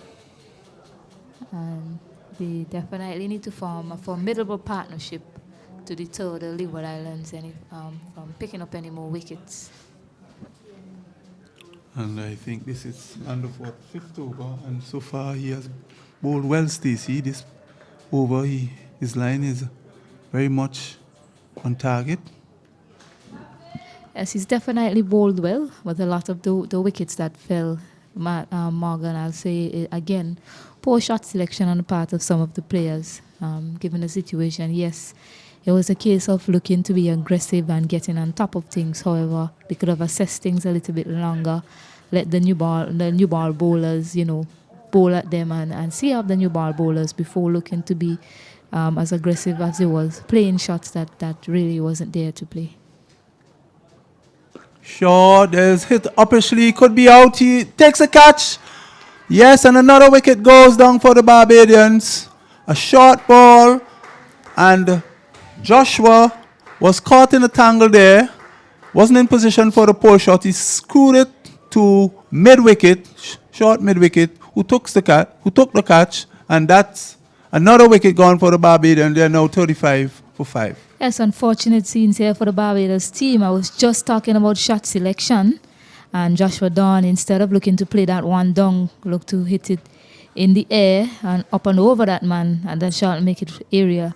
Unfortunately, some extra bunks caught him skying it, and a good catch taken from Yannick Watley, who settled under it and took it comfortably in the end. A new batter now for the Leeward Barbados team is Jaden Leacock, and the score is now 35 for 5. 35 for 5, Mr. Hahn. Yes, interestingly indeed, and the Leewards are really pressing on here, putting the Barbadians on their back foot, so to speak. Joshua Dawn out for one off a short ball, which he wasn't in a position to pull. Just kind of catch there to short mid-wicket. So the new batsman is in now, Jaden Leacock, and Stacey Landford continue to do the damage here for the Leeward Islands.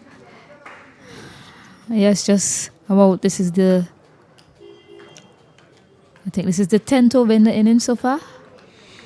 And the Barbados team, they've lost 5 wickets. Effectively, they are 64 for 5 because they got that lead of 29 runs from the Leeward Islands, who declared prematurely, declaring at 250 runs. The overs come to an end. The score is 35 for 5. Leacock, he played a tremendous innings. He partnered with Nathan Seeley in the first innings to take the Barbados team out of trouble, really. They were 132 for 6. He had a 49 runs partnership with Nathan Seeley, so they'll require him to do much of the same in the second innings. Well, we wait and see what he has in store for us this afternoon and how much he can contribute to the Barbados total. Barbados needing a very big innings from these two gentlemen, Nathan Seeley and Perryman.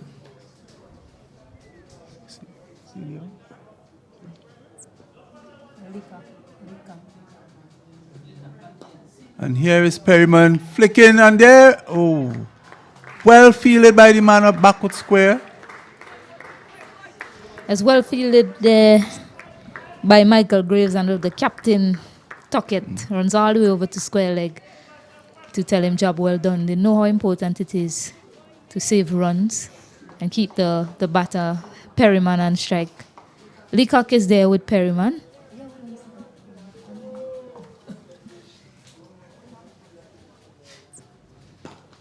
It's driven firmly, but straight to that fielder, Tarek Charles.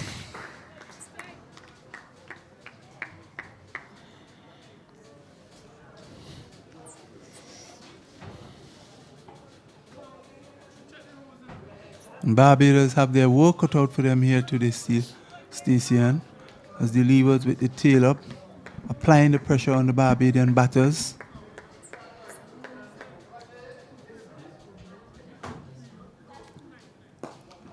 And here is Perryman, aggressive in nature. Tugging this one down to deep long on for a single. Score now moves up to 36 for 5 Barbados in their second knock. Trying to make a match of this, but the Leewards would have none of it. Have already removed 5 scalps.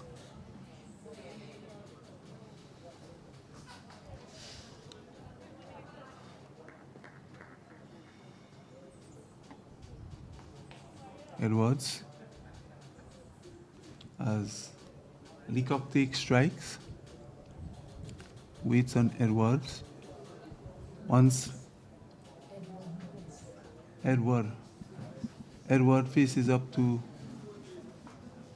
Leacock faces up to Edward, and here he is trying to force this on the onside.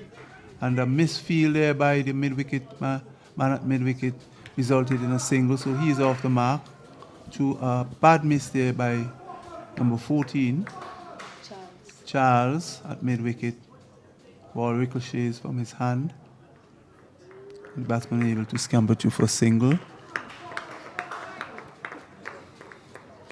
Score is now 36 for 5 Barbados. 36 for 5. This brings the left-hander, the aggressive and attacking left-hander, Hakeem Perryman, faces up to Edwards, and for this he plays it down to fine leg. It's going towards the boundary. It hit the ropes now.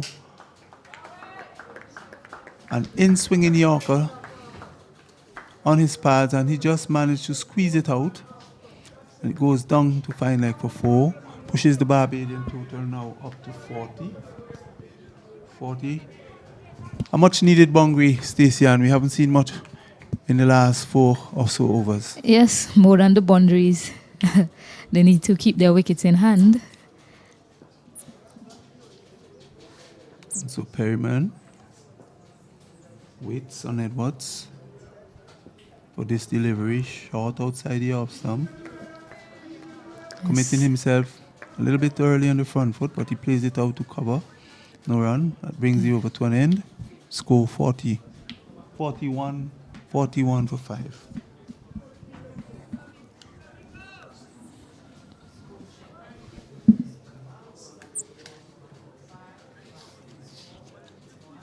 So we have seen the game, Stacey, swinging like a pendulum. One time it was Barbados in control, and then it was the Leewards. And then it was Barbados this morning when they took some early wickets and making inroads into the Leewards batting. And now we see the Leewards having taken the points ahead of Barbados and coming out here and having Barbados on the back foot. So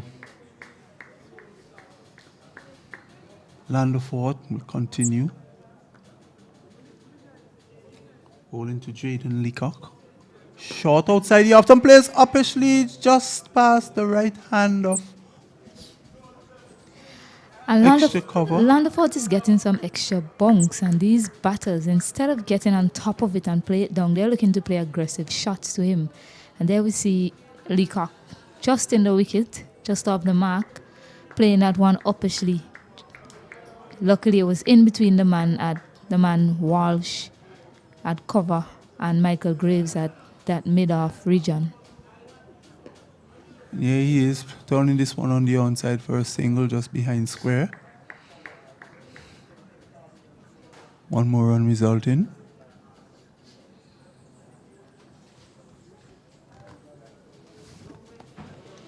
Barbadians started their innings in a rush. Some very attacking play from Perryman in particular. And then there was some quick succession of wickets falling.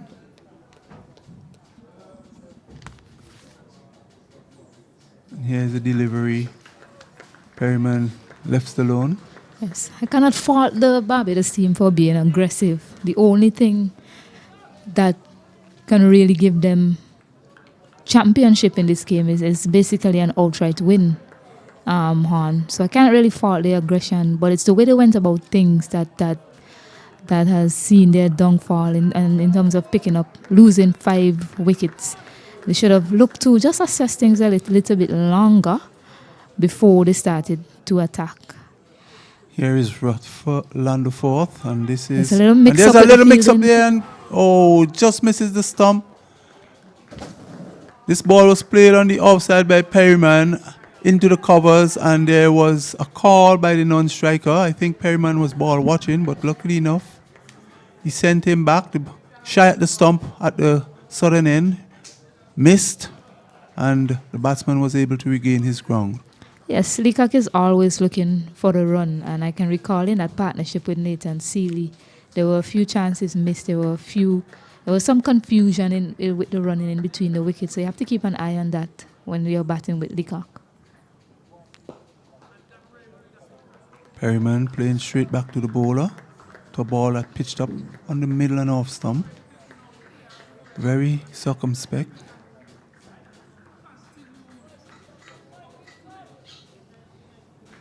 Perryman on 21. Main scorer here in this second knock for the Barbadians.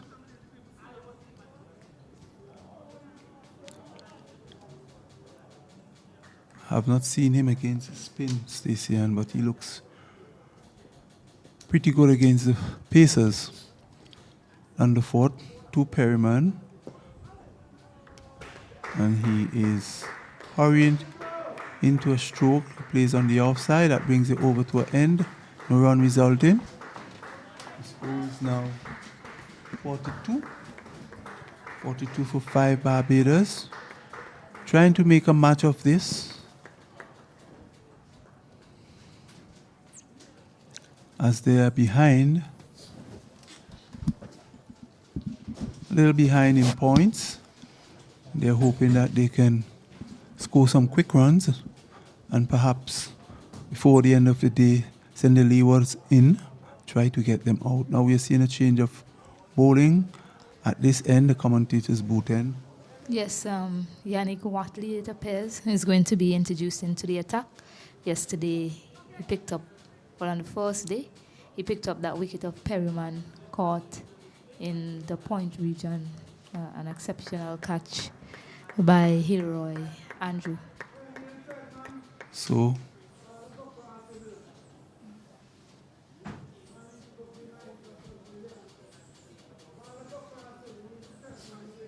Watney? Yes.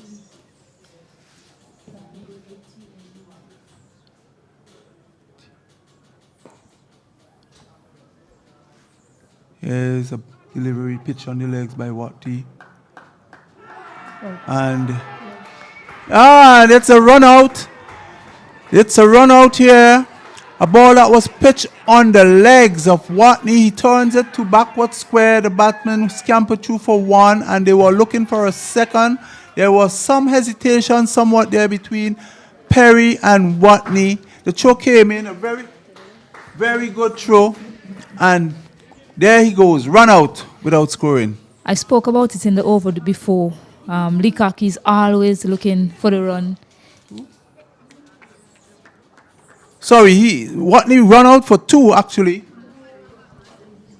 Sorry. Leacock was turning that ball on the leg side. And I spoke about it with Leacock yesterday. Well, in the over before about the running, to keep an eye on the running with him. He's always looking for that extra run. He's always looking for that tight single. Seems to be the way he operates. And nothing is wrong with that, but sometimes you have to be mindful of the fielders that is picking up the ball. And that was a good throw from the man on the square leg boundary.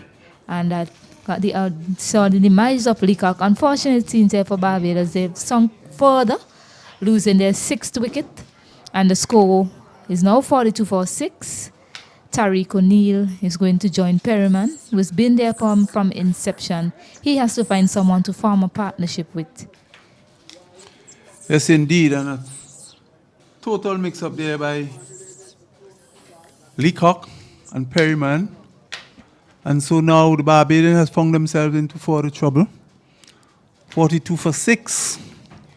Yes, indeed, a mix-up. And the man I was talking about that took that brilliant catch, Hilroy Andrew. He was the fielder that picked up the ball and shied it into the stump He's a gun in the field. That's what I've gathered from him so far. Han and Leacock, a misjudgment from him.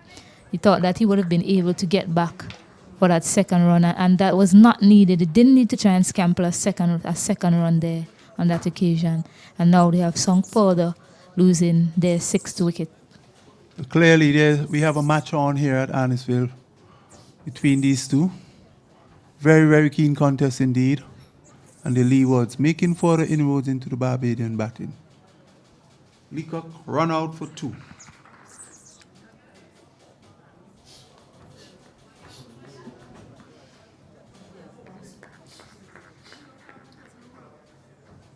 Barbados 42 for 6 as Watley left arm over the wicket and bowls, and for this delivery, the batsman didn't have to play.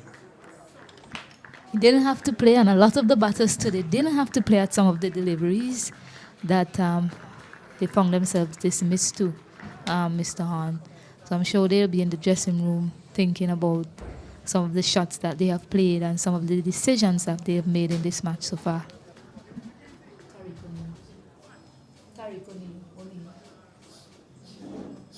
So O'Neill is the new batsman for Barbados, left-hander, as he faces up to Watley. And for this delivery, he is opening the face, running it down past first slip or vacant second slip, close to the boundary. Batsman cross for 2. That's all there will be. Yes, deft touch there from Tariq O'Neill. I'm seeing him off the mark for 2 runs, getting it past the slip cordon. Total now goes up by 2 to 44. 44 for 6.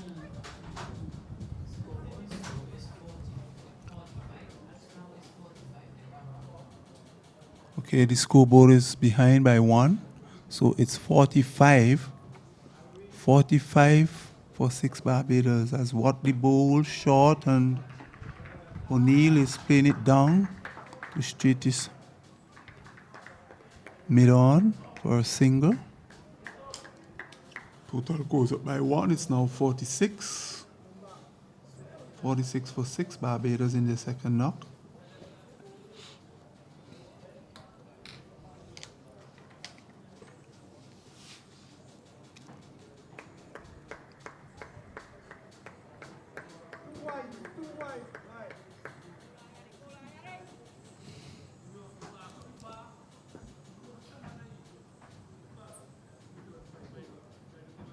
Watley outside the off stump.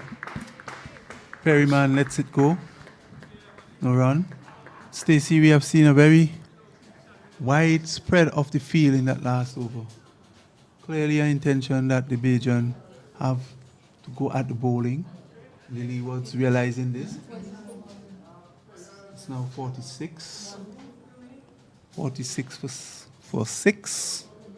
Perryman on 21. And Tariq O'Neill on 3, the new batsman at the crease. Yes, they are 46 for 6, effectively 75 runs for 6, 75 for 6. When you take into consideration they got a 29 runs lead. So Joel Andrew is going to take up bowling from the Beckway end.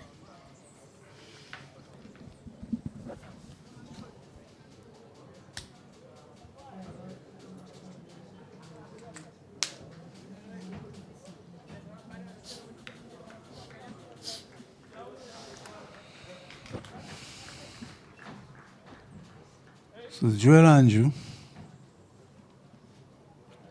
will be bowling Tariq O'Neill. There's no slip, no gully. Cover, extra cover, mid off. Long off, mid off. And for this delivery, he plays straight back to the bowler. No run. So no slip or cover, extra cover. Long off. Long on. Short mid wicket. Fine leg. And there's a man on a deep third man boundary.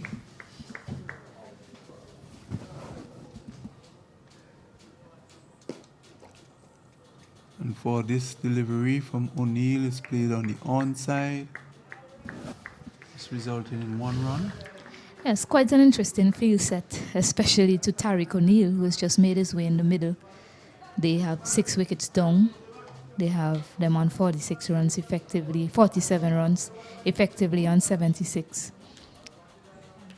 And they have a very wide field setting, especially for Tariq O'Neill. For Perryman, I don't mind it because he's been at the wicket for a very long time and he's an aggressive batter. So just surprised that they don't have a more attacking field set for these batters, given the position that they are in right now, Mr. Horn. Indeed. And so, here is Andrew, drives up by Perryman, to long off, single resulting, pushes the total up to 48 for 6. 48 for 6. 240. 240. 240.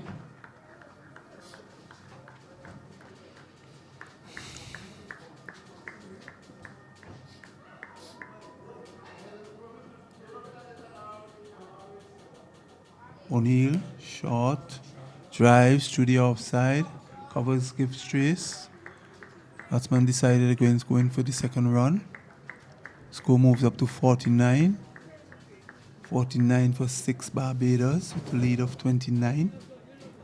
Giving them an overall lead of 77 for 6.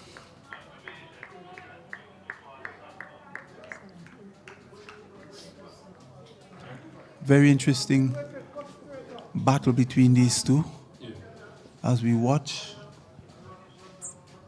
O'Neill Jewel bowling to Perryman. This one outside the off stump and he doesn't play.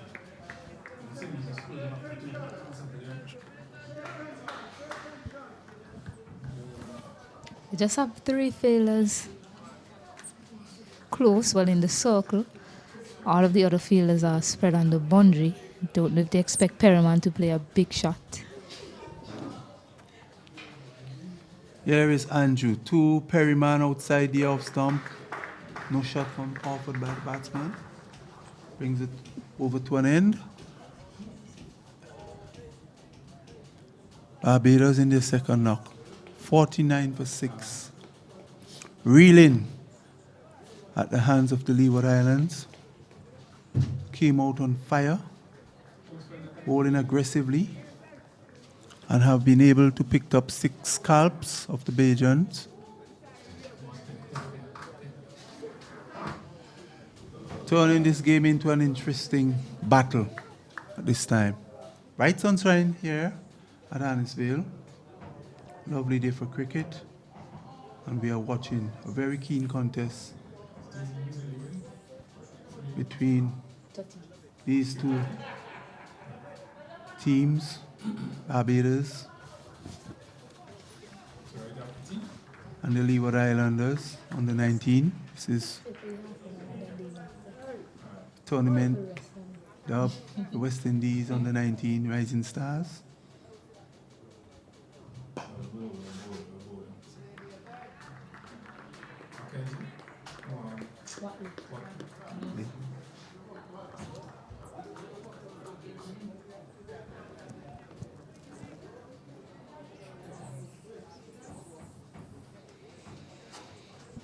It's really an interesting field setting, Mr. Horn. 6 men on the boundary. To young Tariq, who has just made his way to the middle. It's quite interesting. Yes, as we watch Watley holds, and this one gained some purchase on it as it lifted outside the off stump. The batsman was about to play, but then just the last minute taking his bat out of that line of delivery. Yeah, yes, some inward movement as well into the left-hander. It's a good sign for the Pacers, for the Leeward Islands team so far in this innings. Very well bowled, youngster, and no doubt, Stacey, there's a little rough patch where the bowler Landford has been running up, so that one might have hit the rough there and did deviate somewhat. So here is Watley again.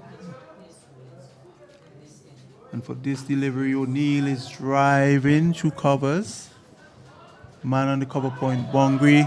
And there's a mix-up, and there's trouble here, and there he goes! Run out! Run out! Very good cricket there on the part of the Leewards. Here is the delivery. Played outside, ball outside the off stump. Watley struck it nicely through the covers down to the cover point, Bongri. The batsman went through for one. They think they would have had a second, but a beautiful throw after mix-up. He was sent back by Perryman, and this is the second run out for Barbados. Stacey, total chaos. Unbelievable scenes here at the Annisville cricket ground. I don't know what Mr. O'Neill was thinking. He was scampering back, looking for that second run, and much the same like Leacock. This time Perryman wasn't interested. He was sending him back, and Tariq O'Neill, without communicating to Perryman that he was coming back for the two, was found short at the non-strikers end. Unfortunate scene there for the Barbados team. What is happening, Morgan? I'm not too sure what their plan is. They've come out, they've looked a bit aggressive. They've been trying to take as many runs as possible as they can, but to their detriment, really. Yes, indeed, Stacey, and it's definitely the Barbadian came out trying to get quick runs as possible, but that they were pegged back after they have lost some quick wickets. But it is good cricket on the part of the Leewards, and it's so important, Stacey, to back up at the other end. And here was that ball that was played down to the deep cover point boundary, and the fielder backing up at the stumps was able to take the return and run him out. Yes, and we see Johan Lane has made his way to the middle. Yannick Watley is going to continue to Perryman, and earlier on we had a discussion about where we think this match is going to head. And my co-commentator and I, Mr. Martin, we confidently agreed that we wouldn't have an outright result in the game. But the way things are looking, Martin, Mr. Hahn, it looks as if Leeward Islands are on top. And they are definitely not looking for a draw. Definitely. The Leewards with their tail up in the driver's seat, as we would say. 7th wicket for Barbados is down with the score on 49 as Watley runs in, left arm over the wicket outside the off stump. Perryman being watchful, allow it to go through. At end of the wicket, keeping somewhat low. Perryman bowling a fuller length this afternoon, unlike his colleagues who are a bit quicker and would have bowled some short balls at the Bajans earlier. He's pitching it up and getting some sideways movement. Bowling a very tight and nagging line. And here he is, moving into bowl to Perryman, and for this delivery. And that's a beauty. Again, some sideways movement, Stacey. Yes, beautifully bowled there by Watley to end his over. The score is 50 for 7. Effectively, the Barbados team, they are 79 for 7. They got 29 runs lead. The Leeward Islands declaring at 250, giving them 29 runs lead. Something to remember for the Barbados fans as well. Jaden Roberts, he's unable to take any further part in this match. That's why you've not seen him come out to the middle to bat. Unfortunate for the Barbados team, he scored 64 runs for them in that first innings. So we just see a mid-wicket conference between Lane and Perryman. Stacey not sure what they might have been discussing, except that they have to consolidate this innings now. Yes, they are in need of quick runs, but at the same time they have seen 7 wickets down already. Yes, and just a few minutes before that tea break. So the only thing they can be, well, another ball is remaining in the over, it appears. We've seen this happen on a number of occasions throughout this match. The bowlers have to be called back to finish an over, Mr. Hahn. So Yannick Watley, he has one more ball remaining in the over. So Watley will try to see if he with this last delivery of his over, can get a wicket and send Barbados into further trouble. 50 for 7. Barbados here at the Arnos Vale is in deep trouble. And here is this ball plays in front of square for a single by Perryman. He moves on to 23. The total moves up by 1 to 51. 51 for 7 Barbados. Finding themselves into deep trouble here. The Leewards must be pleased with their work so far, Stacey. Yes, indeed. So, and as you spoke there, so Perryman, after taking that single, he dropped his bat and he's stretching his hands, maybe a bit of cramp from the young man. He's been there since the beginning of the Barbados innings. He's seen all the wickets fall at the other end. Yes, and we have seen this happening for quite some time in this match, where a few players has pulled up for cramps. So we hope that all is well with Mr. Perryman and that he will continue his innings for Barbados. He needs to be there. He needs to stay there to the end if they are to really put up a good score and to ensure that they come out with a win. But as it's looking right now, they're staring down the barrel of the Leeward Islands gun. So we see Andrew continuing the attack from the backway end. Perryman is the batsman facing. Field is spread wide, long on, long off. Cover, extra cover. Deep mid-wicket, backward square. Man on the final leg boundary and the third man deep. As this delivery is driven firmly up to long off for a single. Total goes up to 1. To 52. 52 Barbados for 7. Perryman goes up to 23.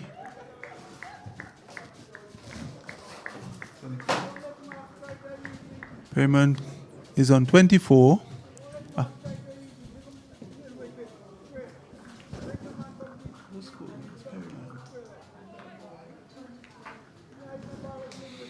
Perryman goes up to 24. Barbados 51 for 7. As Andrew comes in to Lane, who is playing this up to long on for another single. He's off the mark. Quiet period here now, Stacey, as we move up closer to the tea time break. Yes, it just might well be the last over before tea. And the Barbados team, they've lost 7 wickets in a hurry.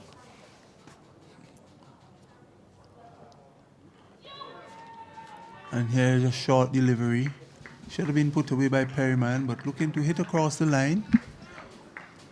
Yes, he should have been looking to play that to the cover or point region. He may also be remembering his dismissal from the first innings. He had a short pitch delivery and he looked to play it through the offside and he was caught by the point fielder. A similar delivery and he was looking to go across on that occasion. Here he is. Softer hands, playing it in front of him. Back to the bowler, no run.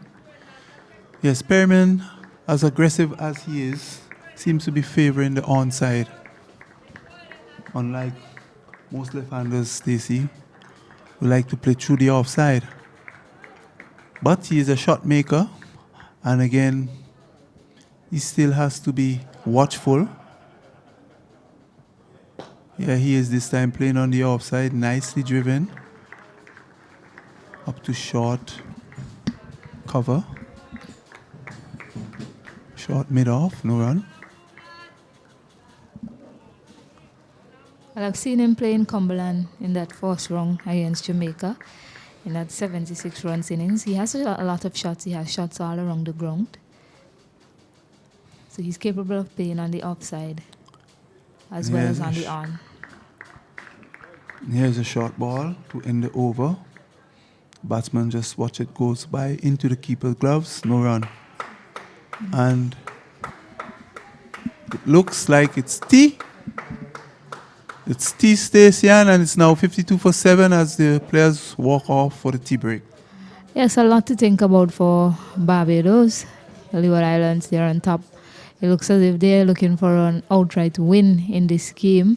I'm not too sure what the plans are for the Barbados team, but both of the batters, they walk off looking quite crestfallen because 7 wickets have fallen for the Barbados team.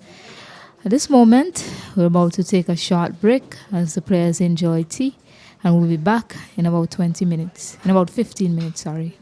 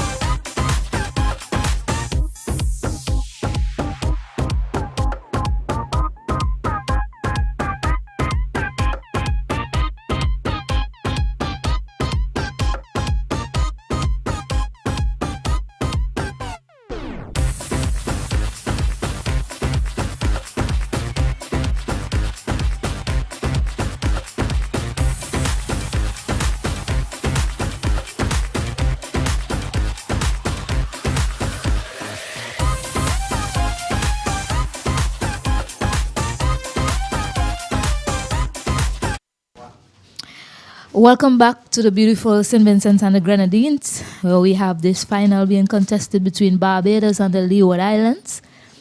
The Arnos playing field, the game is beautifully poised. At the moment, the Barbados team, they lost 7 wickets before tea, and here we are about to resume for this post-tea session. I am joined by Mr. Sylvanus Horn. Yes, welcome back here at Arnos. We are here in bright sunshine. Perfect day for cricket. Couldn't ask for a better time, better day, as the Leewards continue to press on their advantage here. Having Barbados reeling at 52 for 7. Players are now walking out onto the field to resume the resumption after tea. Stacey, we're in for a very interesting session here after tea. Yes, indeed. So, just trying to figure out myself during that tea break, what was the plan from the Barbados team heading into the second innings of batting? They have lost 7 wickets in a hurry. Effectively, they are 82 for 7 after they were given that 29 runs lead. So they are definitely up against it. The Leeward Islands team, they are on top. Perryman has been there from the beginning. He opened the batting. He saw 7 wickets fall at the other end. And Johan Lane has joined him as well. Well, it will be interesting to see what is the instructions given to the batsmen by the management of the team. We see a little conference there between the umpires and the players. We're not sure what is happening yet, but play is about to resume. The players are out, of course. Batsmen are there in the middle. And we await the first ball after tea. Yes, the dismissed batters for Barbados team so far. They're waiting on someone, it appears. They're shouting to someone and telling them that they're waiting on them. That's what I heard. There was a substitute fielder on the field there. He's making his way off as we speak. So I think that was the issue. Yes, as he jogs off now, I think that the regular player is on. Yes, Marius Harris, he was on the field. And he's a substitute field. He's not featured in this 11 today for the Leeward Islands. So the signal is given by the umpire after tea.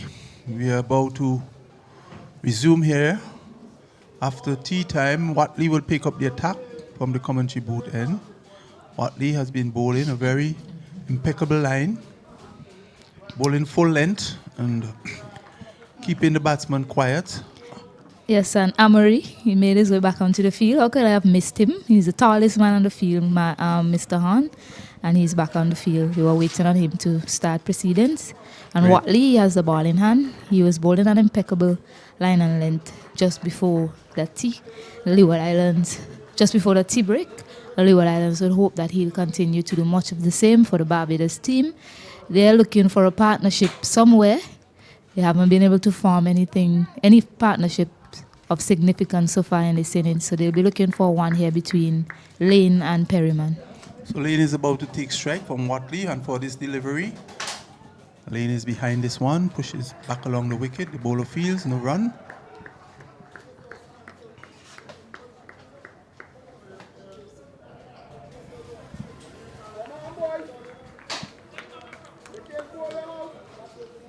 Just reminding our viewers that you're watching Cricket West Indies Rising Star Under-19 tournament here in St. Vincent and the Grenadines. Finals played between the Leeward Islanders and Barbados. There's a delivery pitched up, driven down to mid-off for a single. Score now goes up to 1. Now 54 for 7. First run after tea.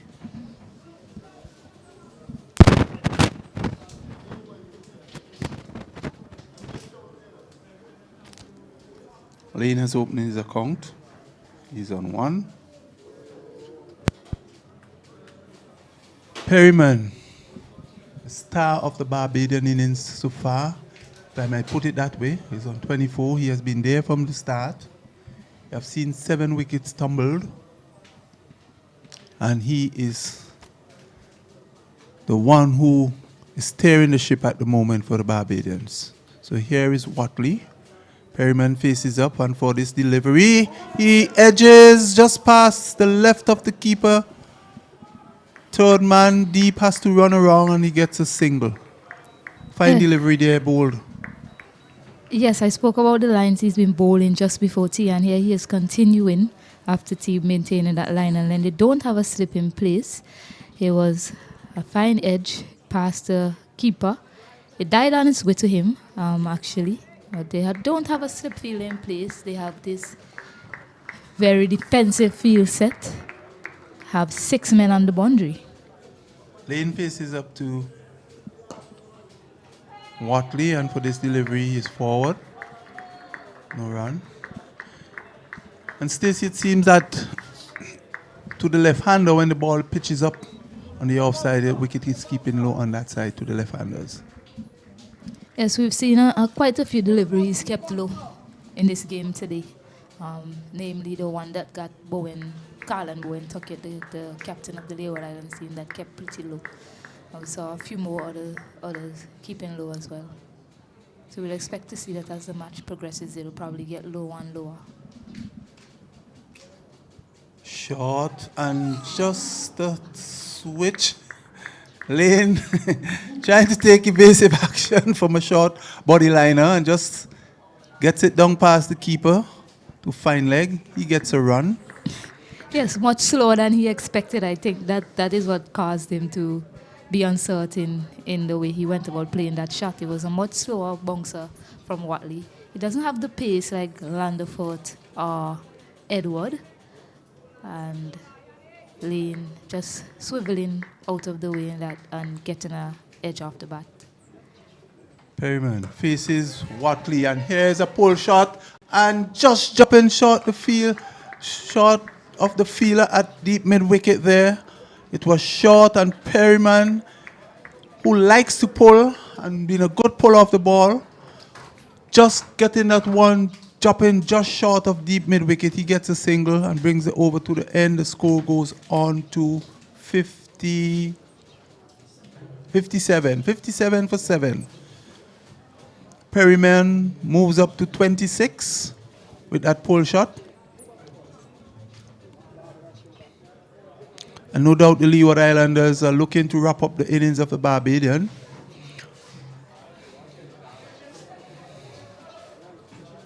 Roberts, who's injured, would not be able to bat. With 7 wickets down, technically they only have 2 more wickets to go.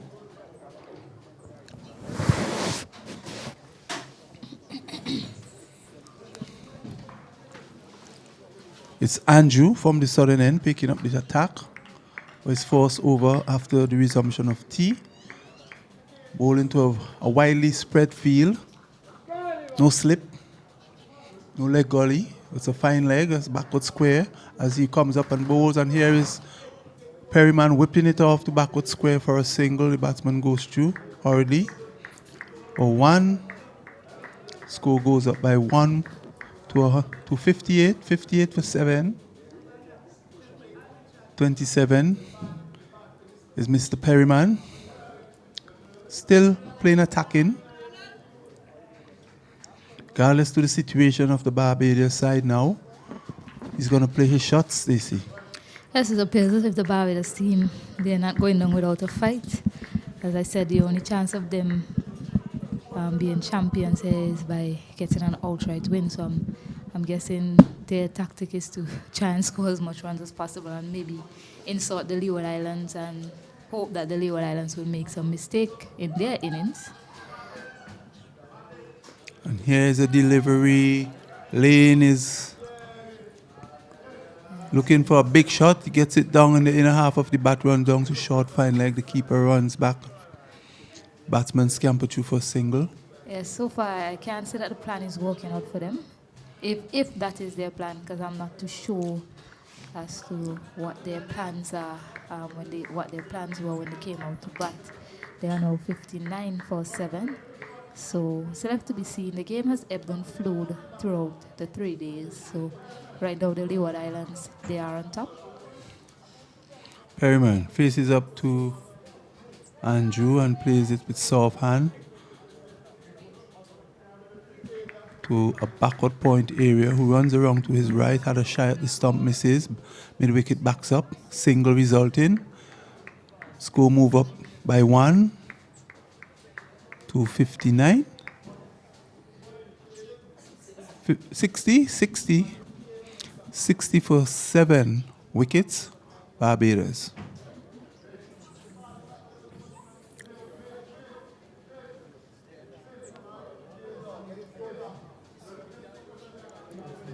Can't watch that score.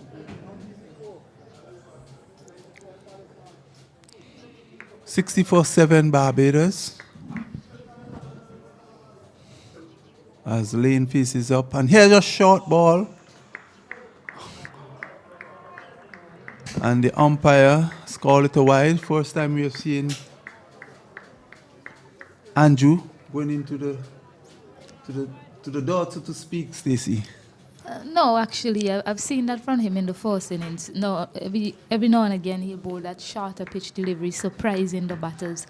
But that is not really the delivery that they have to look out for. They have to look out for that fuller pitch delivery. Lane faces up to Andrew, and for this, it's a fuller length on the onside.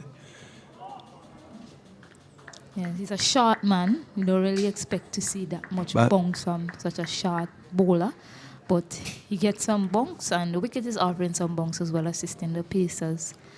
So every now and again, Andrew will bend his back and bowl that shorter pitch delivery. But it's the one that's fuller is what the batters will have to look out for, that skids on. It got Jaden Roberts in that first innings for the Barbados team. So with that leg by, the score moves up to 62 for 7. We are into the 18th over as Andrew bowls to Perryman, and here he is guiding this one down to third man. The batsman crosses for another single. It's now 63 Barbados in their second knock at the crease. 63 for 7. And really, Stacey, it's the first time I have ever seen a Barbadian side, looking so ragged, coming out, flying on all cylinders, looking to attack and losing so many wickets in quick succession, Stacey. And so, play continues here at the Arnisville playing field, a lovely, lush green playing field of Arnisville. For those of you who know Arnisville, and here is Andrew, and here is a ball that is pitched up, driven in the V down to long on by Lane for another single, brings the over to an end, and the total moves up to 64. 64 for 7. Perryman is on 29. Lane, number 9 batsman, is on 5.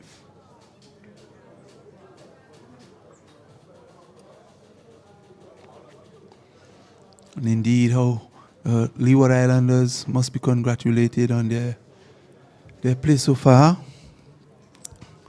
Both teams have played some good cricket, we have seen throughout the day.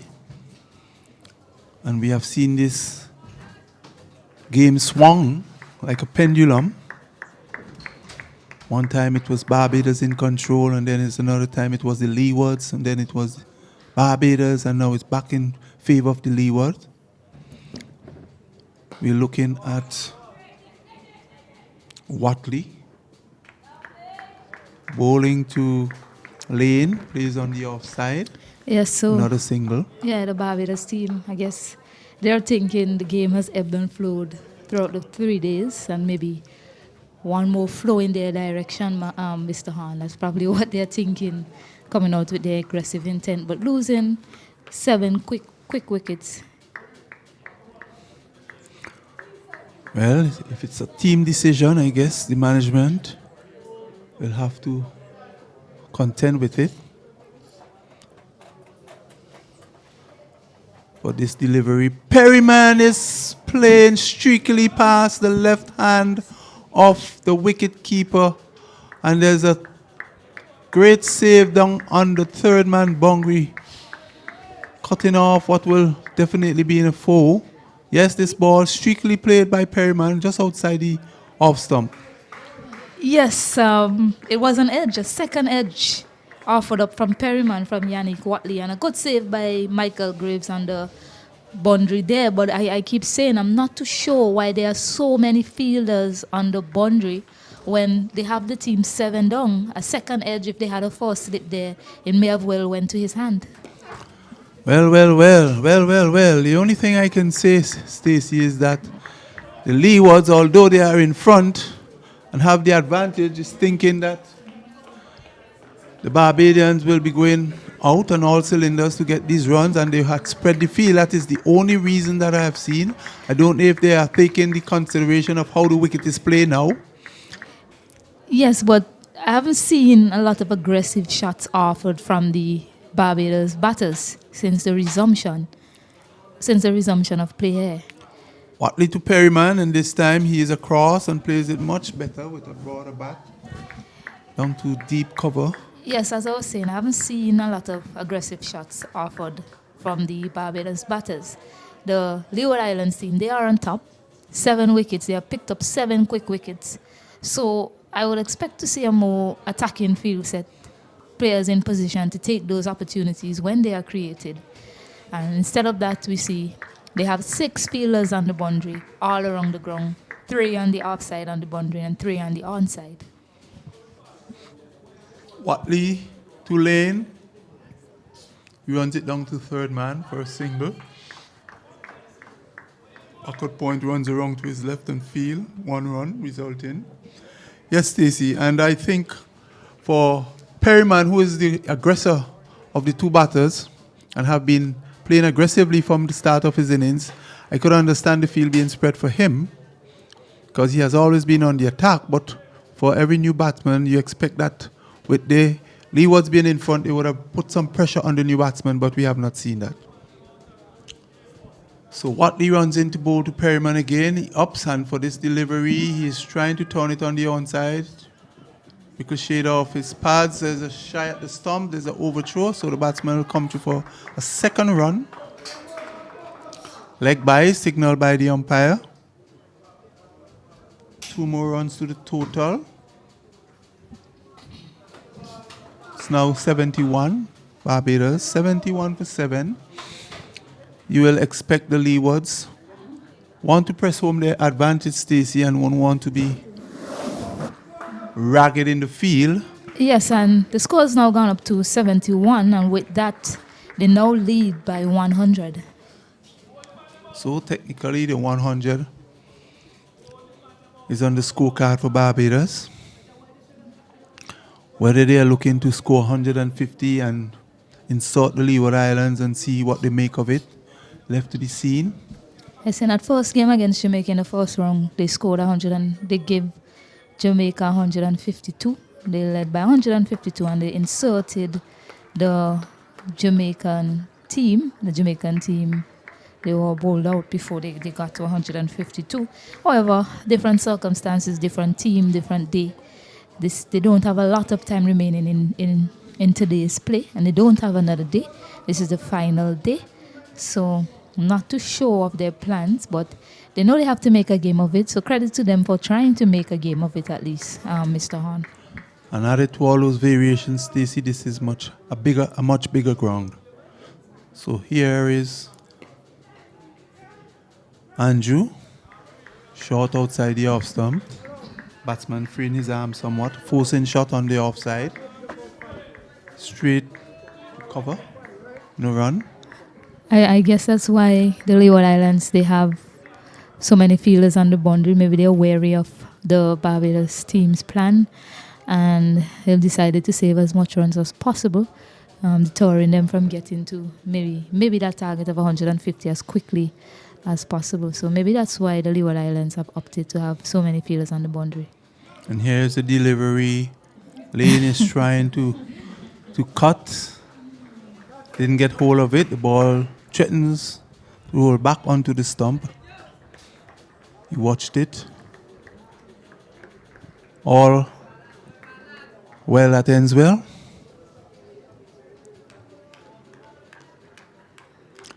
Well, Stacey, reaching that magical, well, psychological figure of 100 is always something that you have to be so mindful of. So I'm assuming here that the Bajans are looking for a quick 150 perhaps. And here's a shot from lane to extra cover down to deep cover. Man on the cover boundary fields and throws 1 run. So maybe the tactics for the Leeward Islands in the field placing are working.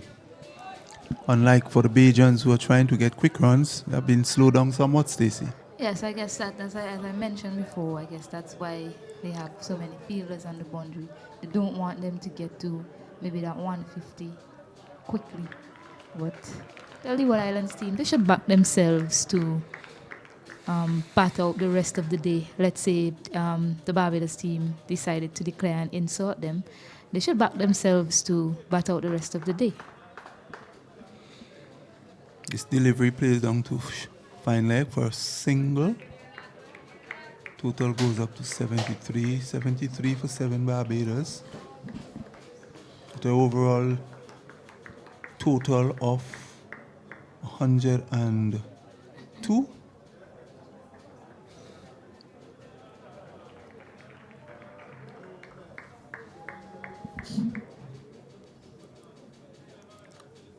Andrew for this delivery, and here is Lane opening the face, running it down to third man again. Another single, and where the boundaries are not coming, the singles are coming, Stacey. They have been rotating the strike, ensure that the scoreboard keeps ticking over, and that is important as well in this game. Picking up the singles.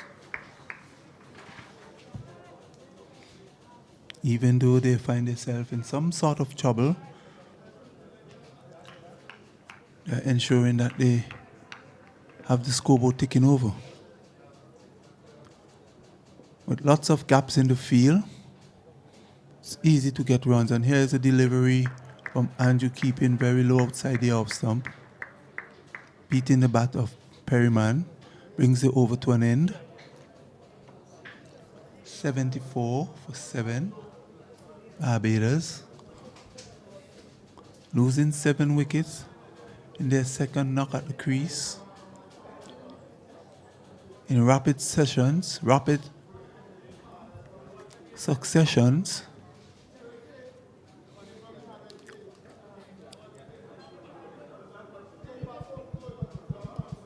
what could be going through the minds of these two batters now for Barbados?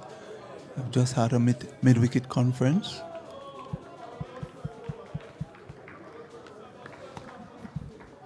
Is it that they're going to try and see how many runs they can get in these few overs that they have? And here's a full toss, driven down to long off for 1. That's all there will be. Total goes up to 75. 75 with a lead of 29, making it 103 overall. 103 for 7 Barbados. Yes, interestingly, a man that did the damage in the first innings for the Leeward Islands team has yet to be introduced into the attack. Amory picked up 4 wickets in that Barbados innings, and they haven't used any spinners as yet. So maybe another tactic by the Leeward Islands team to see if their pace bowlers can pick up most of the wickets and securing some more bowling points. That's an interesting observation, Stacey. And here's a shot by Perryman out to the deep, and here he goes.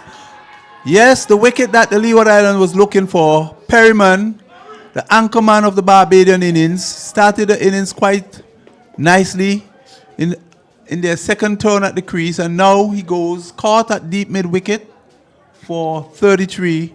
From a short ball, he tries to pull, mistimed it, and screwed it to deep mid-wicket. Stacey. Yes, and you have to be careful when you're hitting to that direction here at Annisville cricket ground. Usually there's a strong wind blowing from left to right here at the Arnos playing field. So you always have to be careful with hitting out in that direction. It's a much easier hit on the other side, but an easy catch taken by Hilroy Andrew. He's in the action again here at Arnos playing field, taking that catch off the bowling of Watley, and Devon Stevenson has made his way to the middle He's going to be joining Johan Lane, the Barbados team. They sink further in trouble. They are now 75 for 8. And this is basically the last wicket pair because Roberts, as we know, he's unable to bat for the, take any further part in this game. And so the Barbadians slipped into deeper trouble, lost their main man, the aggressive hitter. Perryman goes perish at mid-wicket off the bowling of Watley.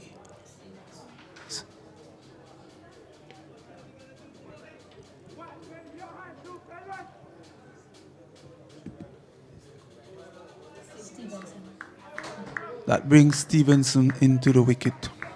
So Stevenson, technically the last man in for Barbados, as Roberts have been declared injured and would not be able to bat. So it's 75 for 8 and a lead of 29 runs. The Barbados overall total is 104. We are in the 24th over of this innings. As I saw the umpire signaling to the groundsman, probably telling him which roller the Leeward Islands team would like to use. So definitely have a game on our hands here, Mr. Hahn. Not gonna be what we expected. We thought that this game would be a draw. Instead of that, we seem to have a competition on our hands. Just about an hour and a half left in the day's play. The Barbados team have lost 8 wickets. Definitely, Stacey, we expect to see some very interesting climax to this game. As the old saying goes, it's not over until it's over. A little break in play here. Stevenson, see him doing some stretches to his hands. Maybe a bit of cramp in the hands. Seems to be okay. The umpire has given the ball back to Watley. And we're about to continue play here at the Annisville Cricket playing field. Johan Lane is on strike. Devon Stevenson is at the non-striker's end. Trying to see how much more runs they can eke out from this partnership for the Barbados team, Mr. Hahn. And indeed, it will be interesting to see what this last pair can do for Barbados as Watley runs into Lane, and for this delivery, he is defending upon the offside, mid-off fields. You know, when I went down for lunch, I saw Amory and I said, "Oh, you might be happy to be bowling on this wicket." And he said to me, "He's not going to be bowling. I guess he's confident that his pacers will be doing the bulk of the work, and they have done the bulk of the work." See that Landford, he started proceedings.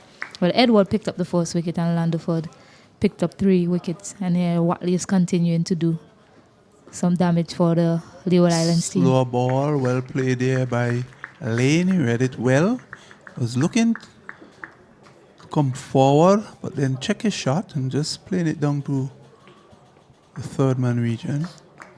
Or the backward point region, sorry.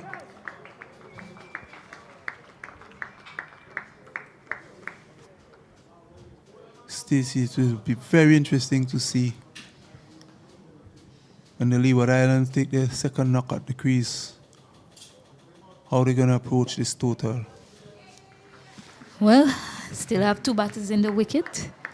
Still have to get rid of 1 more batter before they can start to think about batting. Currently, they have 104 runs lead, the Barbados team. And kudos to the Leeward Islanders. They have really played well. Not that they have outplayed Barbados by any means, but they have stuck to their guns. They have followed captain's instruction, the management instructions. Barbados likewise would have done well when they came out this morning on resumption. Not a slower delivery there from Watley, but yeah, not a slower delivery there by Watley, and Lane just waited on it well and played it down to that long off region. And just to correct myself, Landefort, he actually picked up 4 wickets this afternoon for Leeward Islands. And how well he has bowled. He came out on fire and he really hit the deck. He's bowling very aggressively and he's having a long rest now. He's at long on, watching from the distance. And surely it shows that he's enjoying his cricket, Stacey.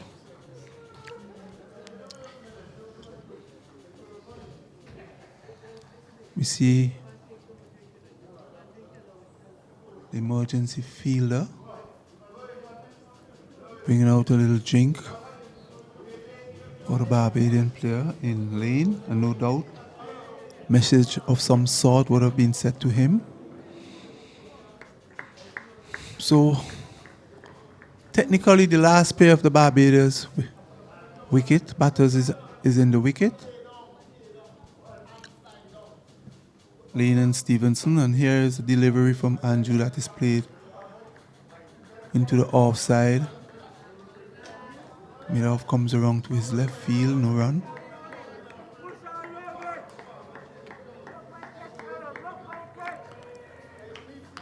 We are in for a match this afternoon, a match that we thought would have been more or less one-sided at one point in time, but it's not to be the case. Here is a ball pitched up and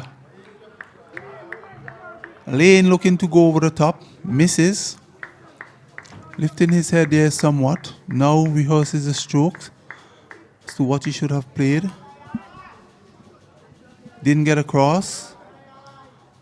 Have a fire at that one outside the off stump. No damage done.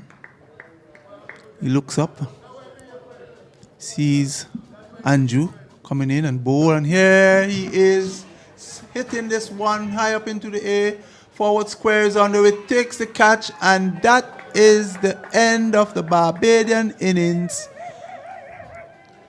A ball that was pitched middle and off stump, and here is Lane going for the big shot, didn't get hold of it and screwed it to forward shot for a backward square, who takes the catch. Stacey. Yes, he had an almighty swing at that one, similar to what he played. He tried to play that shot before. He had an almighty swing at it, and it just went all the way up in the air. And a catch taken by Yannick Watley. At that, well, he was at deep square leg. He ran around to mid-wicket to take the catch. So the Barbados team, they are folded for 76. They have a lead of 105. And Stacey, no doubt, the message that came out a while ago would have been for the batsman to get on with it. So we see Lane going for the big shots, but didn't succeed. Well, just about an hour and probably 15 minutes in the Leeward Islands day. They have about an hour and 15 minutes to score 105 runs. The question remains, Mr. Hahn, if they will go after this target, or if they'll just fall, because they are on top. They are definitely on top. They secured batting points. They have fast bowling points as they allow their fast bowlers to do all the operation during this innings. And the fast bowlers, I think they picked up about 7 wickets between them. Indeed, and we have not seen any spin in this innings for the Leewards, so it's all the pacers taking full toll and bowling out the Barbadians. And it will be very interesting to see how the Leewards approach their innings. As you said, they are in front and they don't have to, but the Barbadians no doubt will be coming after them, firing on all cylinders. They're not just going to go through the motions, Stacey, and allow the Leewards to win just like that. Yes. Definitely not. But the Leeward Islands, I believe that they will look to go for these runs, Mr. Hahn. They really don't need to, but they want an outright win against Barbados. And as it stands,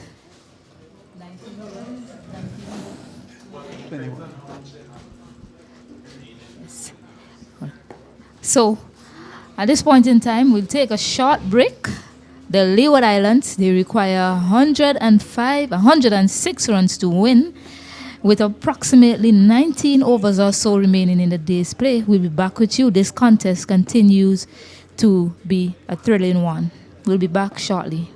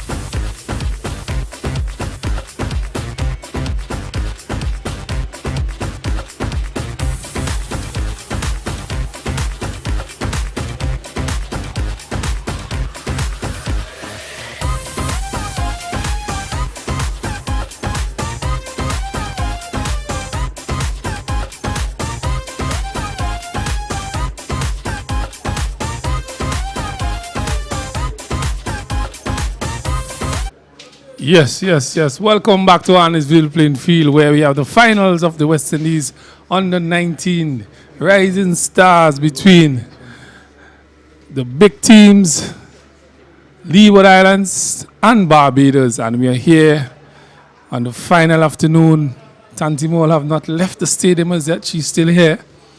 Just to let the viewers know, those who weren't in tune, Barbados was bowled out just a while ago for 76, all out for 76.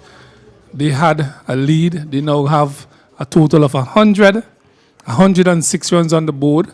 Leewards are now at the crease. They need to get 106. They have 11 overs minimum before that 15 overs start in the last hour. So, game on here for the championship between Barbados and the Leeward Islands. Leeward Islands with their nose in front right now. But things could swing for Barbados here as Lane with the ball in his hand. Starting proceedings. So on his ticked off his pad. Start there for Leewards. With me in the commentator's booth is Sylvanus Morgan Horn. Welcome back to the Arnos playing field. An intriguing battle here between these two islands, Barbados and the Leeward Islands. We have been seeing some very, very interesting cricket. No doubt, Martin, Barbados going out cheaply for just 76 with an overall lead of 29, giving them an overall total of 106. That will be the chase for the Leewards. It's the first time, Martin, I've seen the Barbados in any form of cricket falling so cheaply and with wickets tumbling in so quick succession. It seems like that this would have been the instructions by the management. Well, with that occurring, it has opened the gates, the floodgates here for Barbados as well, giving them an opportunity. And that one is clipped off his pads, through square leg, another lifting delivery from Lane. So 2 more runs to the score. 2 more runs to the score. So it has really opened the gates here for Barbados as well, giving them an opportunity to see if they could skittle out the Leeward Islanders for below that 106. But they have a maximum of just about 26 overs or so in the day's play to do so. And the same amount of overs is allotted to Leewards to get that 106. But they have gotten us a very good start so far, the Leeward Islanders, 3 runs. They are 3 without loss, looking for that target for outright victory. So on a short lifting, there's a loud appeal. He's out caught behind, and as I've said, the floodgates have opened and this game could swing in the favor of Barbados, although the Leeward Islands have their nose in front. The first wicket have fallen, 3 for 1. Yeah, interestingly, Martin, I thought that Barbados would not just be lying down like that. They realize that if they're going to really make a game of this, they have to come out hard at the Leeward Islanders, and this is exactly what we are seeing from this formidable attack of Barbados. Here is Lane getting a short pitch delivery to Terrick Charles, who edges to the keeper. So the Leewards have lost their first wicket, quick succession like the Barbadian, and we are seeing a very, very intriguing battle, Martin. Said it and I keep saying it, that Tanti Mole have not left the stadium. She's here having a good time. After lunch, she stayed and she has gotten these teams to where they are today. Really, some interesting cricket to be played here. Barbados has been bowled out.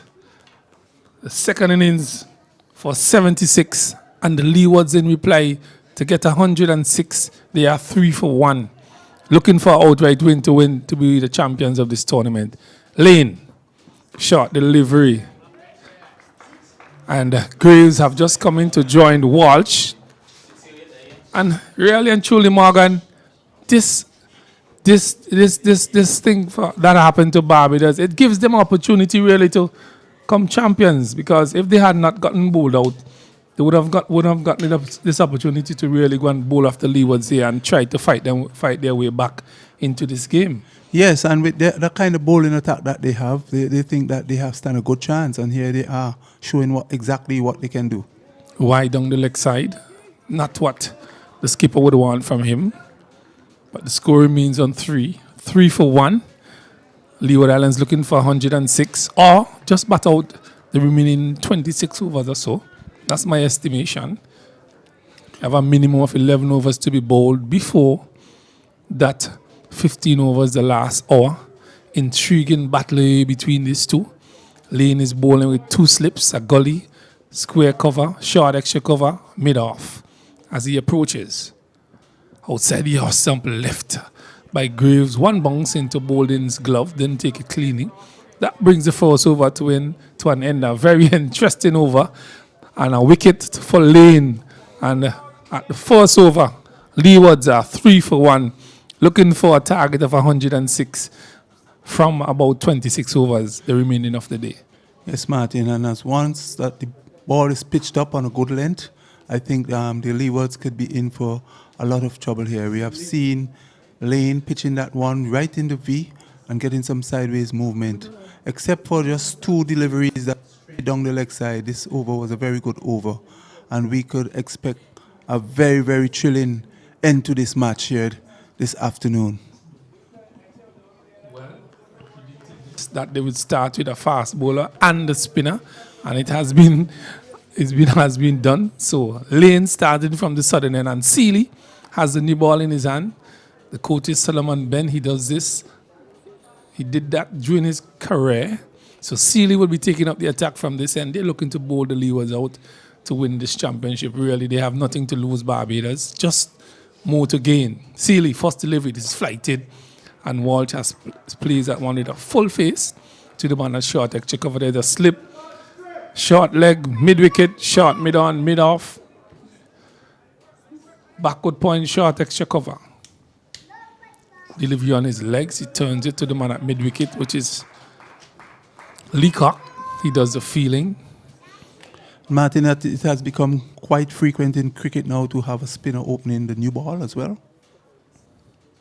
Well, in this situation, it calls for some attacking bowling on behalf of the Barbadians, and Seeley is their number 1 spinner and Lane their number 1 pacer.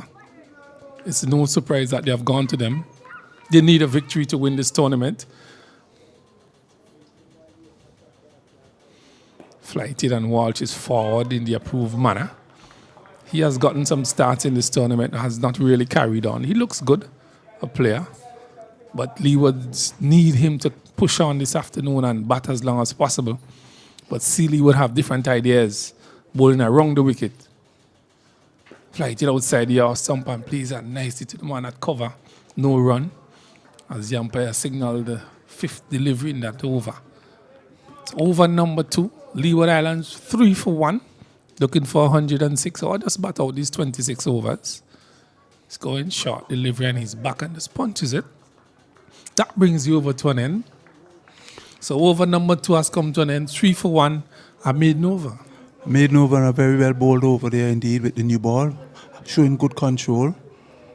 And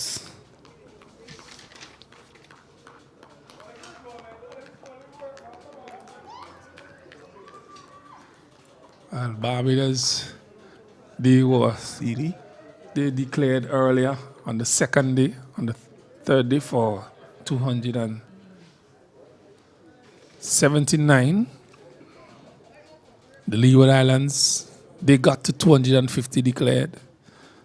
Technical decisions, they are ahead on points. They have taken all 10 wickets, all pacers.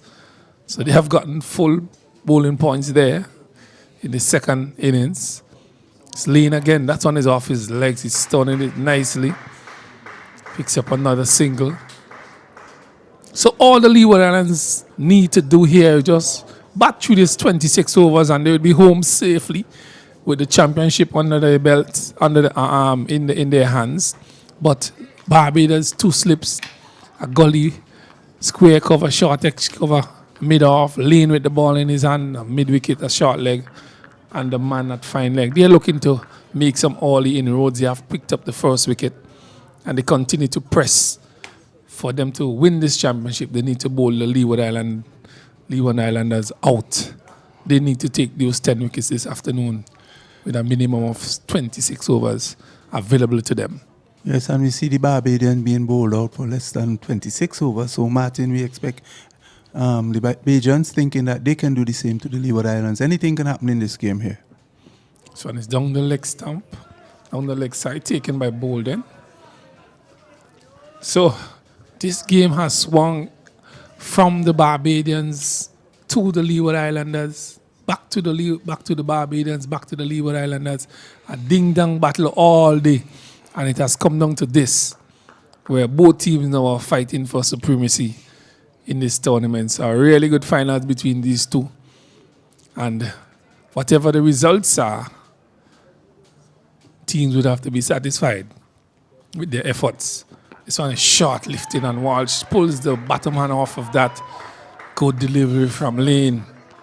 Working up a bit of pace there. Score is now 4-1. 4-1. What would have been your approach, Morgan, as the coach for the Leeward Islands team to this target? It's to bat each ball on its merit, Martin. There's no need to go tracing aggressively after the shot. Just wait on the loose balls and make sure that you put them away, but play each ball on its merit.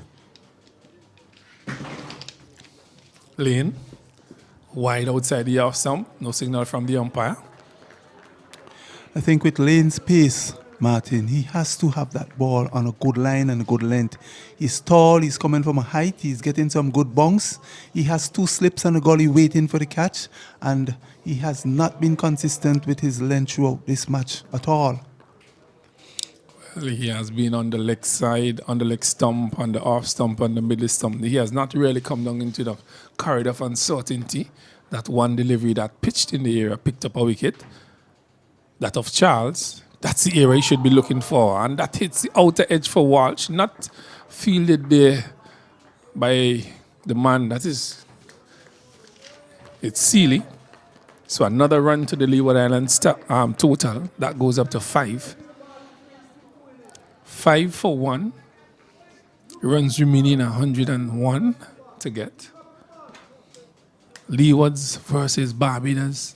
Ding dong.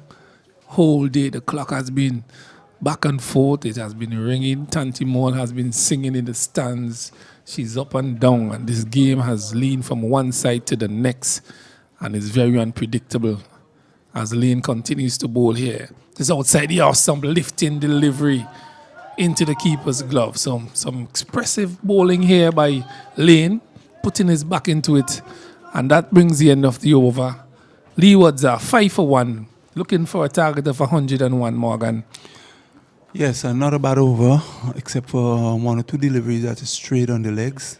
He has come back with a good line and good length. That last delivery, just about lifting chest height, could have resulted in an edge, but good evasive action by the batter saved the day.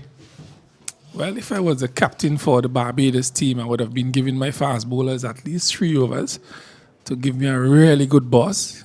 Tell them to give me everything. You have the likes of Leacock and the Roach to walk from one end. Seeley from the other end. He starts. This one is a straighter delivery from around the wicket. Seeley, he's bowling to Walsh. There's a slip, a short leg, square cover, extra cover, short extra cover, mid-off, mid-wicket, mid-on and a deep square leg. Dead ball signal by the umpire. Batter, he wasn't ready. Having a little bit of issue there. It's the umpire is easing. I'm not too sure of the issue. But he is backing up now to his original position as Seeley continues around the wicket. Left arm. This one is outside the off stump, beaten into the keeper's glove. Good delivery. Very good delivery indeed. I'm about to say we must congratulate our groundsman Martin. They have given us a nice, give the players a nice track. Both batters and bowlers have to apply themselves, so even Stevens. But what we have seen throughout this match, Martin, as the pitch wears up to that southern end, it's keeping a bit low. And another observation is that we have not seen the arm ball being used as much by these left arm spinners, which could be a danger ball, surprise ball that could create a lot of trouble for the batsmen. Especially with this new ball with Seeley bowling around the wicket. It does pitches and straightens As it's down the leg side, there's an appeal by Bolden, not out, says the umpire. The score remains on 5-1. 5-1. They need to really put the pressure on these batters. Over number 4 being bowled, they have a minimum of 11. This one is played solidly forward by Walsh. No problems. I think the approach by the batters right now, Martin, is the correct thing to do. They are playing each ball on its merit. You're not seeing them going to for any extravagant drives or anything like that. So that should be the tactics that they should use if they are to save this game.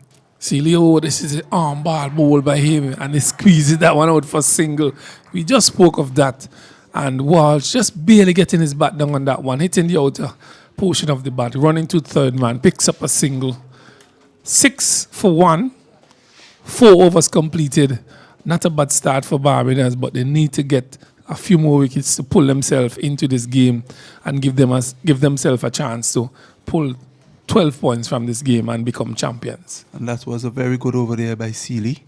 He has to continue to bowl at line and length. And of course, as I said, it's looking very uncertain at the other end where the ball is keeping low. Batsman has to be very watchful as the ball keeps low, and he's getting some purchase as well with the new ball. And we talk about the arm ball, we have seen him bowl it and create some problems there, forcing the batsman to play. Well, it's Lane. He's bowling his third over. He picked up the first wicket in his third delivery. That of Charles, caught behind bowling. It's Lane to Walsh, shot outside the off stump. Walsh is over that, plays it comfortably. No issue there.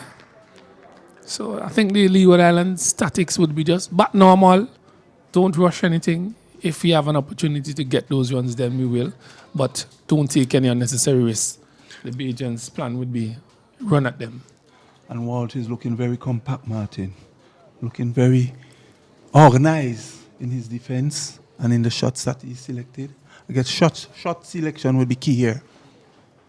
See, this one he's playing forward. He's looking for a run. There's problems here. Miscommunication on the behalf of the two batters.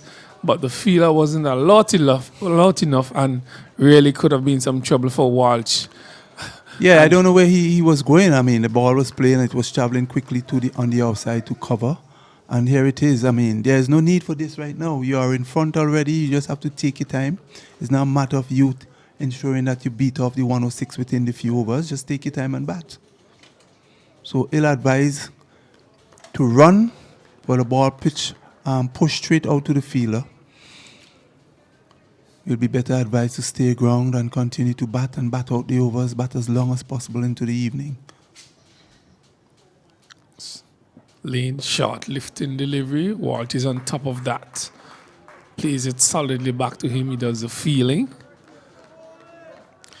Martin, I would like to see a little more variation in the bowling of Lane. I've watched him throughout this match, and it seems that, yes, he has some pace. He has been generating some pace, but he still has not got them in the right areas. And he needs to sometimes bowl a slow ball. I've not seen the sideways movement from him. He seems to be intent on pounding the ball into the wicket. Lane, lanky fast bowler, bumper. White signal by the umpire, taken down the leg side by Boland. He would have to bowl that delivery over. Score moves up to 7. So Leeward Islands really not in any trouble, any hurry at all. They have already secured this championship. It's only for them to give it away to Barbados.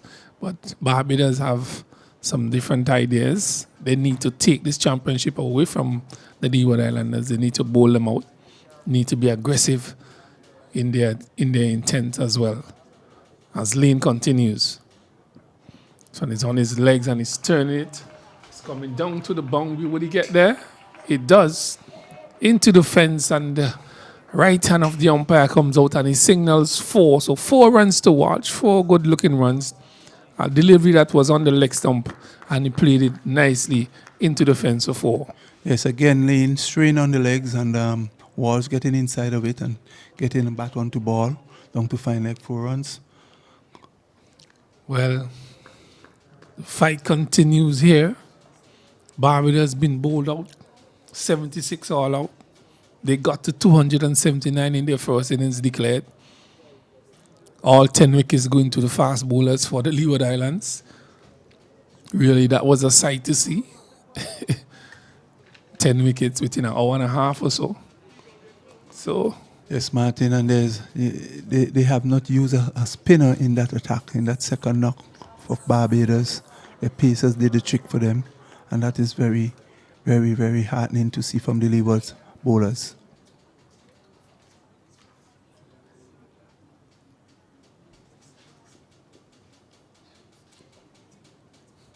so Lane continues outside the off stump.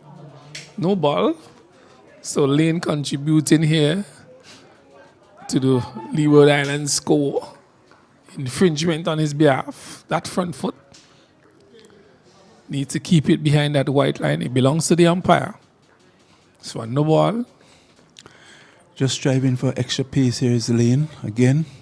But he has to try and mix it up somewhat. The wicket now, 3 days old, still doesn't have all that pace in it, but he's trying to extract that extra pace and thereby overstepping the crease. Lane. Outside the arse, and Walsh is putting his left foot outside and putting the bat on top of it, driving it to the man at backward point. Straight to him, had some pace on it as well. But a fine looking shot there by Walsh. Seems like he's having a little conversation with the players within the gully area. So you expect a little chat from one another, you know, in the whole situation here. There would be a little bit of bantering from each other. Yes, Martin, and we see as Lane tries to get that ball right up, he pitched it a bit wide, so therefore he's still not fully in control of his length as yet. Lane a bumper, and Walsh gets under that one. That's a good lifting delivery. Well, indeed, once you're a pacer and you have that bumper in your armory, you should be using it as a surprise delivery. It was well directed this time. So that's a very good bumper, and he needs to use it sparingly nonetheless. Yes, and Walsh, as we say, squinged under that one. Just got under it into the gloves of bowling. Like to see that from our fast bowlers. The aggression shown by Lane. That's good. Very good aggression indeed. Good for the game. So 12 runs, 1 wicket. Before we started this game, there was a minimum of 11 overs to be bowled. Sealy continues from this end.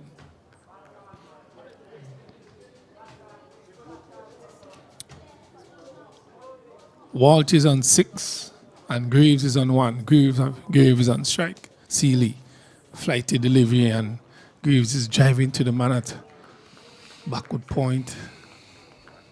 Square cover, that area. Dot delivery. Looking for his first wicket is Sealy. Had a good knock in the first innings of 96. This ball is a flatter delivery. Graves just sees back and just punches it back to him.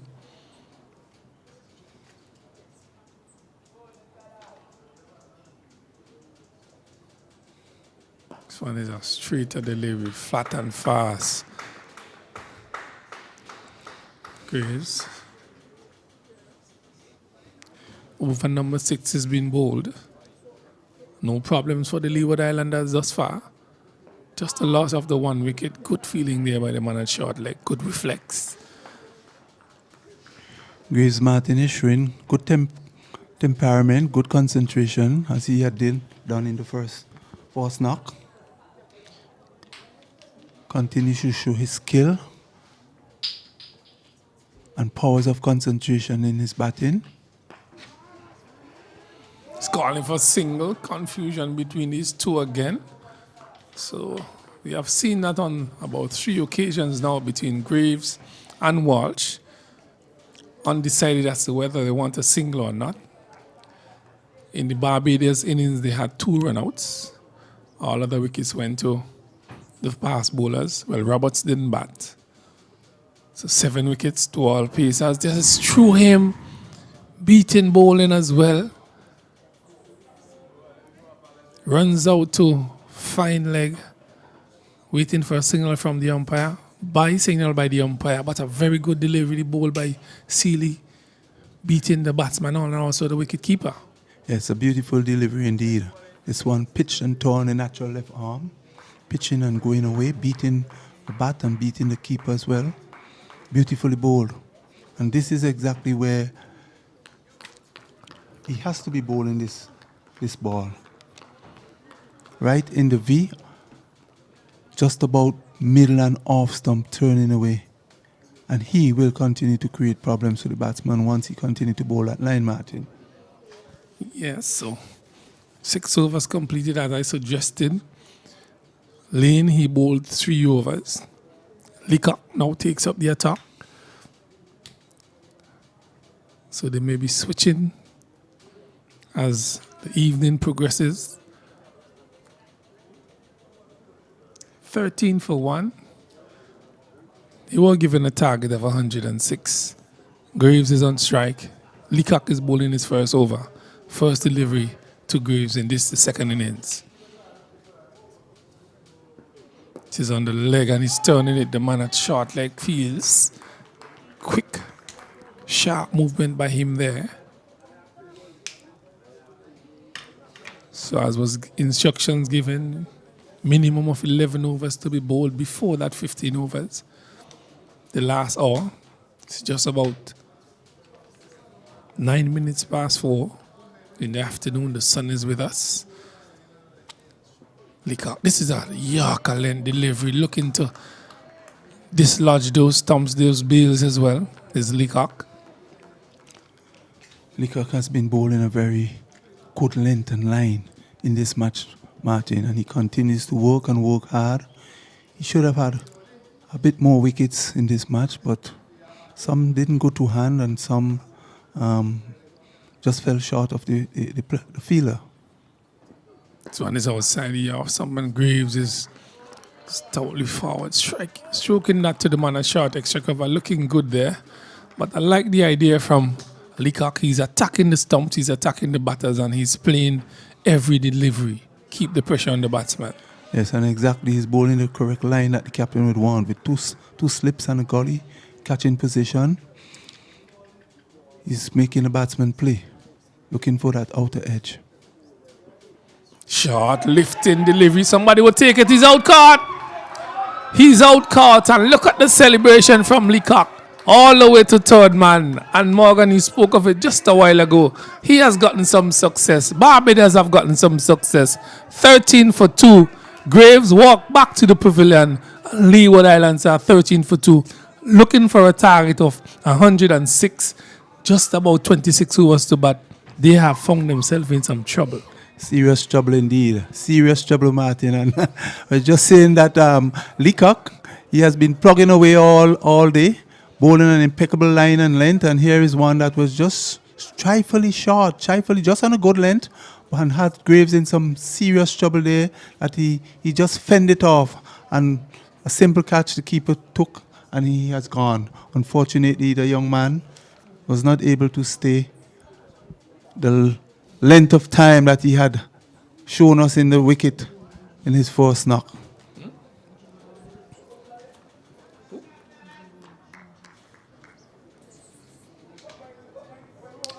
So the fall of wicket brings Joel Andrew to the crease. Well, we saw Walsh walking out to the players' pavilion. I'm not too sure what was the issue, but he's walking back. But Leeward Islands have lost their second wicket. We have seen the fall of just about 11 wickets in the space of 2 hours here at Arnos Vale. And Morgan, I really can't call it. I don't know what's going to happen in this game, but cricket is a game of glorious uncertainties. For Barbados to win this championship, they need to bowl the Leeward Islanders out. And they have started positively, and really, what would the Leeward Islands batsmen do from here on in? 13 for 2, 6 overs bowled. They need to get 106, but they have lost 2 wickets in the process. They are out front with points. Clearly, So- Martin, they would not want to lose. As you say, they have a minimum of 11 overs to bat before the 15 overs get called. And they would not want to lose too many wickets before the 11 overs is bowled. Is being bowled. So they have to be very careful, and they have to continue to defend and defend strongly, because the Barbadians is coming at them. Well, really and truly, Barbados have nothing to lose here at this point. All they need to go all out. All out. The only result they could get is a victory for them to win this championship. And the bowlers have responded thus far for them. Leacock and Lane picking up a wicket each. Leewards 13 for 2. Game on here at Arnesville. Tanti Mall have not left the stadium. Yes, indeed, Martin. And while we were all left in wonder as to what is the ploy of the Barbadians, we see that they definitely wanted to score as many runs as possible and send the Leeward Islanders into bat to make a match of it. Of course, they were thinking approximately 150 runs maybe will do them the trick. But here it is. They didn't get to 150, but 106 runs seems to be proving very difficult for them, Martin. Well, the thing is that you just can't come into the wicket and look to defend. You have to be positive as well. There's 106 runs to get. There's 20 odd overs to bat. You just can't come and defend those runs. You have to be positive in your intent. Or if you continue to lose wicket, you would find yourself under some severe pressure from the Barbadians. And they have picked up 2 wickets thus far. But the Leeward Islanders doesn't look bothered. They have 8 wickets in the hull. Walsh is there. He was just joined by Andrew. But they have to be more positive in their intent, the Leeward Islanders. Well said, Martin. And you're the expert as a batter yourself, defender. This one has been torn off his legs, picks up 2 more runs. That's what I'm talking about. You have to get the scoreboard ticking so the Barbadians could be looking at the scoreboard and saying, we may lose this game outright. You just can't bat and bat. We have to score runs as well. So 2 more runs to them, that takes him up to 15. 15. I know that they didn't really want to go after this 106, but they have to be positive, the Leeward Islanders. This one is hitting the outer portion of the bat. Another single hitting it and running down to third man. Another single to Walsh. 16 for 1. So some good cricket being played between these two teams.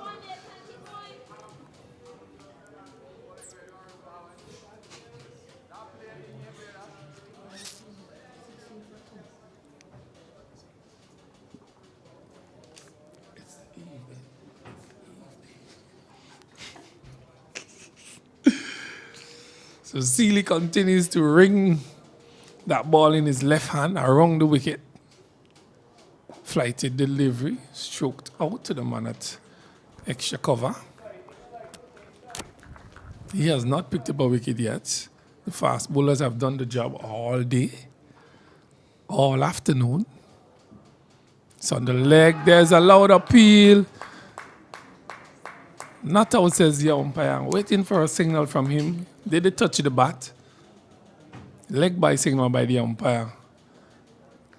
So, another confident appeal by Seeley being turned down by the umpire. But that seems to be going down leg somewhat. Yes, that was pitch outside the leg stump. Batsman trying to turn it around, missed. Hit his pad and it went down to short fine leg.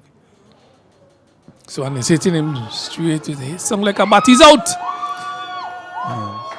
I thought that it had some bat in it, but the umpire is in the best position to give that decision, and Walsh is walking back to the pavilion. My word.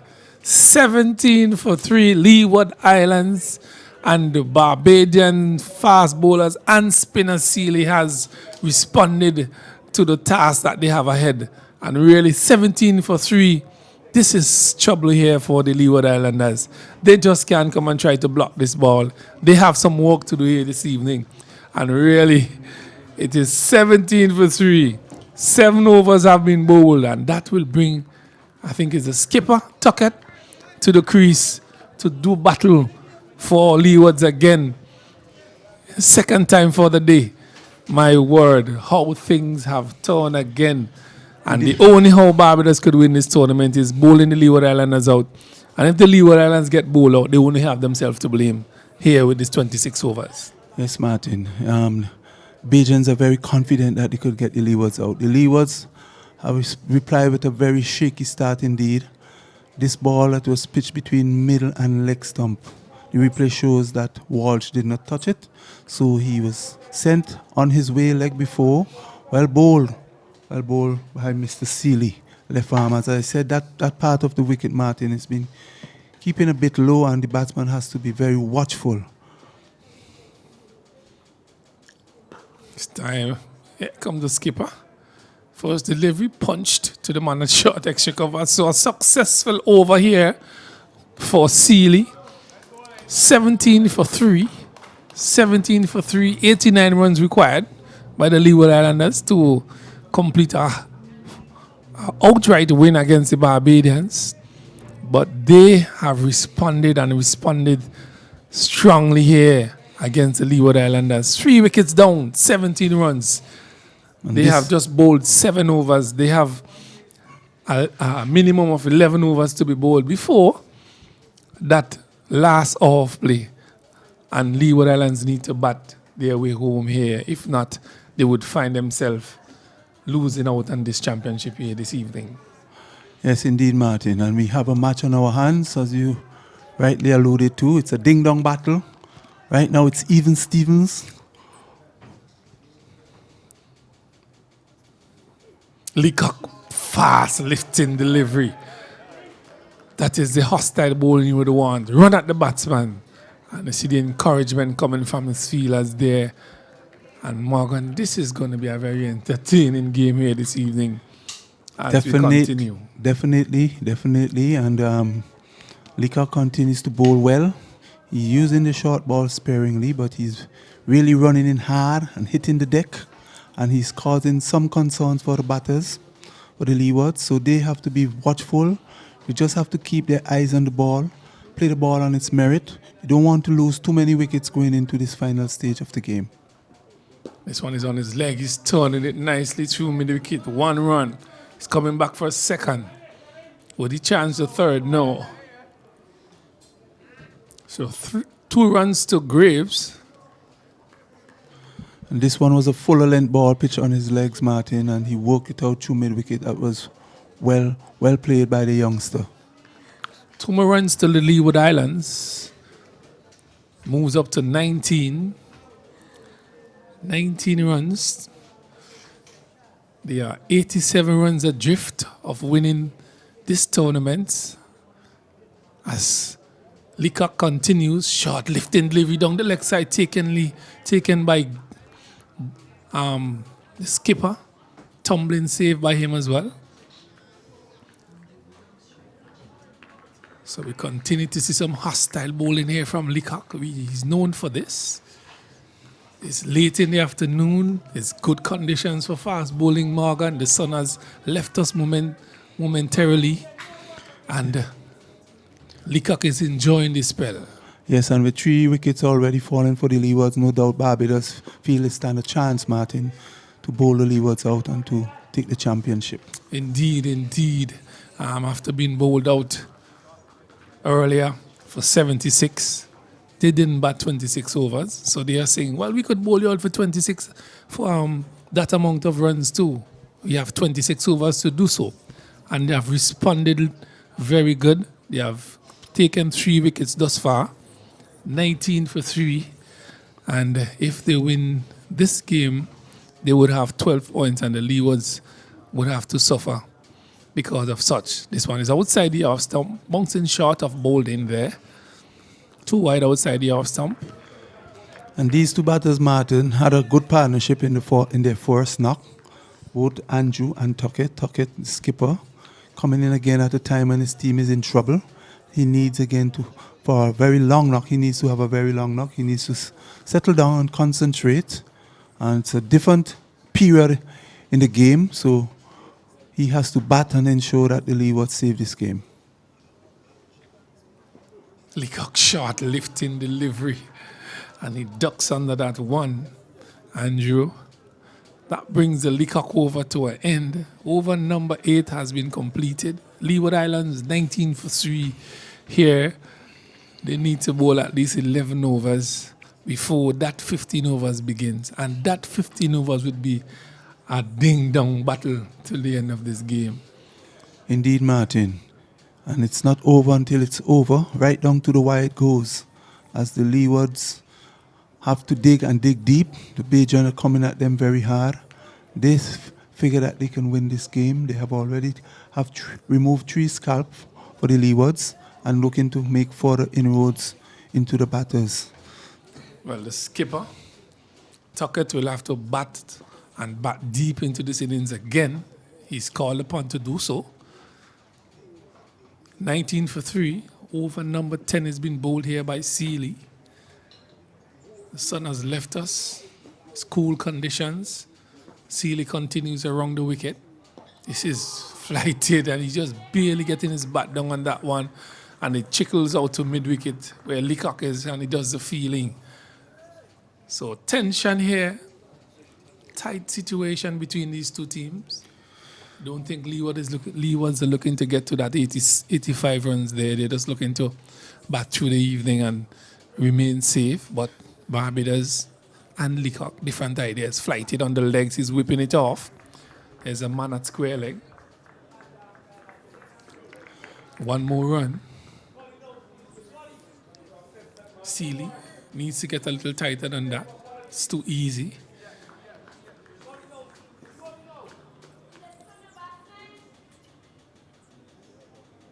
Flighted. Tuckett is driving up to mid-on. Full face of the bat. So it's a slip, backward point, cover, short extra cover, mid-off. Tuckett is bowling, has a loud appeal, he's out stump. Well. He's out stump, driving outside the off stump. That right leg came up and skipper bowling had no problems in whipping off the bails. Leeward Islands have lost their 4th wicket, 21 for 4, Morgan. Problems. Brilliantly bowled by Seeley. Tossed up, well flighted, natural left arm orthodox on the off stump, turning away, jaw Seeley into the shot, and a quick stumping by Bolden. Very good cricket indeed. And the Leewards sink further into trouble. And there's a match on here, Martin. Match is on, and the Bajans are elated. Oh, my word. 21 for 4. Skipper Tuckett gone, stumped, brilliantly stumped by Bolden. From a well-flighted delivery that turned away from him as he was drawn into the shot. Well, I tell you how things have changed here this afternoon. It has swung to the Leeward side. Now it's coming back to Barbados. How would this game end up? I'm not too sure. But there's a water break, a drinks break. So as it take this break here, I just want to remind you that Leewards, they have another 85 runs to get. They are 21 for 4. Barbados was skittled out just a while ago for 76 and giving them a total of 106. 106 they have given to the Leeward Islands to get for championship here. But at this moment, there's a break. So we will be back with you shortly as we continue carrying coverage of this exciting game between Leeward Islands and Barbados championship game.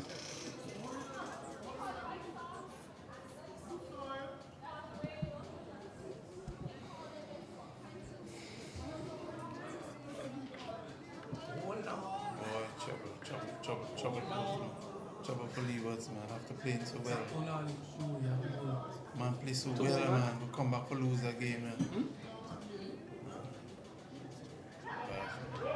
2 overs before you 11. Take bowling. So 1. 4 out here. 27 bar. They done remove 3 key batsmen. Graves gone, his skipper gone. 4 top scalp. Wow. 4 top scalp. Up on you. See, get all the kill out hands, really? Yeah. Man, wicked boy, man. Put pipe up in shit. Wicked. That's it, Vincent. The great things for you, right? That's how it is in country.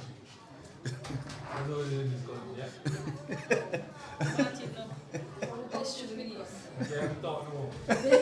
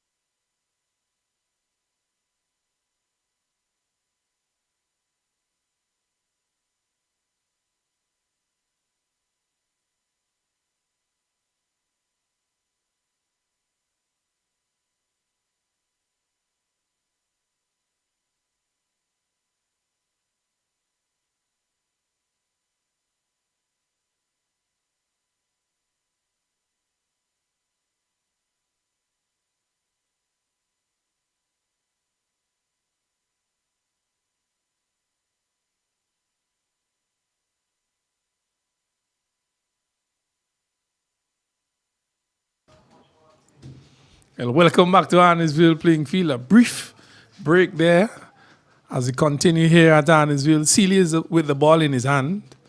Continues. Leeward Islands, 21 for 4. They have just about 26 overs to bat this evening. We're into the 10th over. They have a minimum of 11 overs before that last hour, but they have lost 4 wickets in the process. This one is a flighted delivery, flatter one as well. That brings over number 10 to an end. And Morgan, I think just on one more over before that 15 over start. Your prediction? Yes, well, that over was a very successful over, and we have seen some very beautiful deliveries bowled by Mr. Sealy, and he has been able to dislodge the wicket of Captain Tuckett that put the game, or put the Leewards into further trouble, and giving Barbados this advantage now to seek a win. Once they continue with the spin, I think, Martin, it can be a serious indictment for the Leewards if they do not bat with some sort of sense, with some sort of strategy, and with a little more carefulness. This one is pitched up, driven to the man at mid-on. So Leewards continues to attack those stumps as the sun returns here at Arnesville. 21 for 4. One thing the Leewards have to be careful here, Martin, is that they don't go into their shell and just defend all the time. They have to look for the runs where the runs are, and of course pick up the singles, rotate the strike, hit the bad balls where they need to be hit. Well, that is the issue here with the Leeward Islands team. They came into this second innings with a defensive mode. They have not looked to score. They have not looked to turn the strike over. They have just been batting the ball, just defending it. They are not looking to score and ease the pressure off themselves. They have created that pressure for themselves, and they have lost 4 wickets in the process because of such, as they say, pressure bust pipe. As we continue here with Leacock outside the yard, someone is looking to punch that over cover into the wicket. Both Leacock and Sealy continues to bowl well for Barbados. They're bowling the line that is required of them at this time, and they're forcing the batsmen to play. Martin, you notice it's only when they're really bowling a bad line that the Leeward seems to be able to score. So that is something they will have to be a little bit more, the batters for Leeward, be a little bit more innovative in their approach so that they should not be stuck in the mode of just defending. Leacock continues for Barbados. Outside here, somebody edges that one, overturned man, into the fence for 4 now. So some attacking batting here being shown by the number 5. Andrew, into the fence for 4, 25 for 4. And Morgan, that is what you're looking for. He was looking for from the earlier batters.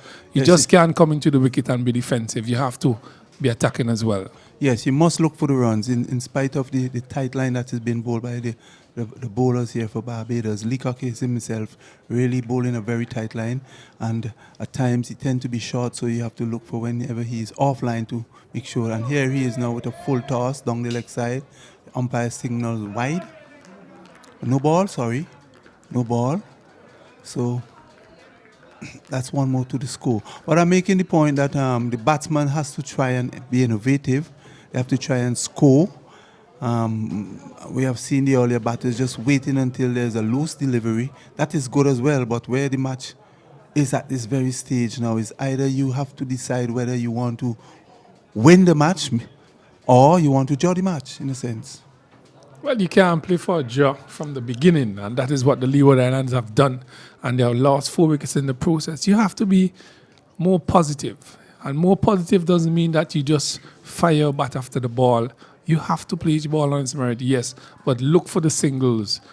Look to get off the strike. Score off the bad deliveries. That's what I'm talking about. More positive cricket. Straight back past the bowler. It's running close to the fence. Would it get there? It's been cut off. 2 more runs to Andrew.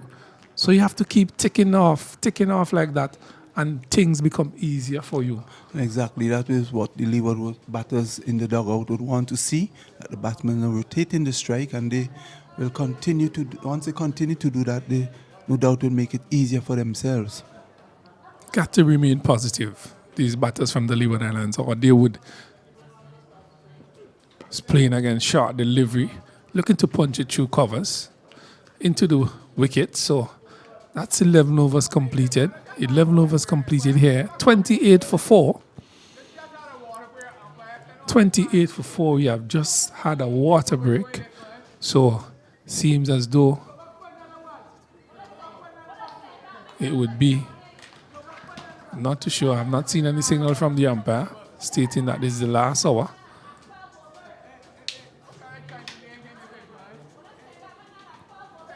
He's looking at his watch, and he's signaling now for the final hour.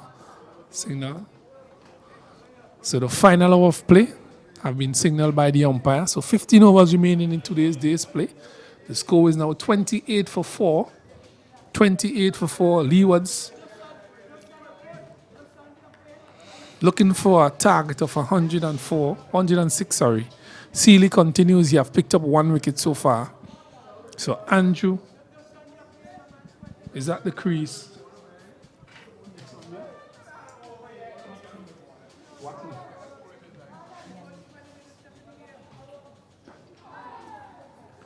He's doing battle with Watley.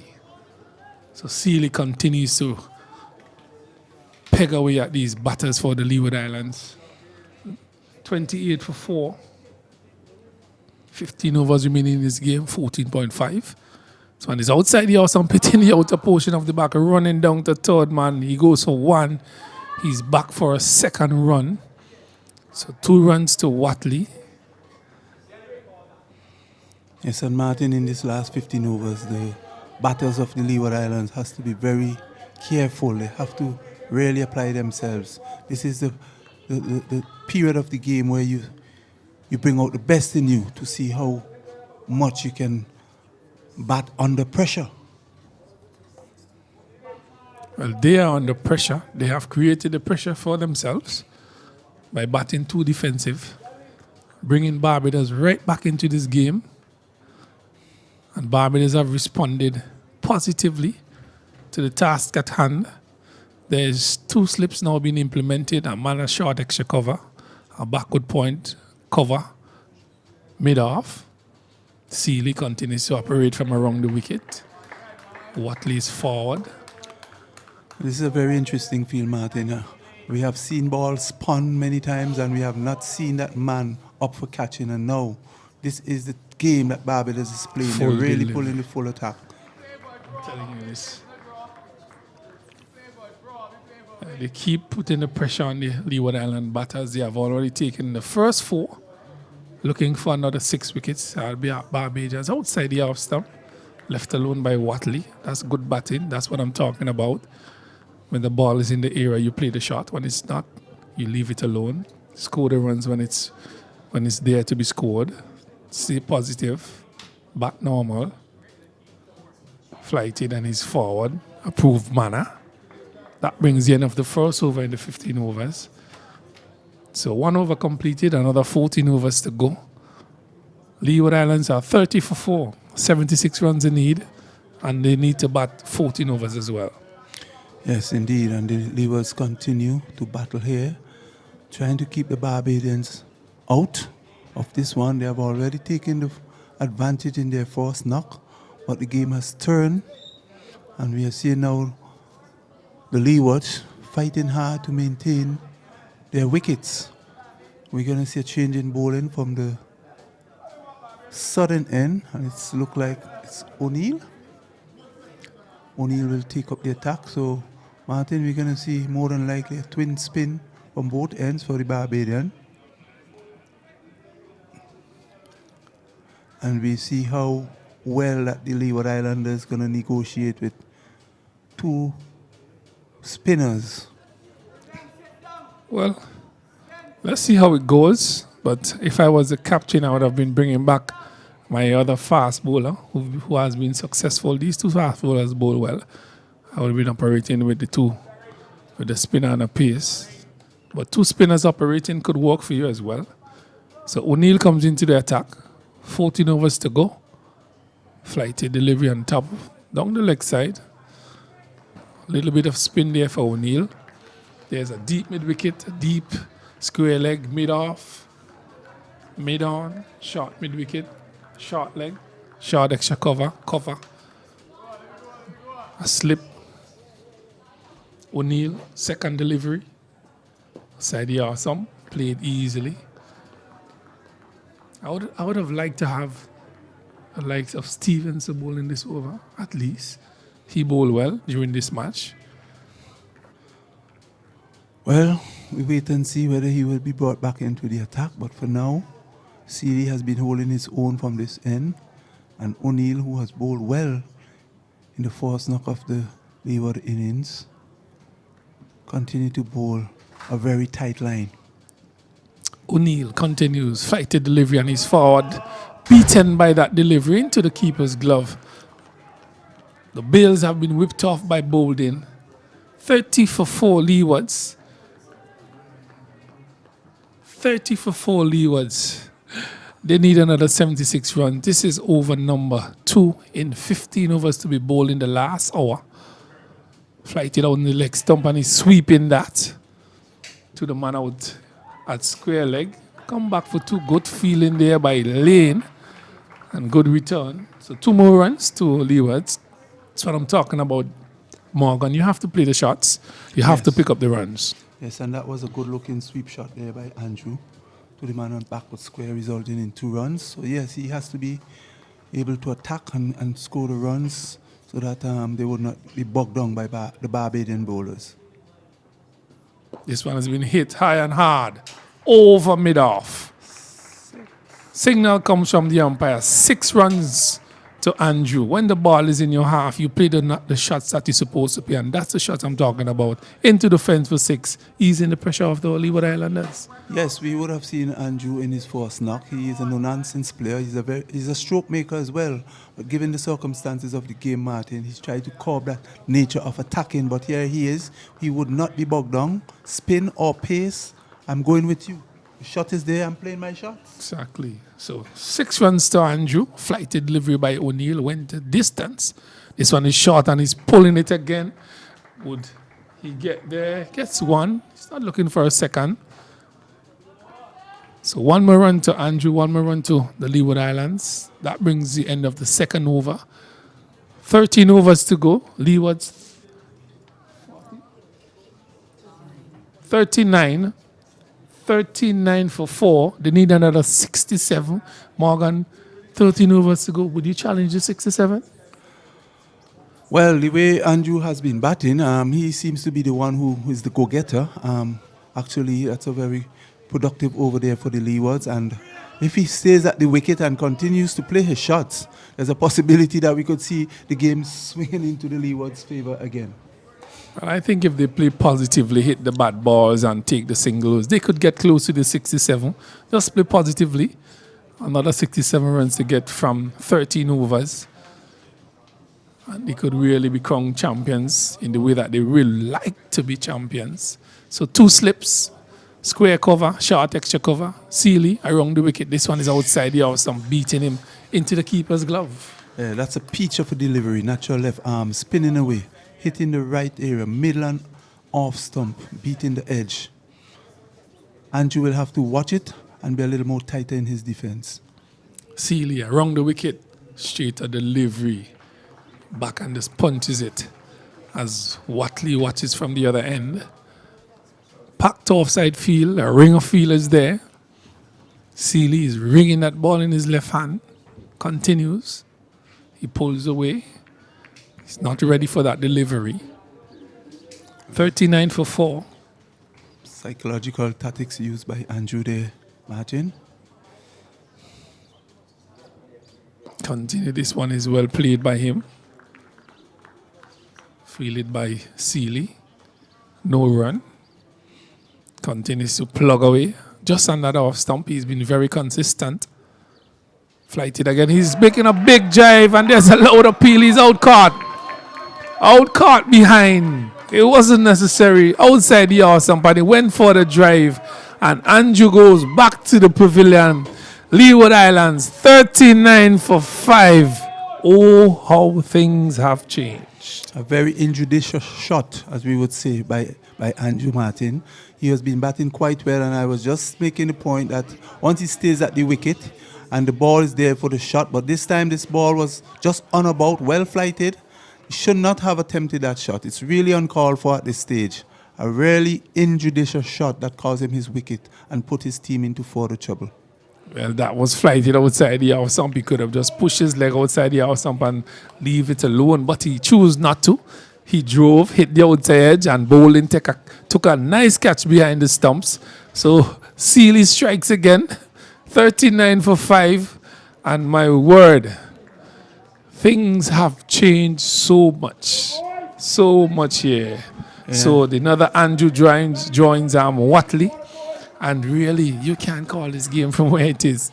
No, you really can't. It's difficult to call, Martin. And the way if the Leeward Islanders do not settle down and bat properly, I think the ball selection, shot selection is very key right about now at this stage of the game, and they have not shown that they are selecting the right ball to hit.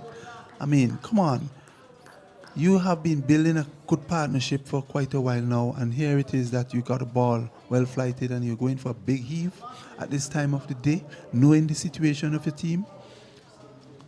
This one is a flat and faster delivery to Andrew. He's on his back foot and punching it back to the bowler, Sealy. Continues to plug away under the half stump. This one is pitching and bouncing. Played by Andrew. Martin, the game right now is called for a matter of survival for the Leewards. And there is no need to be playing those kind of shots as we see Joel Andrew just played a while ago. So just play the ball on its merit, ensure that and see that the overs are out for this afternoon and all will be well for the Leewards. Well, he played 2 attacking shots prior. They were right there in his half. He had no reasons not to. But that delivery was flighted outside the half stump. And he went for the big heave, hitting the outer portion of the bat. And an easy catch taken there by Bolden. And the loss of the 5th wicket. The 5th wicket there. So, Leeward Islands, 39 for 5. 39 for 5. They bowled the Barbadians out just a while ago for 76. And that 76 giving the Barbadians a total of 106. 12 overs remaining in today's play. And they have lost their 5 wickets. They have left the bulk of the work for the lower order.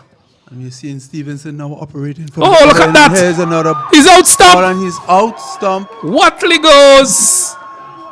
goes out stump, and the Barbadians are in a celebratory mood. Look at that. This is crazy, Martin. I can't believe it.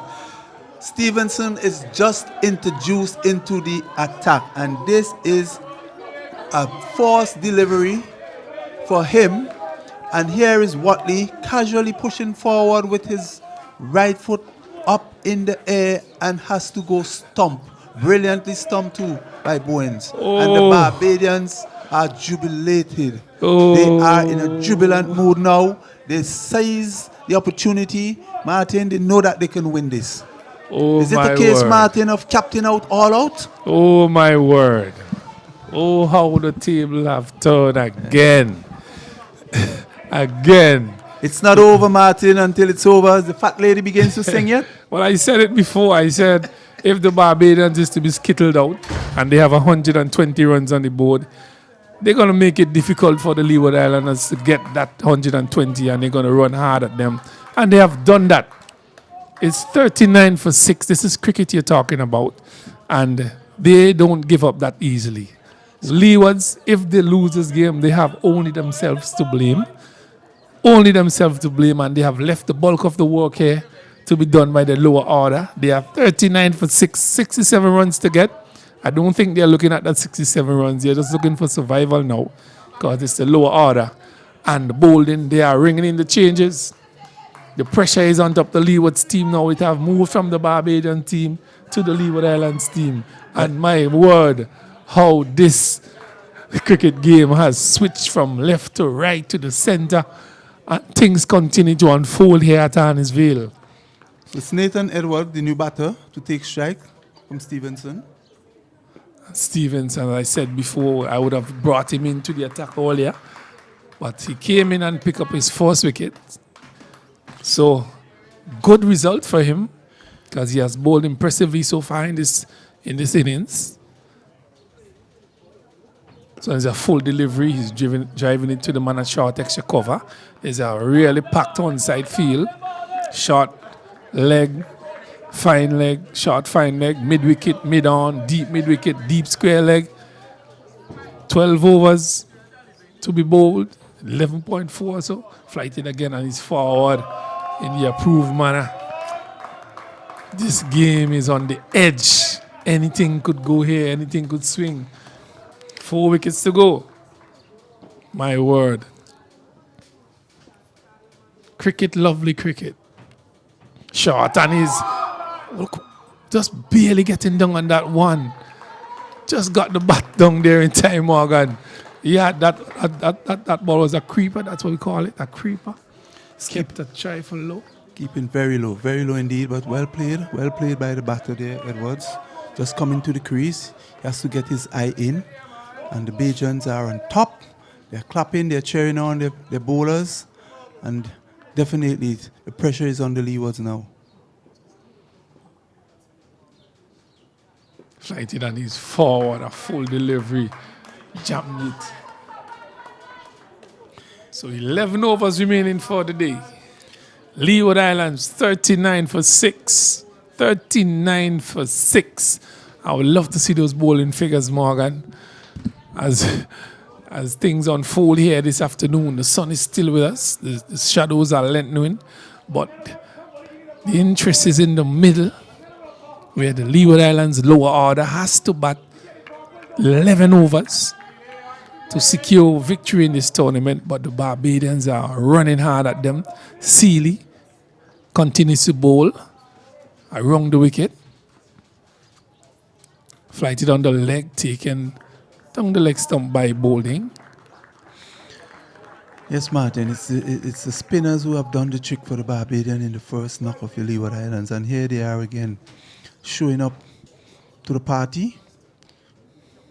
This one is a flatter delivery, sliding across him into the keeper's glove. Faster one, so Seeley consistently on that off stump, asking the questions of the batsmen. And he has gotten the results thus far. Continues to bowl around the wicket. This one is a straighter delivery on the leg stump. And so far, Martin, we have seen that the Leeward Islands have not been able to respond in a positive manner to these spinners. These left arm has been creating some serious problem for the batters. I think it's the mindset really, Morgan. The mindset of the batters from the Leeward Islanders. They're just looking to secure a win here, and they have played themselves into some serious trouble, dug a hole for themselves. Yes, and be that as it may, it's going right down to the wire, Martin. We have a game on hand. Well, it's been played here at Arnesville. This one is played in the approved manner. 39 for 6. Who would have thought of this? Martin, you would agree that we would have seen some very interesting cricket over the 3 days. Yes, indeed. Sealy, flighted delivery, and he's forward. That brings that over to an end. So 10 overs remaining, 60 balls to complete this game. 4 wickets to go. Barbados looking to win this game outright. They have nothing to lose. Nothing to lose here. And Leeward Islands have everything to lose. Well, as it stands now, Martin, the game is survival. And whether the Leewards can survive those 10 overs, it'll be interesting to see. The spinners are turning square, and the batters are not able to get the ball off the square at this time. Barbados is sighting victory here. Martin, we have to really look at, and Leewards has to look at the approach to their batting, because too often the approach, I think, would have been their undoing here. They have played some very injudicious shot. They have played some shot to balls that were not there for the shots, and they have caused them their wicket and has put their team into this position now. Well, I think the Leeward Islanders have came out and just shut up shop from the beginning of their innings, and that has put them in a really difficult position. They didn't look positive from the start. They looked like they wanted to just bat and bat and bat, just block the deliveries. You really can't play cricket like that. You can't come and block 26 overs from a good bowling attack, and they have really blocked themselves into a hole. 39 for 6. Well, Stevenson continues to ring it from the bottom end. Well, we have seen Drill Andrew trying to do that, to whip up some positivity in the team, but the shot selection on that occasion when he went after the left arm caused him his downfall. Stevenson, short delivery, he's looking to pull, hitting it, coming down fine leg, it's running close to the fence, it's going to get there now. 4 runs, so 4 runs into the fence, a short delivery by Stevenson, he pulled it, coming off the lower portion of the bat, runs down to the fine leg boundary for 4. Yes, a welcome boundary for the Leewards. They will welcome that. Pushes on the total to 43. Bringing some relief to the batters. It's a long time in coming, Martin, that we haven't seen a boundary. As Edwards faced up to Stevenson, he is back on across, plays out on the offside. There is no run, as the shadows lengthen here at the Arnesville playing field. Barbados, having been bowled out by the Leewards for 76, with a lead of 29, giving the Leewards 106 to win. And now with their tail up, or their hands down the throat of the Leeward Islanders, struggling to maintain their scoring. They're struggling to get to the total of 106. In doing so, they have lost 6 wickets. And we are seeing a very intriguing battle right down to the end. All overs, no doubt, will be bowled in this match. Of course, of course. The Barbadians have attacked the Leeward Islanders. They have been successful doing that. The Leeward Islanders have dug themselves into a hole here, batting negatively. Thought they would have come out a little bit more positive, but they didn't. Looking for a draw, really, but the Bajans are looking for a victory. As they continue, Sealy is bowling around the wicket. Continues to bowl. Flighted. Oh, this one is hitting the bat and just trickling out to the man at backward ball.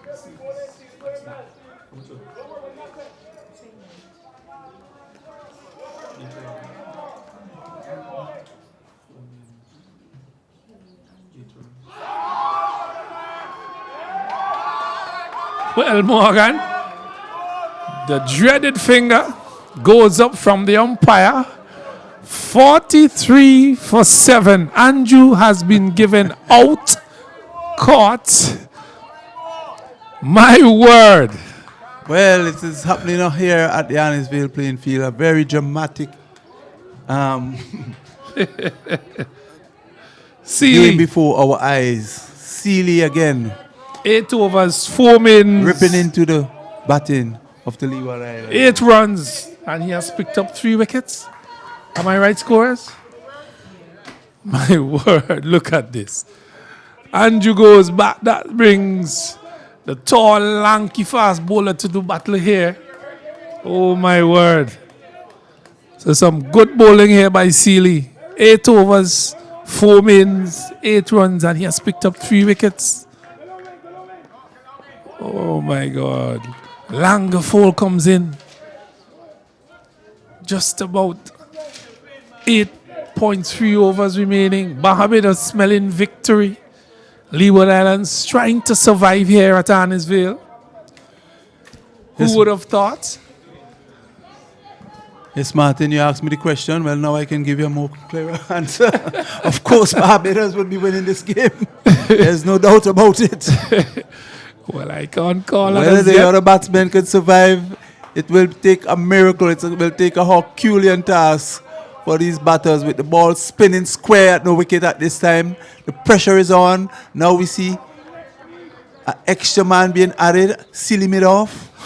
Pressure. Sealy. This one is outside the off stump and they're jumping, appealing.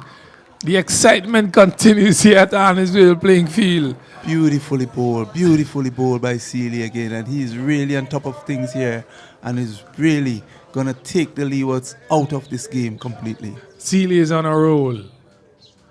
Flighted delivery, and Langer is playing a full toss. Straight back to the man at mid-off. Pressure it is. It's a pressure situation. Here at Arnosville as we continue. This one is on the leg stump. Sealy is going up. There's the finger. There's the finger. My word. And we have said it, Martin, time and time again. We are seeing it. We are seeing it, and it is clear, Martin, why the Bajans came out looking to attack.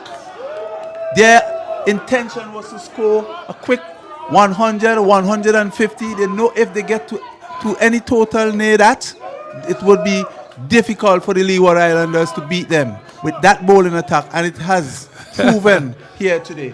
Well, Langerfeld goes without troubling the scorers. 43 for 8. 43 for 8, Leeward Islands. They were in charge. They were in charge at the end of the Barbadian innings, but now they are looking down the barrel of the gun. I'm telling you. Martin, look at the game. That was an impeccable delivery. And Sealy has picked up 4 wickets for 8 runs. 4 for 8. Oh my God, look at this. London Fort had no clue. That delivery. Cricket, lovely cricket. Hey, game of glorious uncertainties. Tantimall in the stands. Who would Oh have my thought? word. Who would have thought? Who would have thought? Barbados fighting back here. This game has switched from left to right. In the middle, it went behind, it come forward. But I said at the end of the day, somebody would be victorious. It isn't in the hands of the Barbadians, and Sealy keeps ringing that ball from around the wicket. Mackenzie is at the wicket outside the house and between the outer portion of the bat. A dramatic over here being bowled by Sealy. He has bowled 9 overs thus far. He has picked up 4 wickets, 4 mins and 8 runs. Clearly, Martin. Well, I've just been told by the scorers he has gotten 5. Yeah, he has bowled well throughout this innings, the second knock of the Leewards, and he has been plugging on a nagging line and length and causing trouble to the batsman. He has done well indeed, and he would be definitely the man taking Barbados home to victory in this game. Well, Morgan, there's another 8 overs to be bowled. It is left up now to these 2 batters, Mackenzie and Edward, to do battle against Johnson and Sealy, 2 left-arm spinners from Barbados. Could these 2 save the game, Martin? Nathan Edwards and Michael Mackenzie. The Leewards I pray now for a miracle. 63 runs to get. Who would it be? This one is played on the front foot. There's a silly point. There's a short leg. There's a man in the slip. Short extra cover. Mid-wicket. Mid-on. A deep square leg. I'm telling you, the pressure is on these batsers from the Leewards. Here we go. This one is short and he's back and punching it. Doesn't want a single. He's taking on the responsibility of batting Stevenson. As this battle continues here at Arnos playing field, it has swung from left to right. That's smart. The Barbadians are now on top, looking for victory. They have smelled it. They have smelt it, and they continue. This one is outside the house stump. Long forward. That's smart cricket by Edwards-Martin. He's the better of the two. So he needs to stay at that crease where the ball is turning into him. He has a lot of work to be done. He has a lot of work. This one is short and he's back and plays it. Very attacking field, Martin. Silly mid-off, forward short leg, backward short leg, slip, pressure. Leg slip, mid-wicket, mid-on, short extra cover. Flight in and he kills that one right in front of him. He needs to just pull his length just a bit back, Morgan, to create a little bit more problems for this batter. Something I've noticed, Martin, the batter seems not to want to move out of their crease. He's sweeping. He's looking for the single, like he wants to take over. He does. He's palming the strike here. So that brings the end of the over. Smart cricket by Edwards, and let's hope that his strategy would work for the Leeward Islanders. But I am telling you here, Barbados is on top of things here at the Arnos playing field. The Leewards now are finding themselves into further and further trouble. 8 wickets down. The score on 44 for 8. In serious trouble. No amount of rain. There's no threat of rain. And if they're hoping for rain, there's no sign of that right now. They have to bat and ensure that they keep the Bajan out. But it doesn't look that way. My bet is on Barbados, Martin. Well, anyone would bet they put it on Barbados. 2 wickets to get. 44 runs being scored by the Leeward Islanders. They need another 62. They're not looking at that. They're looking at the scoreboard, 7 overs. 7 overs to go. Sealy, 5 wickets. 8 overs. 4 maidens. 8 runs. Oh, look at this. Leg slip. Sealy point, slip. Short leg, short mid-wicket, mid-on. Sealy, around the wicket. Flighted, he's forward. There's an appeal. Not out, says the umpire. Sealy was already in the mid-wicket area. Looking for another wicket is Sealy. But the umpire would have nothing to do with that. 44 for 8. 44 for 8 here at Arnos, the finals of this West Indies under-19 tournament, dubbed Rising Stars, and Sealy has really shone here this afternoon for the Barbadians with this ball. Left arm spinner, continues to do the work. He's forward, positively, kills it in front of him. Just looking to be safe is Edward. Sealy around the wicket, flighty delivery, and he plays that one. So as things wind down here at Arnos, Barbados looking for victory. Leewards looking to hold on to this championship. Leewards and Barbados. This one is outside the leg stump. It has nothing to do with that. And this is what selectors would be looking for, Martin. Under this pressure game, there's a time when the game has this period where we have to apply yourself under this pressure, and the selectors will be watching you as to how you cope under this pressure. Well, they are pulling the man in from square leg, looking to stop that single from Edward, trying to keep Mackenzie on strike. 44 for 8. 44 for 8. Barbados looking for outright victory to win this tournament. Oh my God, outside the awesome quicker delivery into the keeper's glove. Brilliantly bowled. Well bowled, well bowled, well bowled. And Sealy continued to keep the pressure on. He's been mixing it up. He has a straighter delivery and he has the one with the arm, and he has been getting punches from the wicket as well. He's pulling that one. The man that's short, square leg, doesn't feel it cleanly. So Edward picks up another single and he's palming the strike here nicely. He takes another single at the end of the over. He would take the strike as the battle continues here at Arnos between Barbados and the Leewards for supremacy in this tournament. And really and truly, Morgan, this game has swung left, right. It has gone to Barbados. It has come back to the Leeward Islanders. The Barbadians had nothing to lose after being bowled out for 74, more than to go for a win.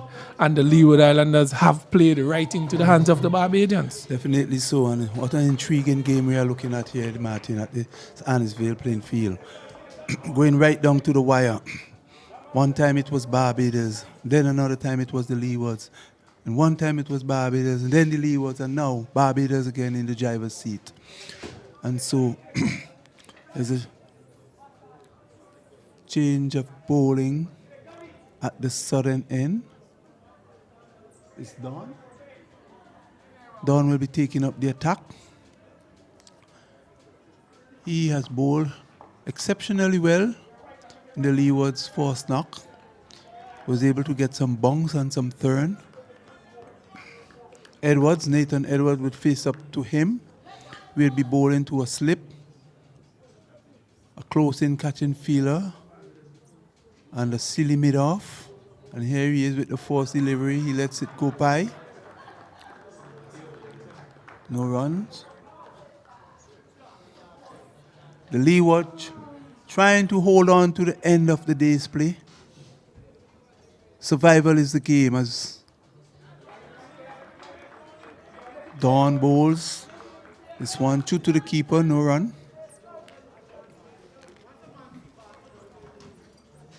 Edwards, the most experienced of the batters, taking strike from Dawn, and here he is back in his crease and plays out to silly mid-off. No run. Survival for the Leewards. And here is Edwards banging this one through the offside field. It's running out the deep extra cover. Will he get enough legs to cross the boundary? No.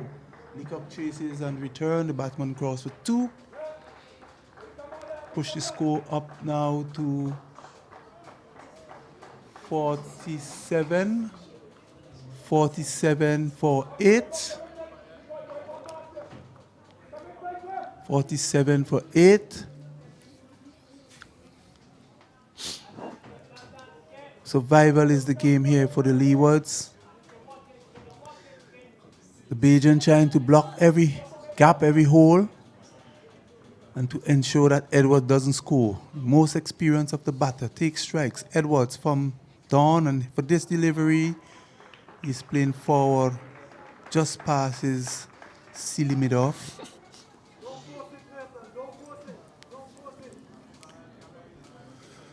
Word of encouragement to Nathan to slow it up a bit. And here is Edwards using his experience and just turning it around to a vacant fine leg position. Thereby taking the strike. Very intelligent knock indeed. Farming the bowling.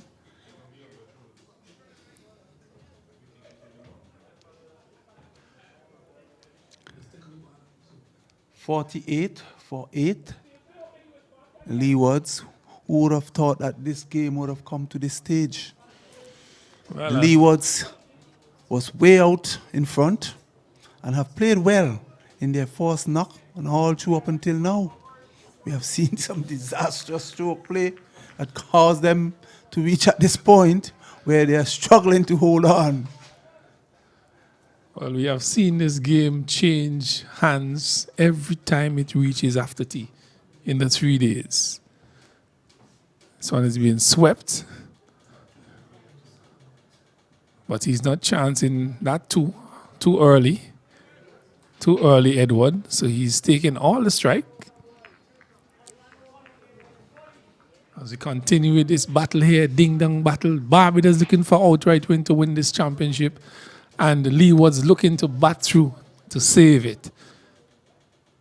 Sealy, 5 for 8.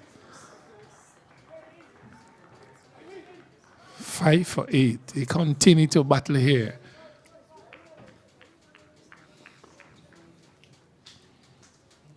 What a match we have on hand.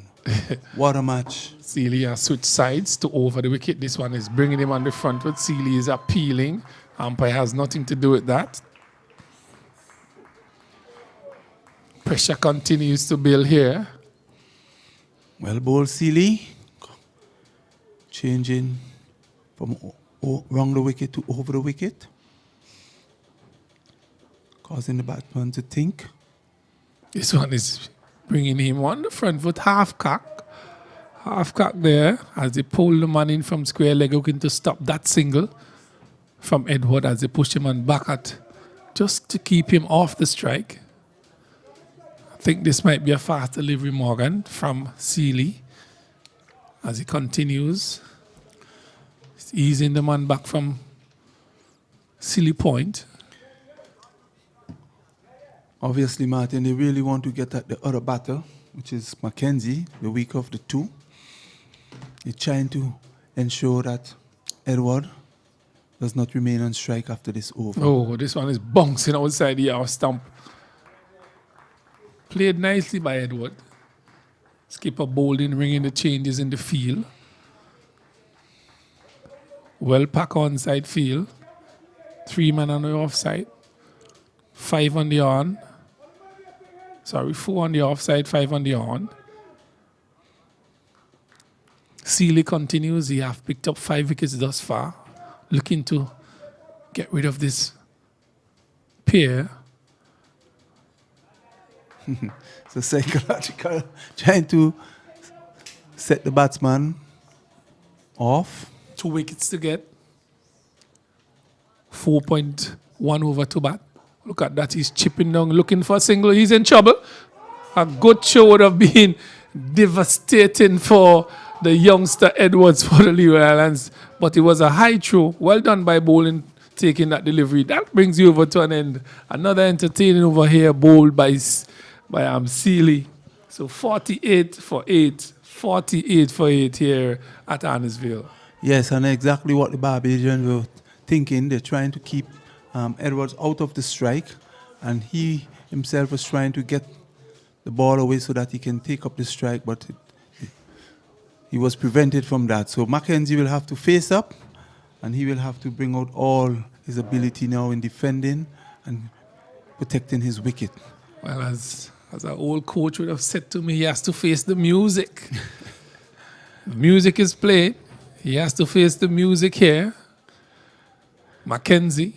Great battle on, Martin. Great battle. Even the sun in all its glory is taking a peep. Stevenson outside the house stump, and he's long forward, even before the ball has been bowled. Survival, Martin. Survival. Mackenzie. Small in stature. Stevenson continues. This one is on the leg and he's back and plays it with some confidence as the applause come from the Players Pavilion, the Leeward Islanders. Survival is the word. Barbados 2 wickets away. Leewards 3.4 overs away. Outside the house, Stumpy has nothing to do with that. Good judgment on the youngsters' behalf. Packed offside field. I was just told a minimum of 3.3 overs remaining. Time you're playing with here, and he's playing that one nicely to the man at mid-on. Remember, there's an hour's play. You must play that hour. You could get in your 15 overs within that hour and bowl a few more overs, Morgan, as we know it. Continues a flighted delivery, and Mackenzie just tucking it out to mid-wickets. Stevenson just losing it somewhat, losing the plot. There's 2 slips, Sealy Point. Packed offside field, he's changing his angle. He's coming over the wicket now. This one is outside the house, but there's a loud appeal. Not out, says the umpire. That brings you over to an end. Interesting over, Martin. You almost get a nick there from that one. You look a bit casual in defending that delivery. But as Stevenson went over the wicket, ball pitch and move across him, he looked casual playing that shot. He has to tighten up his wicket. So, the evergreen Edwards, trying to keep things tight, will take strike. And this is what the Barbadians would not want Edwards to be on strike, but he will be facing up to Seeley, who will be coming over the wicket to him. Nathan Edwards, the most experienced of the batters, is there holding on for his team, and for this delivery he is drawn in defense. No run resulting. Barbados here pressing on the advantage with their throat down, with their hands down the leeward throat. And Edward is forward. Ball trickles out on the onside to a leg gully position. No run. Well, the allotted 15 overs is getting close. Seeley has changed his approach. He's coming around. He will be bowling into his body here, creating a little bit more problems for him. This time, look at it. The pitch outside leg. It would be difficult for him to get that ball straight to Morgan from that angle. Yeah, definitely. But I think Edwards is taking a chance there. He realized that he has come around the wicket, and then once he's pitching outside leg, he will not out. But at the same time, he has to be a little more careful. That was a casual stroke by Edwards. He has to tighten his defense at this time. Well, we're playing time and overs. Seeley around the wicket, positive shout, and he's playing that with a solid bat. That's better. That's a much better shot. Survival, that's the word, survival. The field is being pushed back now, trying to prevent him from getting that single. 48 for 8. Seeley has been bowling a marathon spell, Martin, all evening, all afternoon. He has done well. So he's outside the arse stump and the bowling goes up. The excitement continues here for the Barbadians. They're looking for an outright win here to clinch this championship, and oh, how they would love to have that. It's a lot of pressure, Martin, on these batters. I'm telling you. Survival. Here he goes. Final delivery outside the arse stump. Leaves it alone. That brings the end of the over. 12 legal delivers remaining. I don't know how much time. My watch says 5:20. We started at just about 22. Scorers, did I get that correct? About 20 to 5 is now 20 past 5. 12 overs is a lot, Martin. To only take one ball to get a wicket and only 2 wickets remaining. So 12 balls. Just 12 balls. 12 balls is still a lot. Leave him alone. So, Stevenson continues. 12 legal deliveries remaining to get victory for Barbados. They need to get 2 wickets. Mackenzie doing battle outside the off stump, left alone.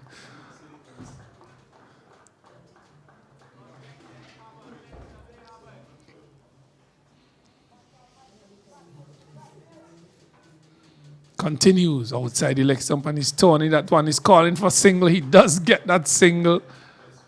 So Edward is now on strike. A single to Mackenzie. 49 for 8. Barbados looking for 2 wickets. And the Leeward Islands looking just to bat out these other legal deliveries or bat up to this hour, which is stipulated to call play. Where are you casting your dice, Martin? I'm not casting my dice anywhere here. This game could go anywhere. Lee was looking to survive. Barbados need another 2 wickets. Stipulated 15 overs coming close to an end. It's forward solidly. Stevenson fields. Claps are coming from the pavilion. Barbados have done well to come back into this game. Would they be able to finish things off? This one is outside the house. Somebody's just playing that nicely to the man who runs and feeds from slip. He doesn't call for the run. Very sensible batting, Martin. I think there's 2 or 1 legal delivery remaining. 2 legal deliveries remaining in this over.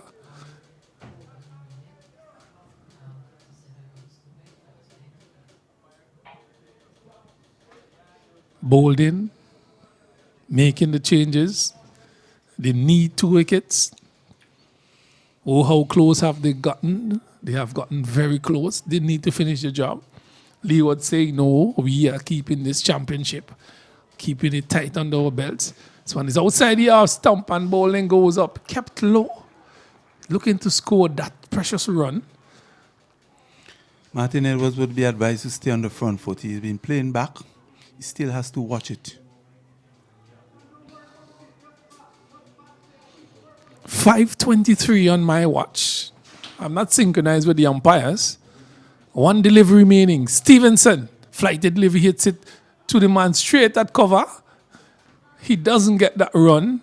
So Mackenzie would be on strike for the final over. Final over within the 15. I'm not too sure if there would be some other overs bowled here because you're playing the hour, Morgan. Yes, and we wait to see what would happen. But again, we can't help but saying that it's a game of survival. The Bajans would love to know that they have an extra over to go. The Leeward Islanders would like to know that they play on the hour and that the umpire will call stumps and they walk out feeling much better. Well, if I could remember it, you play in an hour, 15 overs stipulated in an hour. Mackenzie is taking his guard again. The final over, final in the 15. Survival is the word here. Seeley with the final say here. This one is lifting. Mackenzie says, hold on like a traffic cop. I would bat. I am batting for my team. Seeley ringing it from around the wicket. Here he comes again. This one is... he's bowled! Bold. Oh my word, he's bowled! Exactly, Martin, what Edwards didn't want to expose Mackenzie to facing up to Seeley. He looks a little bit suspicious. He has the ball that was pitched on about middles and off stump, and he just opened up a bit and the ball just goes through bat and pad and bowled him. Oh. And this could be the cause of the match. Oh my word. Here is the big armory. He's coming to the wicket. Experience West Indies. Yes. Under 19 player. 49 for 9. We are in the final over. Final stipulated over of the 15 overs recommended for the last hour. There's still another 11 minutes to play. Would Leeward Islands hold on? Barbados looking for victory. This is dramatic finish to a very intriguing 3 days playing of cricket. It was fascinating to watch, indeed. Some may not believe it, Morgan, but it has. So we see the fall of at least 20 wickets so far between lunch and now. Well, my maths is right. I am watching it live, Martin, and I can't believe what is unfolding before my eyes. Here we go. Armory, the big man.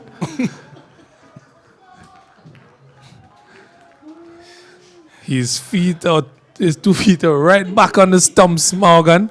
Martin, I think if Seeley could bowl this quicker arm ball, that's the end of the Leewards innings. Armory, Seeley. Oh, he plays that one and walk away, Courtney Wald style. Just flicks it under his arms and walk away. Armory looking to survive. Tantimore. Oh my. She walking across the playing field here, boy. Things tight. There we go. Flighted delivery. Armory is playing a full toss. Straight back to the man shot. Extra cover. 1 delivery remaining, it's over. Seeley has picked up 6 wickets. Armory looking to deny him of a 7th. This one is straight. It's in the bat. That's the end of the 15 overs well here. Well played, Armory. Well played. You could see him very nervous at that. Well. 15 overs completed. We have another 9 minutes remaining score. About another 9 minutes remaining. So at least two overs to be bowled. One wicket. Martin, if the batters are smart, they will use some strategies that will help reduce these minutes into 1 over.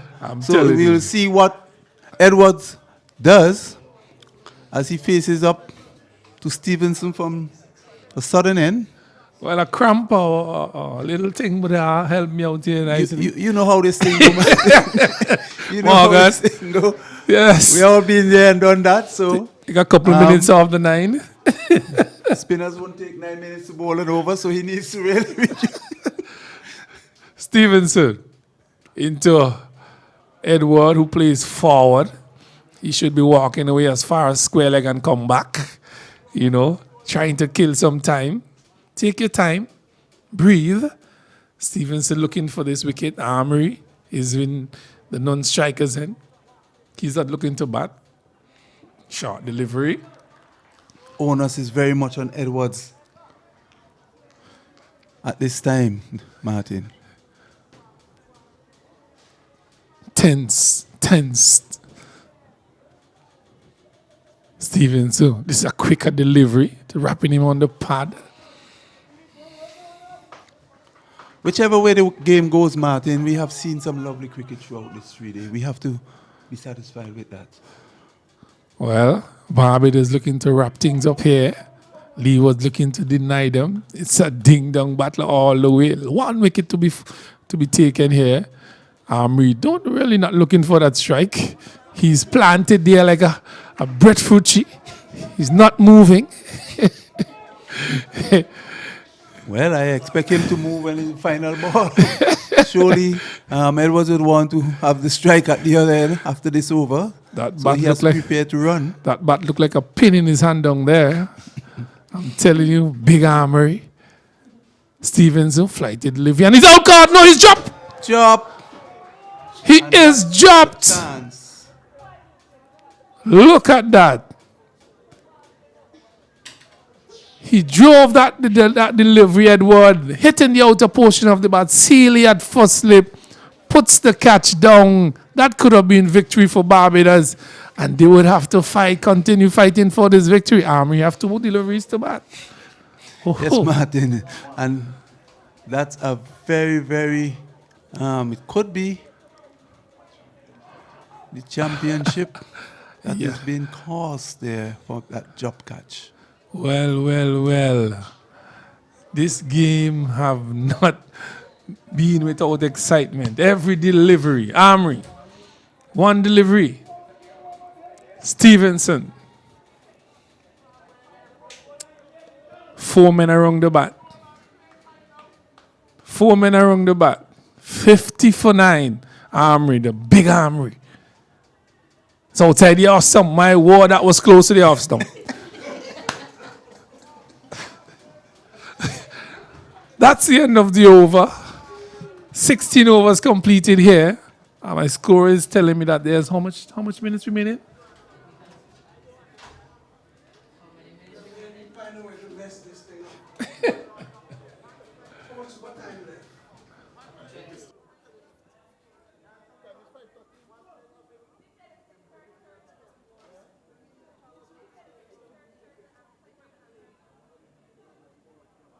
What the scorer says. No more than 2 overs will be bowled here. So, a catch has been spilled. Sealy looking to redeem himself. I'm telling you. He continues to plug away. Edward. He's moving away. Dead ball. So that would take some time off it as well. Morgan. Definitely. I'm telling you. The game has made a chance here, Martin. Come on. You should have taken that chance. Scoop up that championship, Sealy. You need to make amends. You bowl well, yes, but that catch was critical as he continues to plug away from around the wicket. He's forward. The claps. They're coming from Pavilion as he continues to battle for the Leeward Islands. 1 wicket to get here for the Barbadian victory. They would sneak victory away from the Leeward Islanders. If that is to happen, he plays forward again.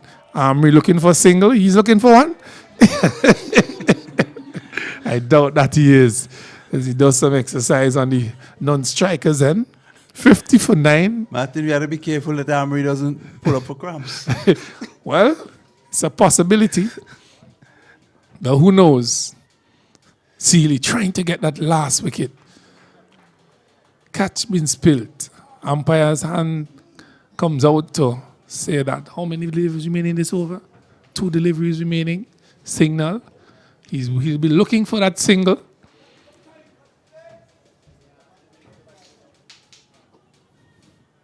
He's whipping it off his legs. Well done by... Look at this. He's run out. Is he run out? Is he run out? A brilliant piece of feeling there by Leacock, but the umpire was not in a position to do so, to put up the hands. And my word, that would have been a dramatic finish here. But the umpire was not in a position to make a decision. My God. 2 chances go begging. They're looking to the square leg for that. But he can't journey from that position. That was a quick piece of feeling there by Leacock, hitting the stumps directly. And the drama continues here at Arnos. Oh, my word. It's all happening, Martin. It's all happening here. Oh, my word. 1 wicket to get. All happening here. Quick single attempted there by the Leeward Islanders. And the ball hitting stumps, but not out, says the umpire. Well, it would have been a difficult decision to make here, umpire. Trying to get out the way from the stumps. At the stumps here. Struck by... As Armory is facing the last delivery. Armory, he's back off the pads. He's looking for a single, is he? That's the end of the over. That's the end of the over. There's been consultation by Edward. I think there's 1 mover to be bowled. 1 mover to be bowled. She's looking for that. And the Bajans may be counting the This umpire is going to the stumps. That looks like it. That's it. The Bajans have been denied. Yes. Oh, my word. Look at the finish here. Leeward Islands have held on by the skin of their teeth. And they have won the championship by the skin of their teeth. Hard luck to Barbados. That catch that was spilled by Seeley. He did well. He did well with the ball. But at the end of the day, Leeward Islands have become victors here in this tournament. A really hard-fought game between these two. There was no time that this game has not been excited, really.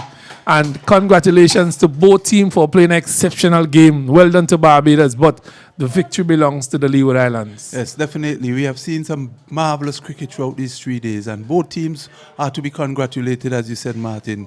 And tough luck to Barbados. They have come out and they have fought after being skittled out for 76 runs with a lead of 29, giving Leeward Islands 106 to win.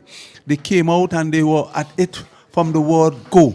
They have gotten into the Leeward Islanders batters right down to the end. But with a catch spill by the evergreen Seeley, who have walked so well and almost bowled Barbados to the finish line. It was not to be.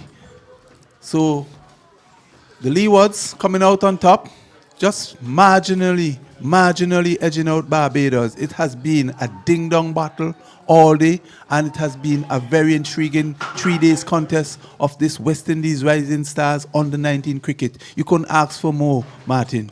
Yes, and I'm telling you, the hearts were beating. They were flattering. The Leeward Islanders bowled out Barbados after lunch for 76 all out. So they had a lead. They came up with 106 runs to get. But they stuck to their task and began to bowl. And Leewards, at the end of 17 overs, they are 51 for 9, holding on by the skin of their teeth. Hard luck to the Bajans. 2 catches. Well, 1 catch being spilled by Seeley off Stevenson. that would have been the end of the game, but he spilled it, and a run-out chance. Umpire was not in a good position to make that decision. Leeward Islands holding on by the skin of their teeth to become champions in this, the West Indies under-19 tournament here at Arnosville playing field. So congratulations to the Leeward Islands team. They would not forget this victory in a long, long time. And Barbados would be really disappointed, but the victory is Leeward Islands. Yes, indeed, Martin. If they had taken that catch or have gotten that run out, then they would have been the winners here today, but that has not to be. But in all, Martin, cricket is the winner. Exactly. Cricket is the winner here. And just to remind you, you were looking at West Indies cricket under-19 tournament played here at Arnosville playing field. This is the final day of this tournament, and really an exciting finish here at Arnosville between Leeward Islands and Barbados. Really, every ball was bold, could have seen the action. Tantimore have not left the stadium, but congratulations to Leeward Islands. And just to give you a little update as to what went on today, the Leeward Islands, just after lunch, just before lunch, they declared Barbados started batting. They were bowled out for 76. Barbados went to the field and bowled just about 35 overs or so. Bar and Leeward has ended the day with 51 for 9. 51 for 9, and that brought the curtains down on this tournament. Morgan, an exceptional tournament. Well done to the Leewards. Hard luck to Barbados, but that's a game of cricket. And we really enjoyed bringing commentary here from St. Vincent and the Grenadines. And there will be a presentation tonight at Hotel Alexandrina, and they would enjoy themselves there, the final day of this tournament, Morgan. So your final thoughts? So yes, as I said all along, it was a very intriguing 3 days of cricket, and it's very good to see after the COVID pandemic, cricket again. And indeed, we had a lovely game here, a lovely final between Barbados and the Leeward Islanders. We have seen the game in a ding-dong battle all along. We have seen bowlers taking wickets. We have seen batters getting a start and building good partnerships. We have seen Barbados taking the lead at one time, and then the Leewards coming back. Yes, it was like a pendulum, this game. It was very difficult to say who would have been the winner here. But Barbados, having been skittled out again for 76 with a lead of 29, giving Leewards 106 to win, came back and almost won the game. So kudos to the players, kudos to Guyana, kudos to Trinidad, kudos to the Leeward Islanders, Barbados, the Windward Islands, and all the teams that has taken part in this under-19 Rising Star West Indies Championship. We have seen some very good prospects for the West Indies, and we hope that this will continue. The selectors now have their job to do, and although marred by some weather conditions, we are able to see a very, very good final indeed. So congratulations to the Leewards. They have fought, and they have fought valiantly. At one time, it looked like they would have been losing this game, but they have held on to win. Well, here at Arnosville, we're going to say goodbye to you, but just to remind you of the events of this game. Barbados, they were sent in by the Leeward Islands. They declared at 279 for 8. Barbados went to the field. Leeward Islands then scored 250, declared, sent the Barbadians back into bat. They were skittled out for 74. Then they had a total of 106 to get this afternoon with about 26 overs slated. They ended up batting about 35. They ended up at 51 for 9, just holding on by the skin of their teeth to claim victory in this tournament. And there you have it from Arnosville playing field, the completion of this tournament. West Indies under-19 tournament being held here at Arnosville playing field, also at Park Hill and Cumberland.